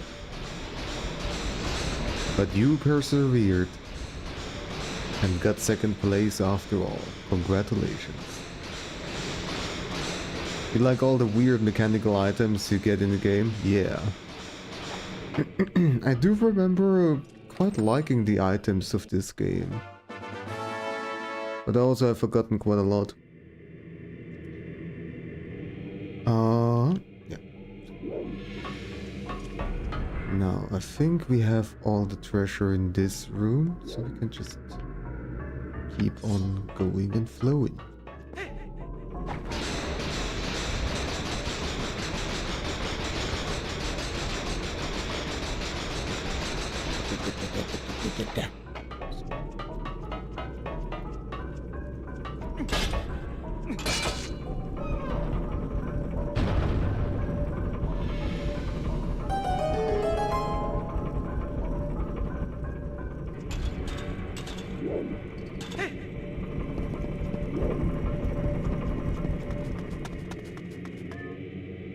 Okie dokie.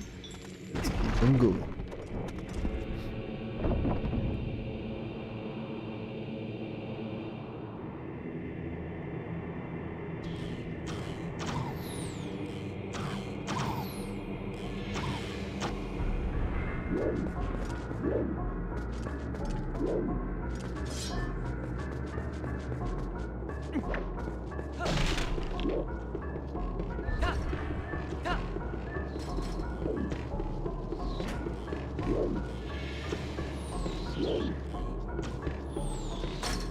Just to make sure. Okay. Seems to be a treasure chest over there.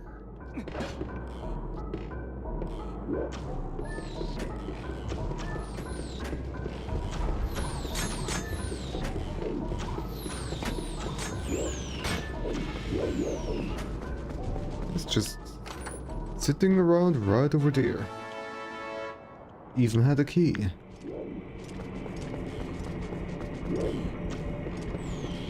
Alright.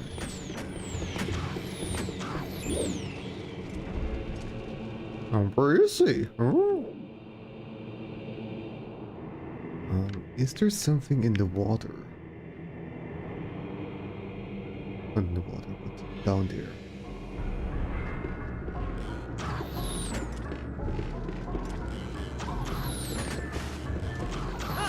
Just jump. I wanted to say. Ah, there it is.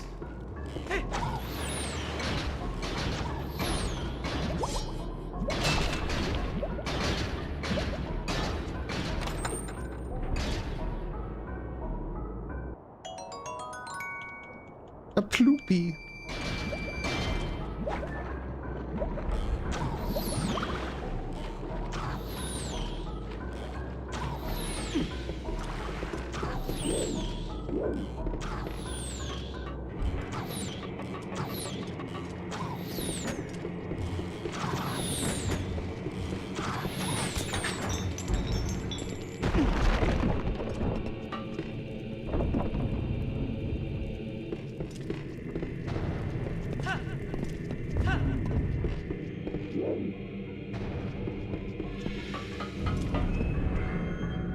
And check once again. Yep, there's a treasure chest.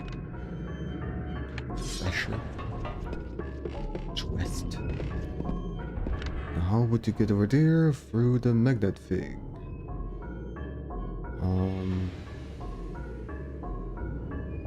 How exactly, actually? Okay, so would need to keep on going. I see, I see.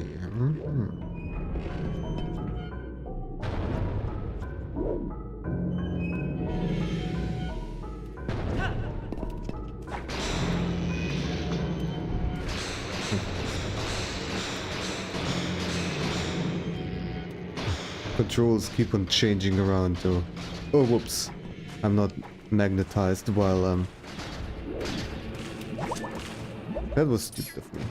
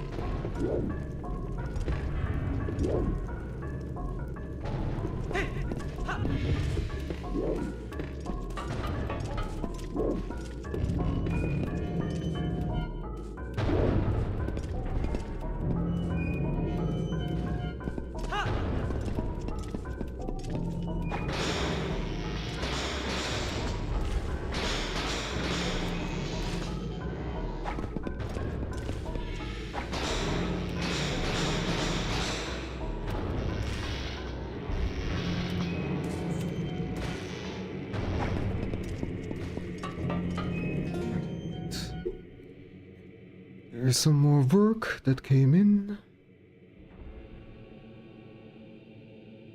And I got it. Can we play a little bit more?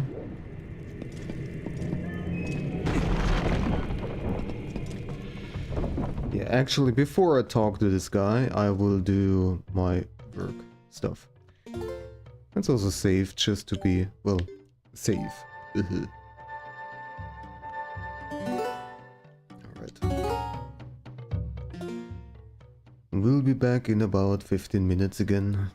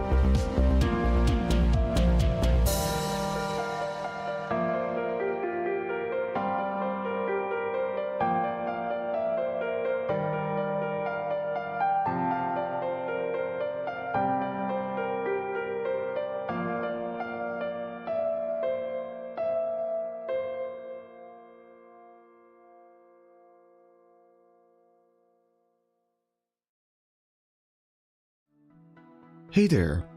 In this video I'm going to show and explain the drawing process of this picture of an underwater Pokemon party.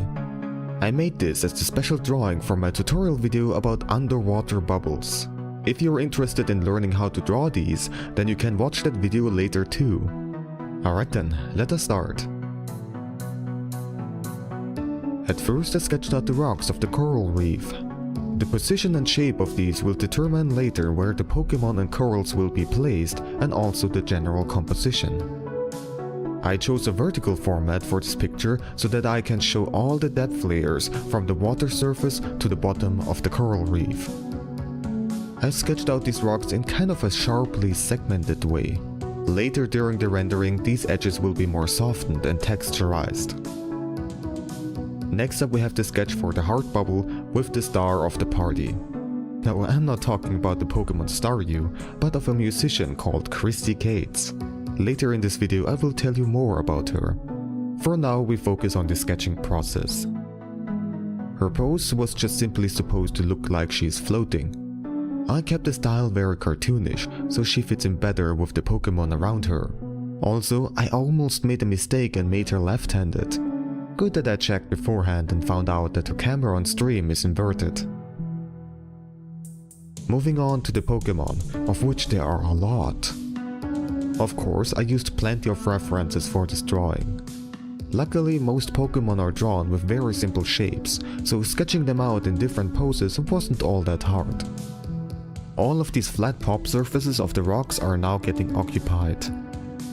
The coral reef is supposed to get really busy, so there are quite a few of these water Pokemon. Important was also that I kept the perspective in mind. Obviously, we would look at the Pokemon that swim further up from below, and vice versa. At this point I had already planned out who is going to blow some bubbles and left out some space for them. You know, drawing Pokemon is just so much fun. There are so many of them at this point, so this environment can have such a wide variety of different Pokemon. In my underwater bubble tutorial, I already explained how to shape and paint these bubbles. Normally it's not even really necessary to make sketches for them, but in this case I wanted to have an idea for where they are placed and how much space they are going to cover. And you can see that I made a mix of small to large size bubbles. The bubbles that are just getting blown are especially weirdly shaped. Those would then separate into smaller bubbles very quickly. Then I'm sketching out the corals. I never drew corals before, so it was an interesting challenge. I did a little bit of research beforehand and gathered a bunch of reference material of different types of corals, of which there are so many. Seriously, they come in so many different shapes and colors, really fascinating. Those corals are drawn in between and on the rocks. I just kept on filling out more and more until the complete lower half of the picture was full. Also, I have to say that some of those corals have very complex shapes. I didn't want to overdo it, so I kept most of them fairly simple. Maybe not the most accurate, but oh well, it's not that big of a deal. The main focus is still on Christy and the Pokemon after all. Only the characters in this picture get some outlining. Everything else will be painted freely. And therefore I kept the outlines fairly simple so that they don't stand out too much. I barely paid any attention to the line weight. Most of the lines have a constant thickness. You can also notice that I left out the shining orbs of the lanterns. And that's because later they will be painted as bright lights, too bright for any lines to be visible. So I'm kinda curious, which Pokemon would you be at this party? I probably would be a Shelder. You know, somebody who just enjoys the music while chilling out in their cozy shell. I think we have a lot of variety of Pokemon that could represent different personality types. So there might be one for everybody that they can relate with. I made sure to use the original colors for the Pokemon, and so you can see me picking them directly from these references. When doing something like this, I still have to be careful to not use an image from the anime that shows different colors, simply because it is from a scene with some kind of filter, like a scene during the night, the sunset, in a cave, etc. However, those colors won't stay that way. Later you will see me apply some filters. Christy also got some colors, of course. From what I have seen, most of her wardrobe is just black. Her guitar too. So that made coloring pretty simple for me. But of course I wanted to establish some contrast so that not everything is just black. So I used different shades of grey, and her top got a hint of blue. The water background is really simple, just a gradient from light to dark blue. Well, to make it a little bit more interesting, I made the deeper waters a bit more marine blue, and the water close to the surface got a warmer, more yellow-greenish hue. I painted the bubbles pretty much how I showed in my tutorial video. The center of the bubbles is the darkest part in this case, just a choice of style. And the colors are pretty much the same as those of the water background. They were still kept quite simple because there are a lot, and I didn't want to waste tons of hours on tiny details. I also made sure that the deeper bubbles appear a bit darker. All of these clusters haven't spread out all that much yet, so you can imagine that all of these Pokemon blew them at about the same time. The large heart-formed air bubble that surrounds Christy and enables her to breathe is especially stylized looking. In this case I cared more about making it look nice rather than realism. Normally there would also be some kind of distortion because of the light transition between water and air, but I didn't want any distortion, so I left it out. As simple as that. In the world that you create with your art, you can do whatever you want. I also played around with a couple of wave shapes to make the bubble even more interesting looking. I gave the rocks the base colors. As placeholders they got different shades so that I can distinguish them better. And then I moved on to the coral rendering. I just roughly guessed the colors from the references I saw and cared more about establishing a decent contrast and texture. It was actually quite enjoyable painting them. They have so many cool shapes. I experimented a lot with different ways to paint them, used a bunch of brushes that I normally don't use, with varying results. Painting the corals was definitely the most time-consuming part. And since I don't really know what else to say about this painting process, let me tell you more about Christy.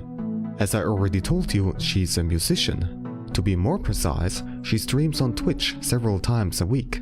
The guitar and her singing voice are her main instruments, but she also plays a couple of other instruments like the piano. One really fun thing that she does is making looper songs.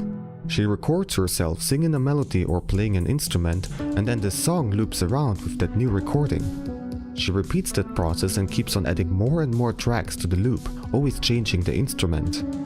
It's really cool to see and hear how the song builds up. And then at the end she sings normally to what she recorded, and it's always so cool. She also has tons of animations and scenes for the streams, all of them assembled by her. Her stream has a bunch of very unique characters, like alpacas, porgs, robots, and so on. There is always so much amazing and silly stuff going on. Also, she plays so many different songs. Her song list of covers and original songs is crazy long. And very importantly, she is a really nice person. You know, I have been watching Twitch streams for quite a while at this point. But a few years ago, I basically was never active in any stream chat. I was just a lurker all the time. However, she and the other people in the lovely community that she built up were so welcoming and friendly towards me from the very beginning that I started to get more comfortable with writing something in chat, even if it's just a simple "hey" often a time. Of course, it was also thanks to a couple of other really friendly streamers, but Christy's stream certainly played a huge role. So if you haven't checked out her streams yet, please do so. I'm sure you won't regret it. You'll find the link to her Twitch channel in the description. I also want to explain what gave me the idea for this painting. Well, two things. Firstly, she likes to add some Pokemon to her stream, including Woopers and Mantines that you can see here in this picture. And secondly, she has this Twitch emote that also looks like a heart-shaped bubble with water waves inside of it, which is based on an original song of hers. So yeah, that idea just seemed so perfect for her. I actually had this idea for over half a year until I finally was able to paint it. Now here is the part where I apply some filters and change the colors of the corals. Over the whole project I put a color balance filter. I use color correction layers for that purpose. They are super convenient because you can change and revert the settings at any point. Now the thing is, I actually looked up how different light wavelengths get absorbed by water. I found out that reds especially get filtered out. Therefore I shifted the colors away from red. The corals got their own color correction layers, and I even went in and changed some values for individual coral types. Next up I did the rendering for the rocks. The sketches I did earlier once again come in handy, so that I can tell how I planned out the different surfaces. I made sure that in the end the rocks don't look too angular though. They are underwater, sharp corners would normally erode away. The average brightness of these different rock surfaces depends on the orientation. The more it's pointing up, the brighter it is, as simple as that. These rocks need some texture too, of course. To make them look less boring, I kind of added some small steps on those surfaces so that they don't look too flat. In addition to the color balance filter, I also included a simple blue fill layer at the top and set it to multiply with a low. Alright. I'm back.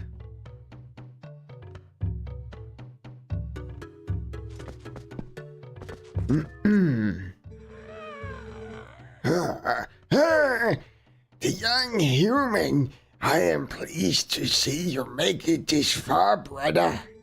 I am one of the 4 elders of the Goran tribe. I'm called Gorabiso.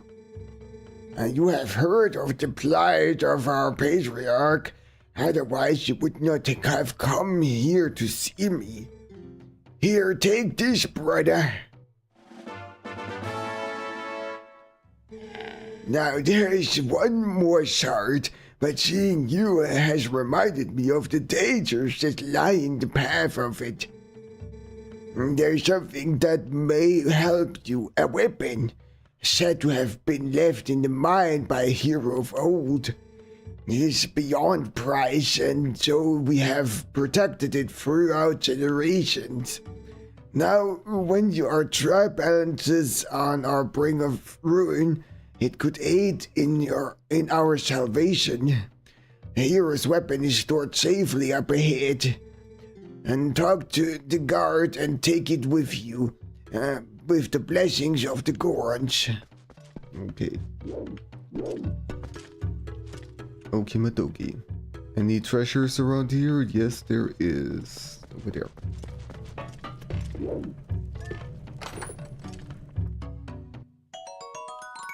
A Yuppie. And then over here we climb up.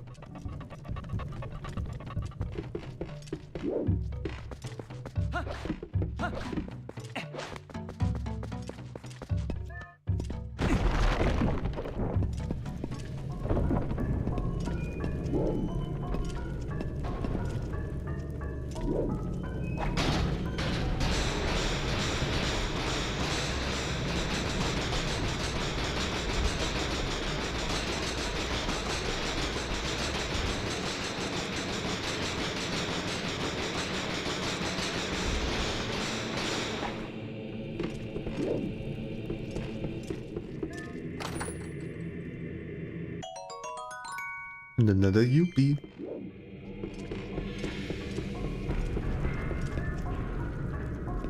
Well, this looks like some kind of mini-boss arena, doesn't it? Oh boy. Okay, there is some kind of achievement with this guy. Let's read it, even though I might not be able to do this. Defeat without taking any damage and grabbing him no more than 3 times. Okay.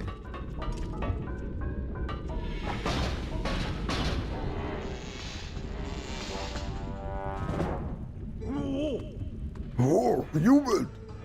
What business does a human have coming here? None. No business.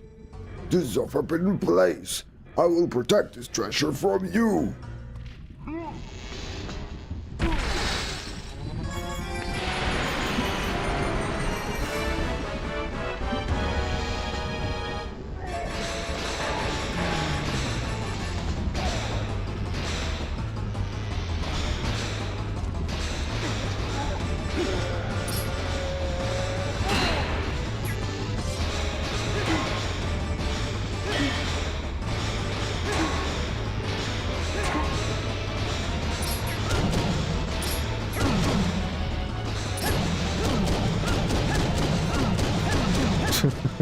Okay.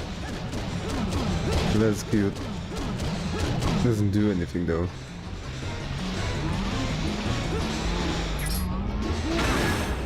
Alright, so there goes the achievement. That's fine by me, because we're gonna do the damageless achievements at a later point anyways. Now I don't know what the hell I'm supposed to do. He's winding up real long. Okay.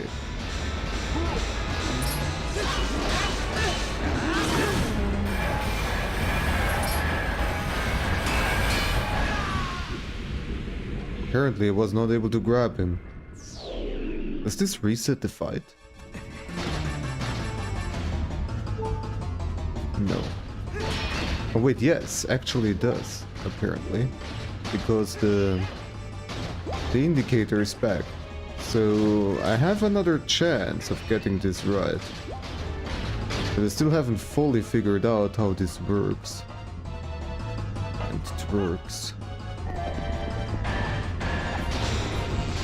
Let's not stand too far.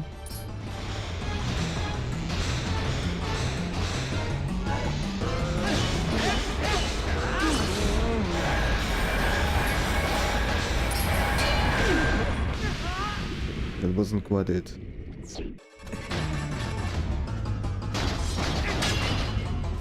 I do not get an endless amount of hearts.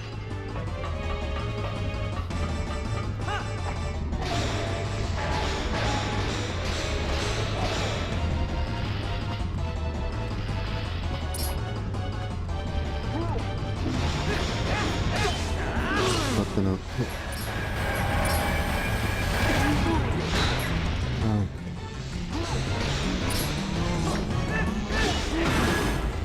Not big enough.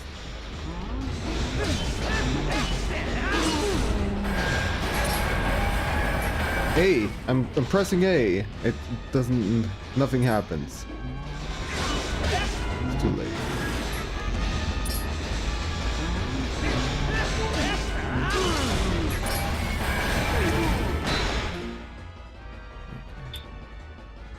Don't I have some stuff to heal? I have the bee larva. Would you bee larva it?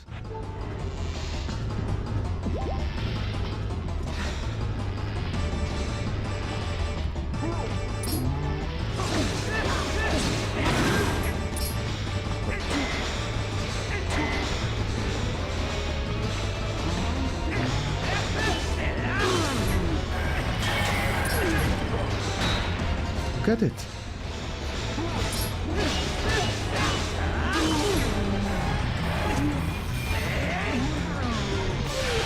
Okay. I think I got it now. Let me jump down.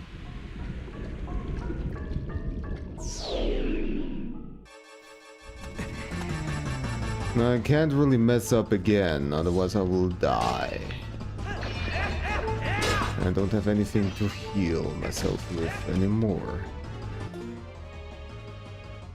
Sure of that. Yeah, I only have the lamp oil, I'm pretty sure. So, this gotta count.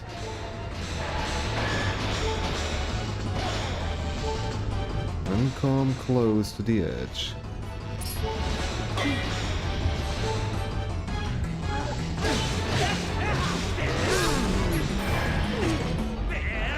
Just yeet him off.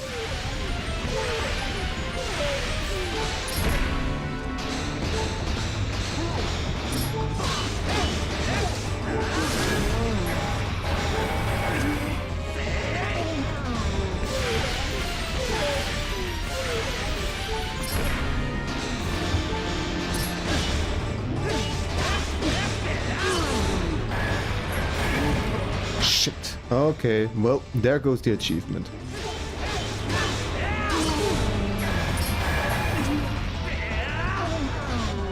Next time. It was close, it was close. We gotta do it in the next run then. Oh, that hurt a lot. Who knew that humans were capable of such a feat of strength? Or maybe you are going to see the patriarch of our tribe? Oh, so that is why you're here. In that case, take the weapon of the hero of the past. But in exchange, you must save the patriarch of our tribe.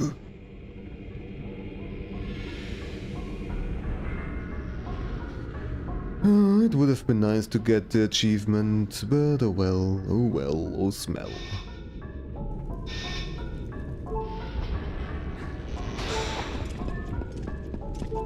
I didn't want to die and go back because it's just annoying. I'm gonna have to fight him again anyways if I want to complete this set of achievements. So might as well try it again at that time.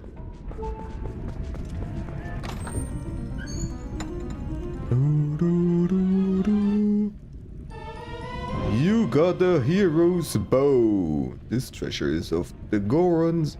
This treasure of the Gorons is said to have once belonged to a hero from the past. I cannot read today. Well, when can I ever read? Okay. I keep on going to the menu.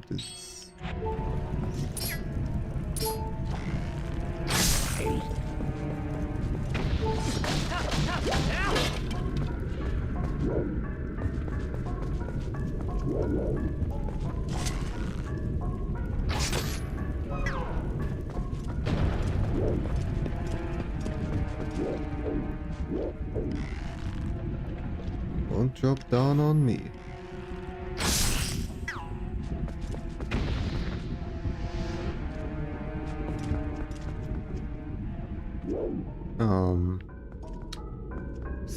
Looks unpleasant. Are you all gonna come to life? No? Yes?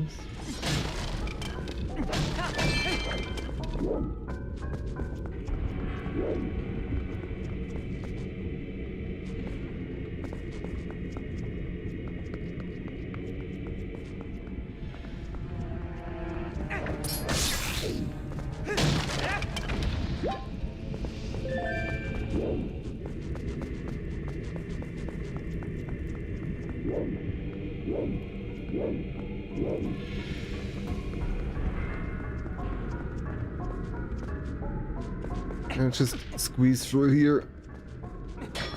No? Okay. Okay. Well, let me try.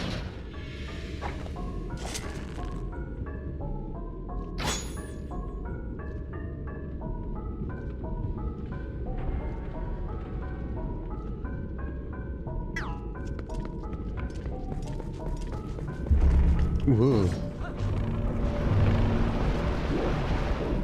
There we go, now we got stuff going on.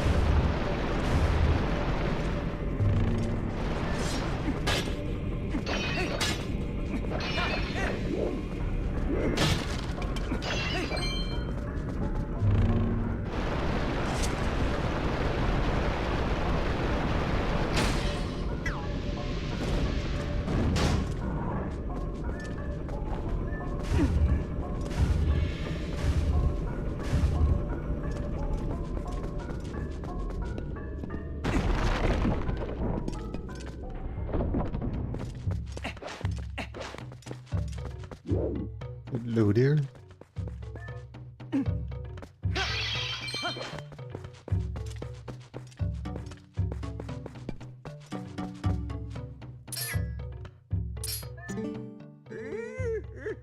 you are here at last.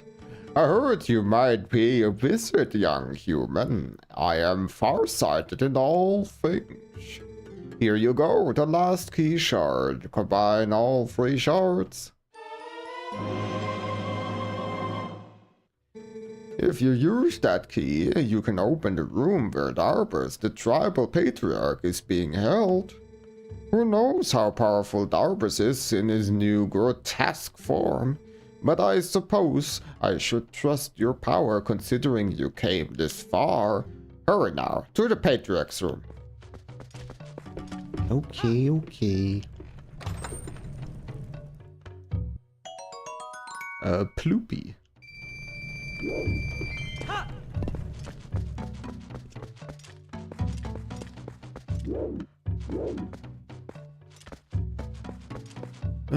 Let's see. Any treasure chest? There is a treasure. Ooh, the comp ass. So late in the dungeon. But better late than never. Yes. Yeah, you have to activate again, I suppose. Whoop.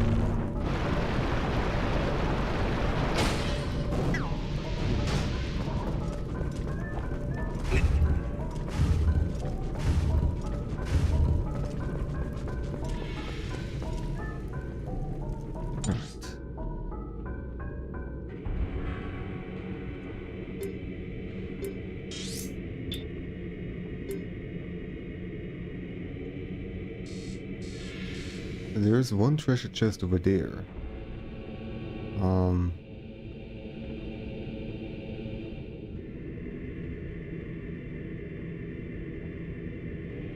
Oh, that is one that I actually cannot get yet. I need a claw shot for it, huh?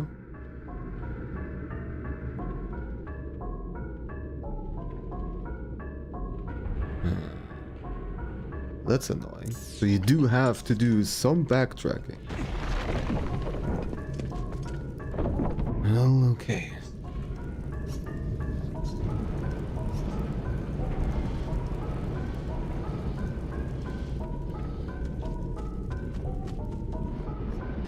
Unless somebody's gonna talk about this achievement, let me see.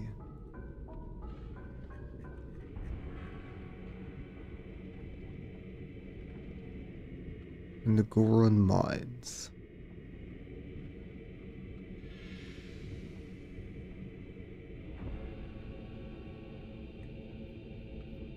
You can actually get this in your first visit, not without the glitches anyway, since you need the claw shot. I had to make one chest that requires an item for the from the next dungeon. Yep.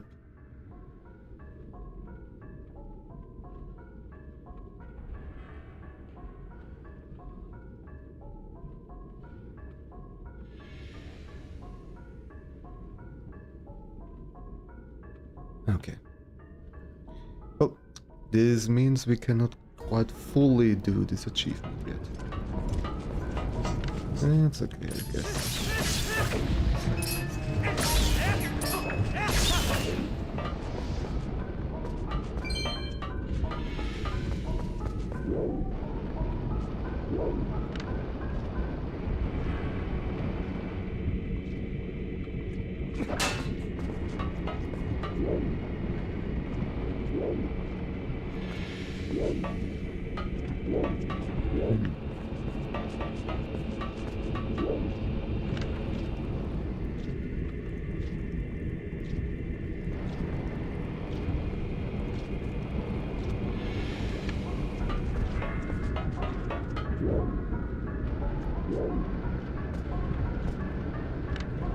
Can I get anywhere from here?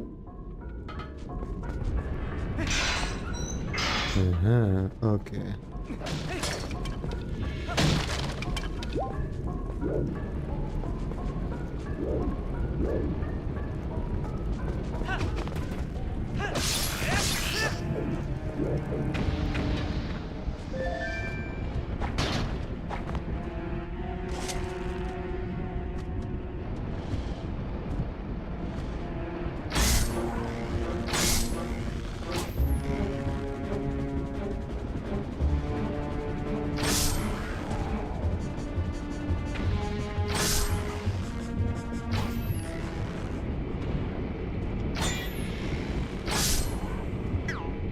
It wasn't enough?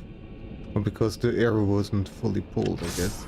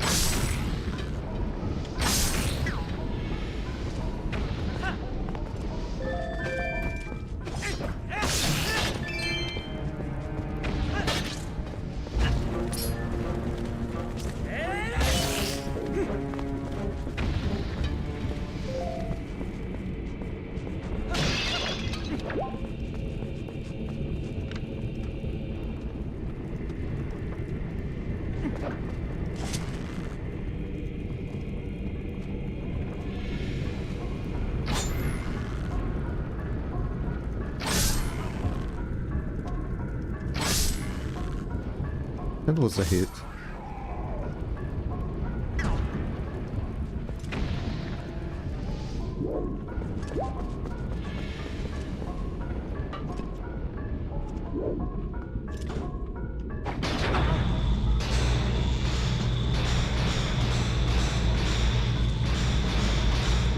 Where do I need to go from here?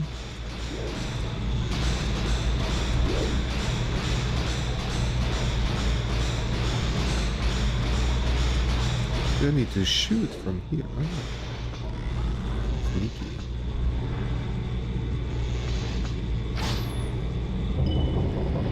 I like that.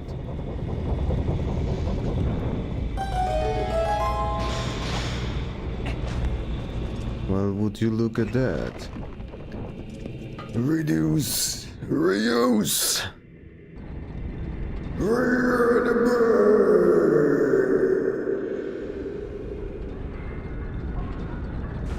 Hello, hello.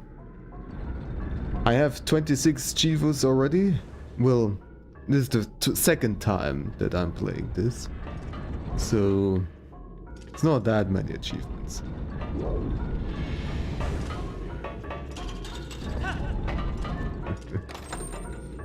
But I hope you're doing well. Ah, dang it. Doesn't fit in my wallet. The 300 is my limit. Well, it's good to know. Since we have to come back to this dungeon anyways... Well, how does this Uku actually work? Can I get back to the exact same spot where I was? Let me look this up.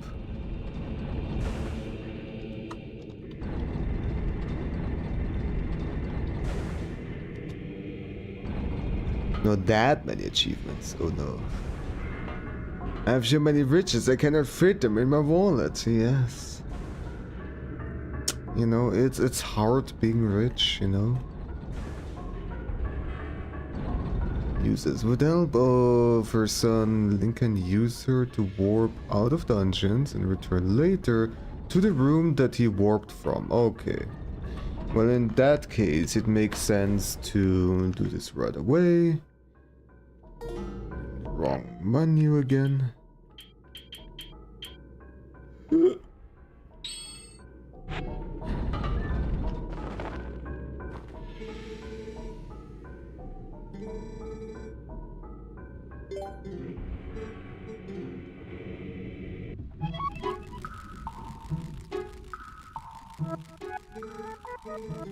Let me introduce you. This is Ugo Jr. Anytime you want to warp back to this spot from outside, ask him. If you want to meet me at the entrance rather than warping here, and just go there and I will meet you. Now, bon voyage, you two.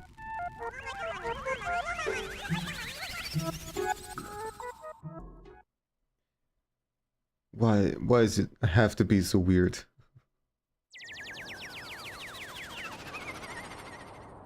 Alright. And now I need to get somewhere where I can sell stuff. If I use this... Not yet, so I can just do this whenever. At any point. Okay. So I can descend the mountain again. And I will get back where I was. Right? Why are you still attacking me? Somehow I did not take fall damage, but I took that damage. Alright. Let's go back to town.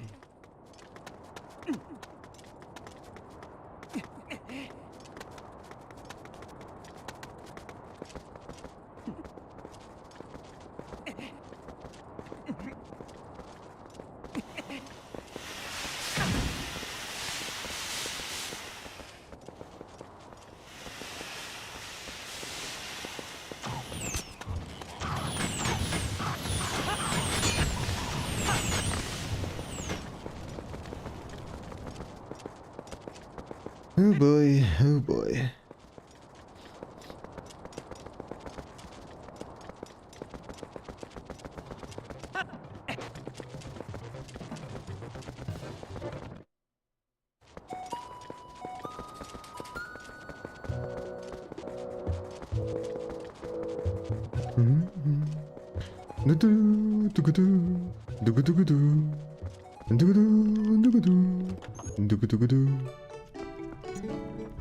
Alright. Ah, sure. Give me this stuff.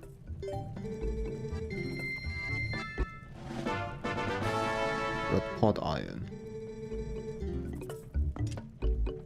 And also, let me go ahead and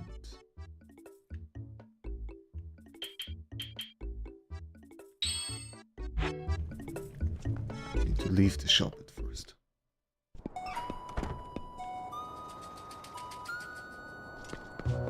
Apparently I cannot use it like this. How does this work? Oops.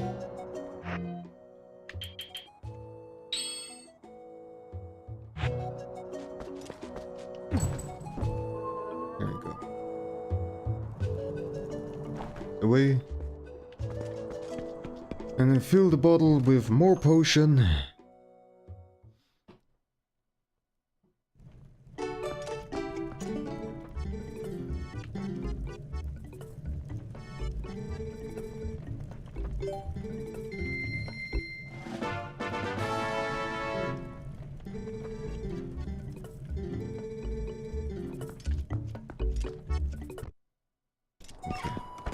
I hope that this is gonna be enough.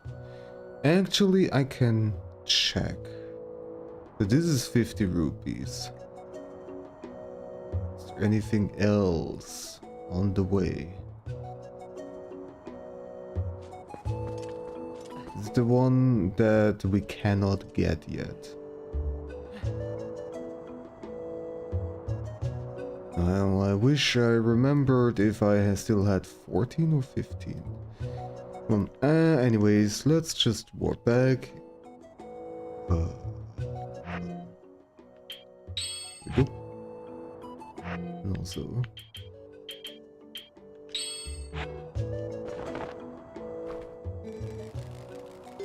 let's go.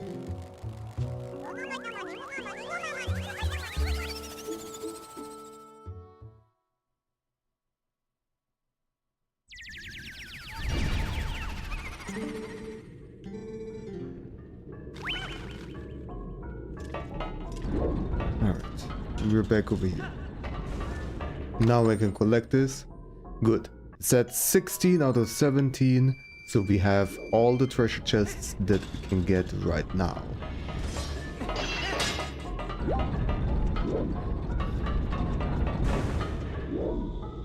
Cool. Alright. Do I have to jump on that crane? No, it's too far away. Oh. Ew.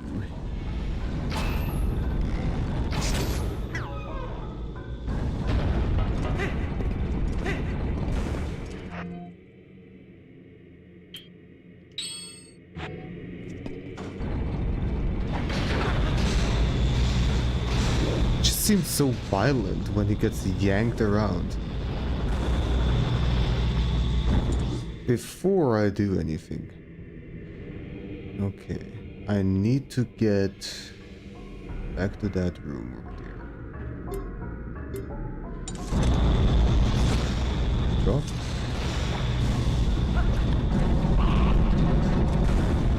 Over here.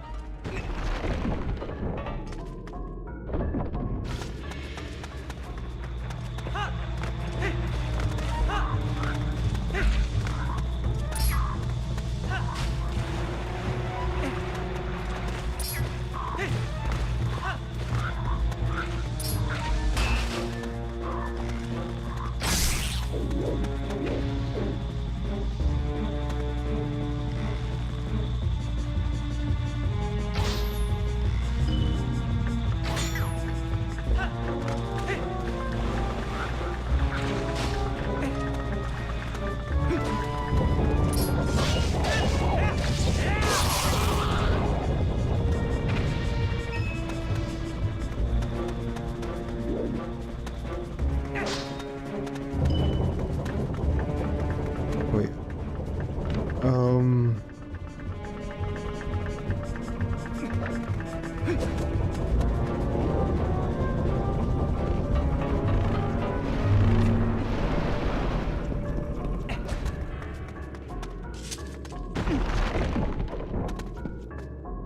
And this part again. However, this time we can shoot them, but apparently...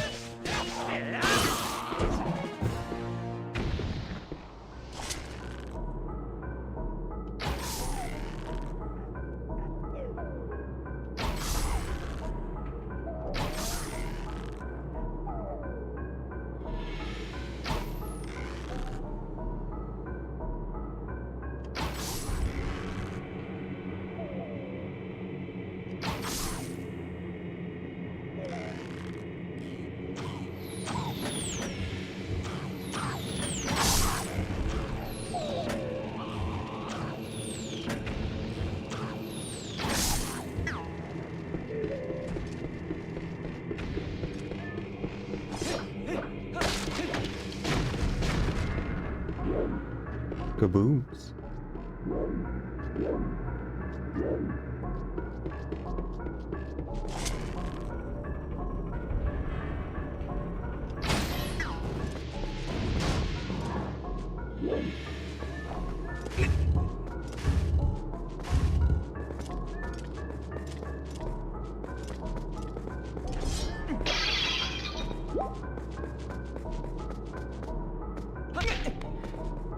So, what is the point of this?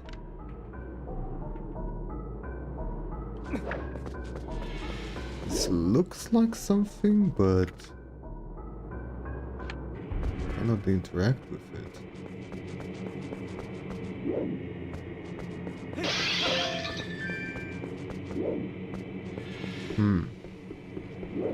Ah.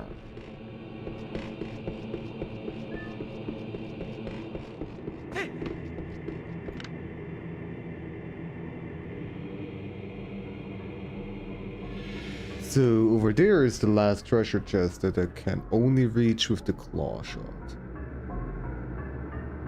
There's that.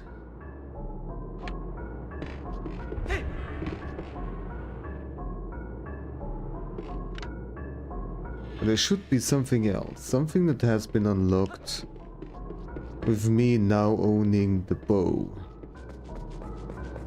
I'm able to shoot this thing, but shooting it didn't really do anything. Oh, I just needed to move it a little bit further and then it opens. Okay, sure.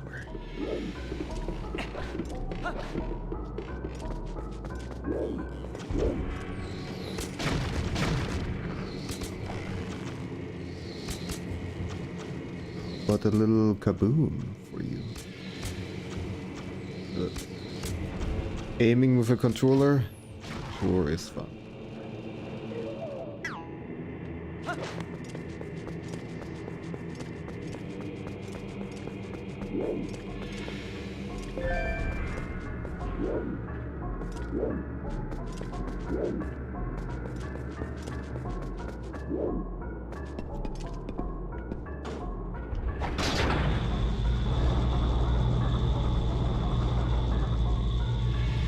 Alright.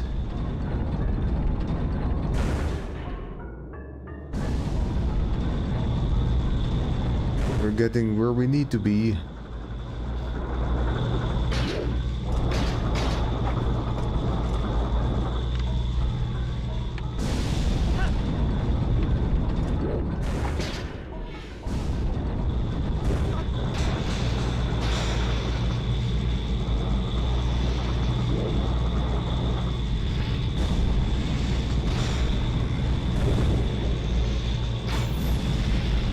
Oh!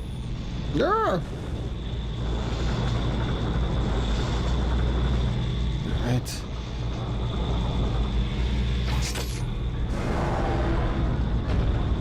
Check.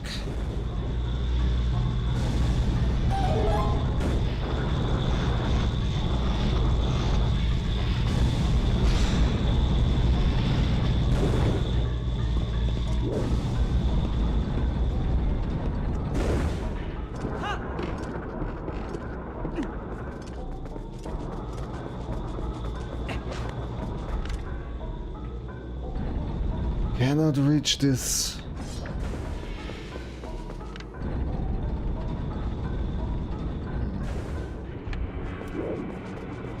How disappointing. Well, even if I could reach it right now, I wouldn't have the wallet space for it.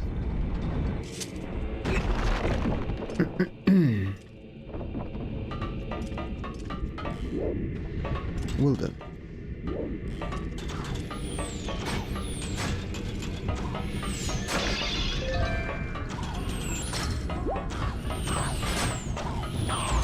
How about I go back?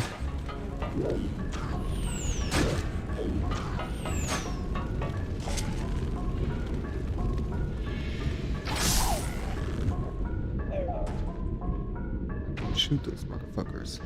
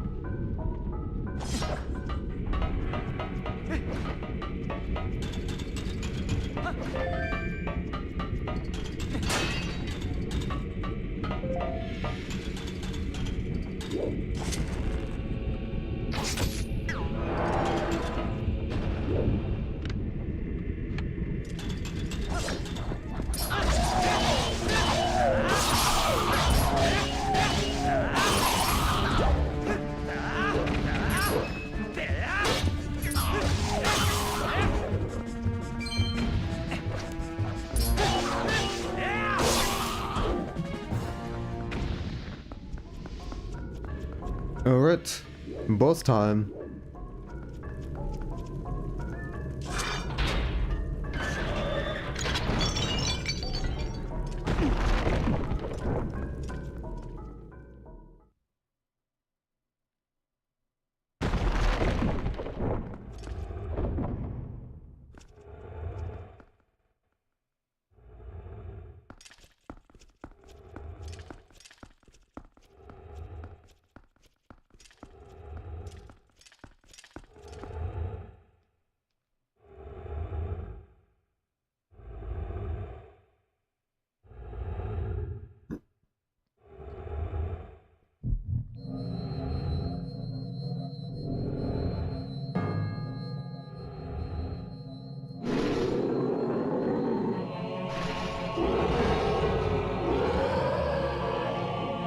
You're a scrummy boy.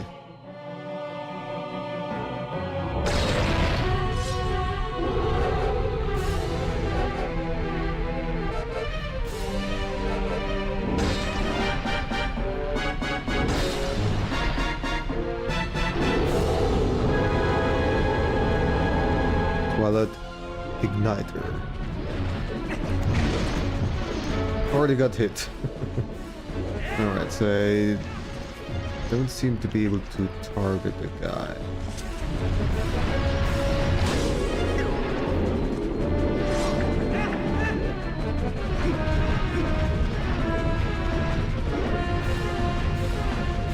What now?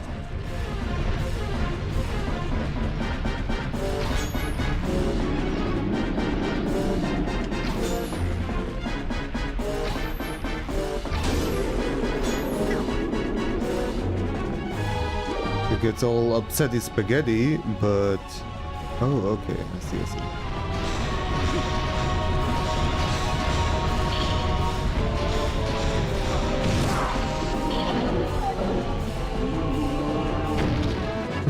Would have been indeed a lot easier.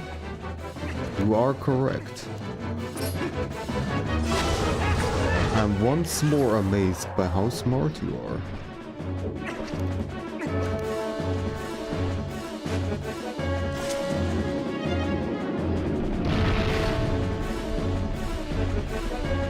Turn around.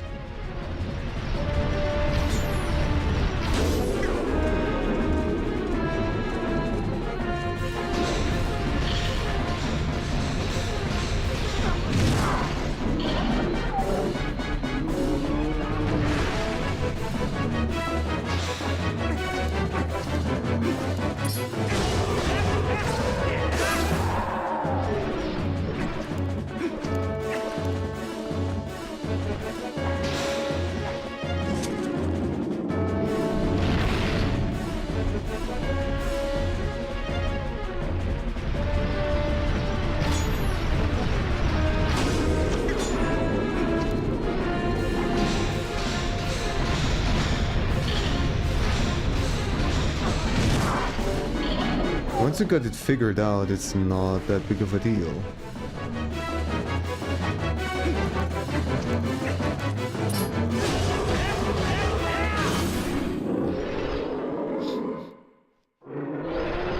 I just had to, well, you know, figure it out. So no damageless achievement, but that's okay. We'll be done on the second run.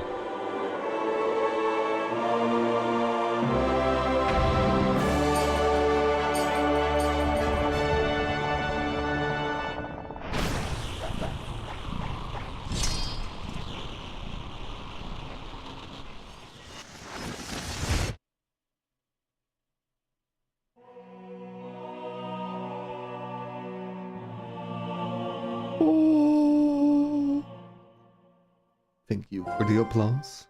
Thank you, thank you. Was Well done. I see. Now we have 2 fused shadows. Hmm.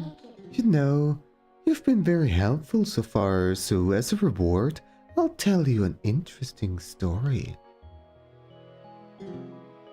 Sand.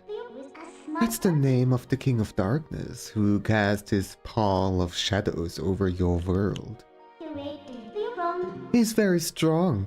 You would be nothing to him in your current state. But Sand will never be my king. I have nothing but scorn for his supposed strength.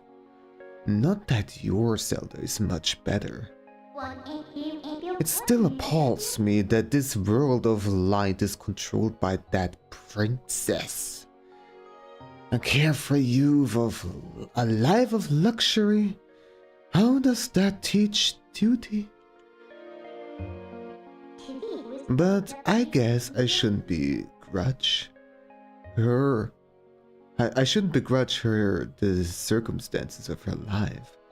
She didn't choose it after all, and I would never wish harm on her. No, as long as I can get my hands on the fused shadows, I'll be just fine. Well, just one more left, shall we?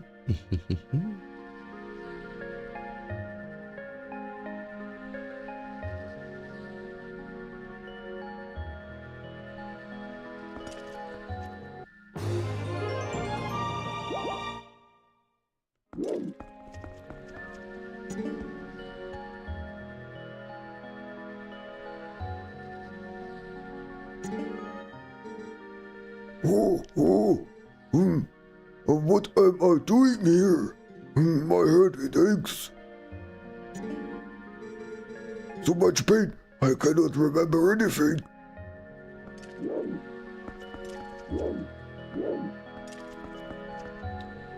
Alright. We are done here.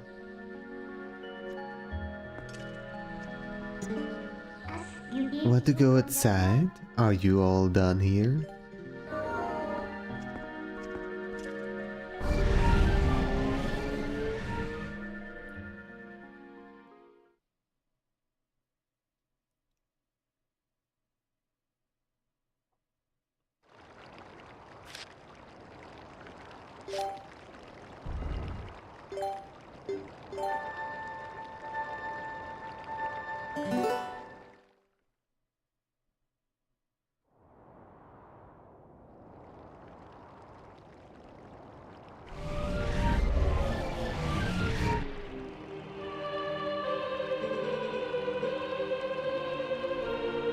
Heroic Mink.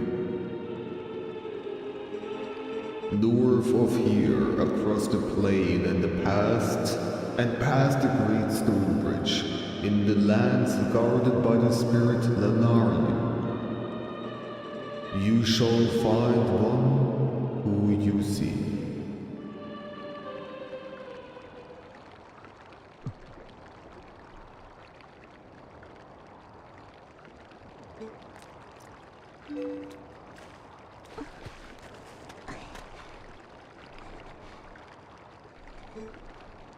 Ilya.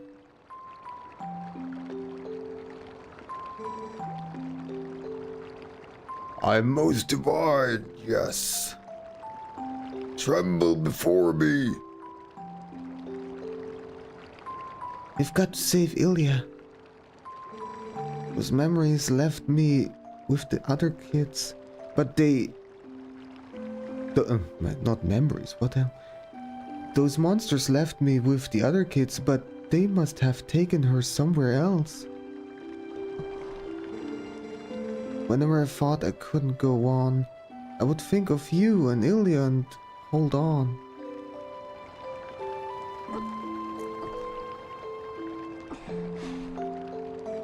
See?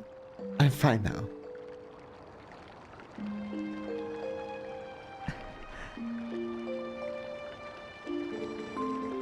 Remember what I told you back in Ordon? When I grow up, I am going to be just like you. So you don't have to worry about me anymore. Go help Ilya. Leave the children to me. I will watch over them, I swear. Do not let their fates trouble you. Go to those who need you. In Hyrule, countless tales are told of the ancient hero, and your deeds bring them all to mind. May the graces of the great goddesses who shaped Hyrule bear you on your way.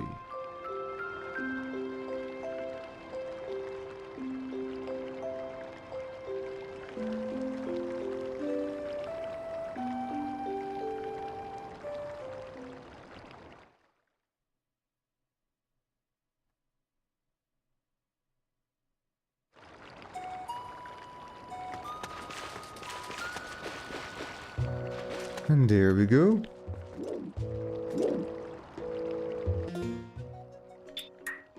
Save. And that's gonna be it for today. This is a perfect place to call it. So, might as well. Now then, we have done some good progress. We finished another dungeon. Always good, always good. Got a couple of achievements. One with the Elden Bridge, which was not easy, but I did it, so I'm quite proud of that. Well, thank you for being here, Reanime. Always nice to see you. So then, here is finally an opportunity to raid a certain someone.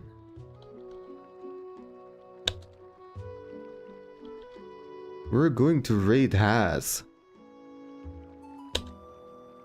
He has raided me a bunch of times, but so far, usually I always ended stream when he was already done, but today is gonna be different. Today we are going on a goblin hunt.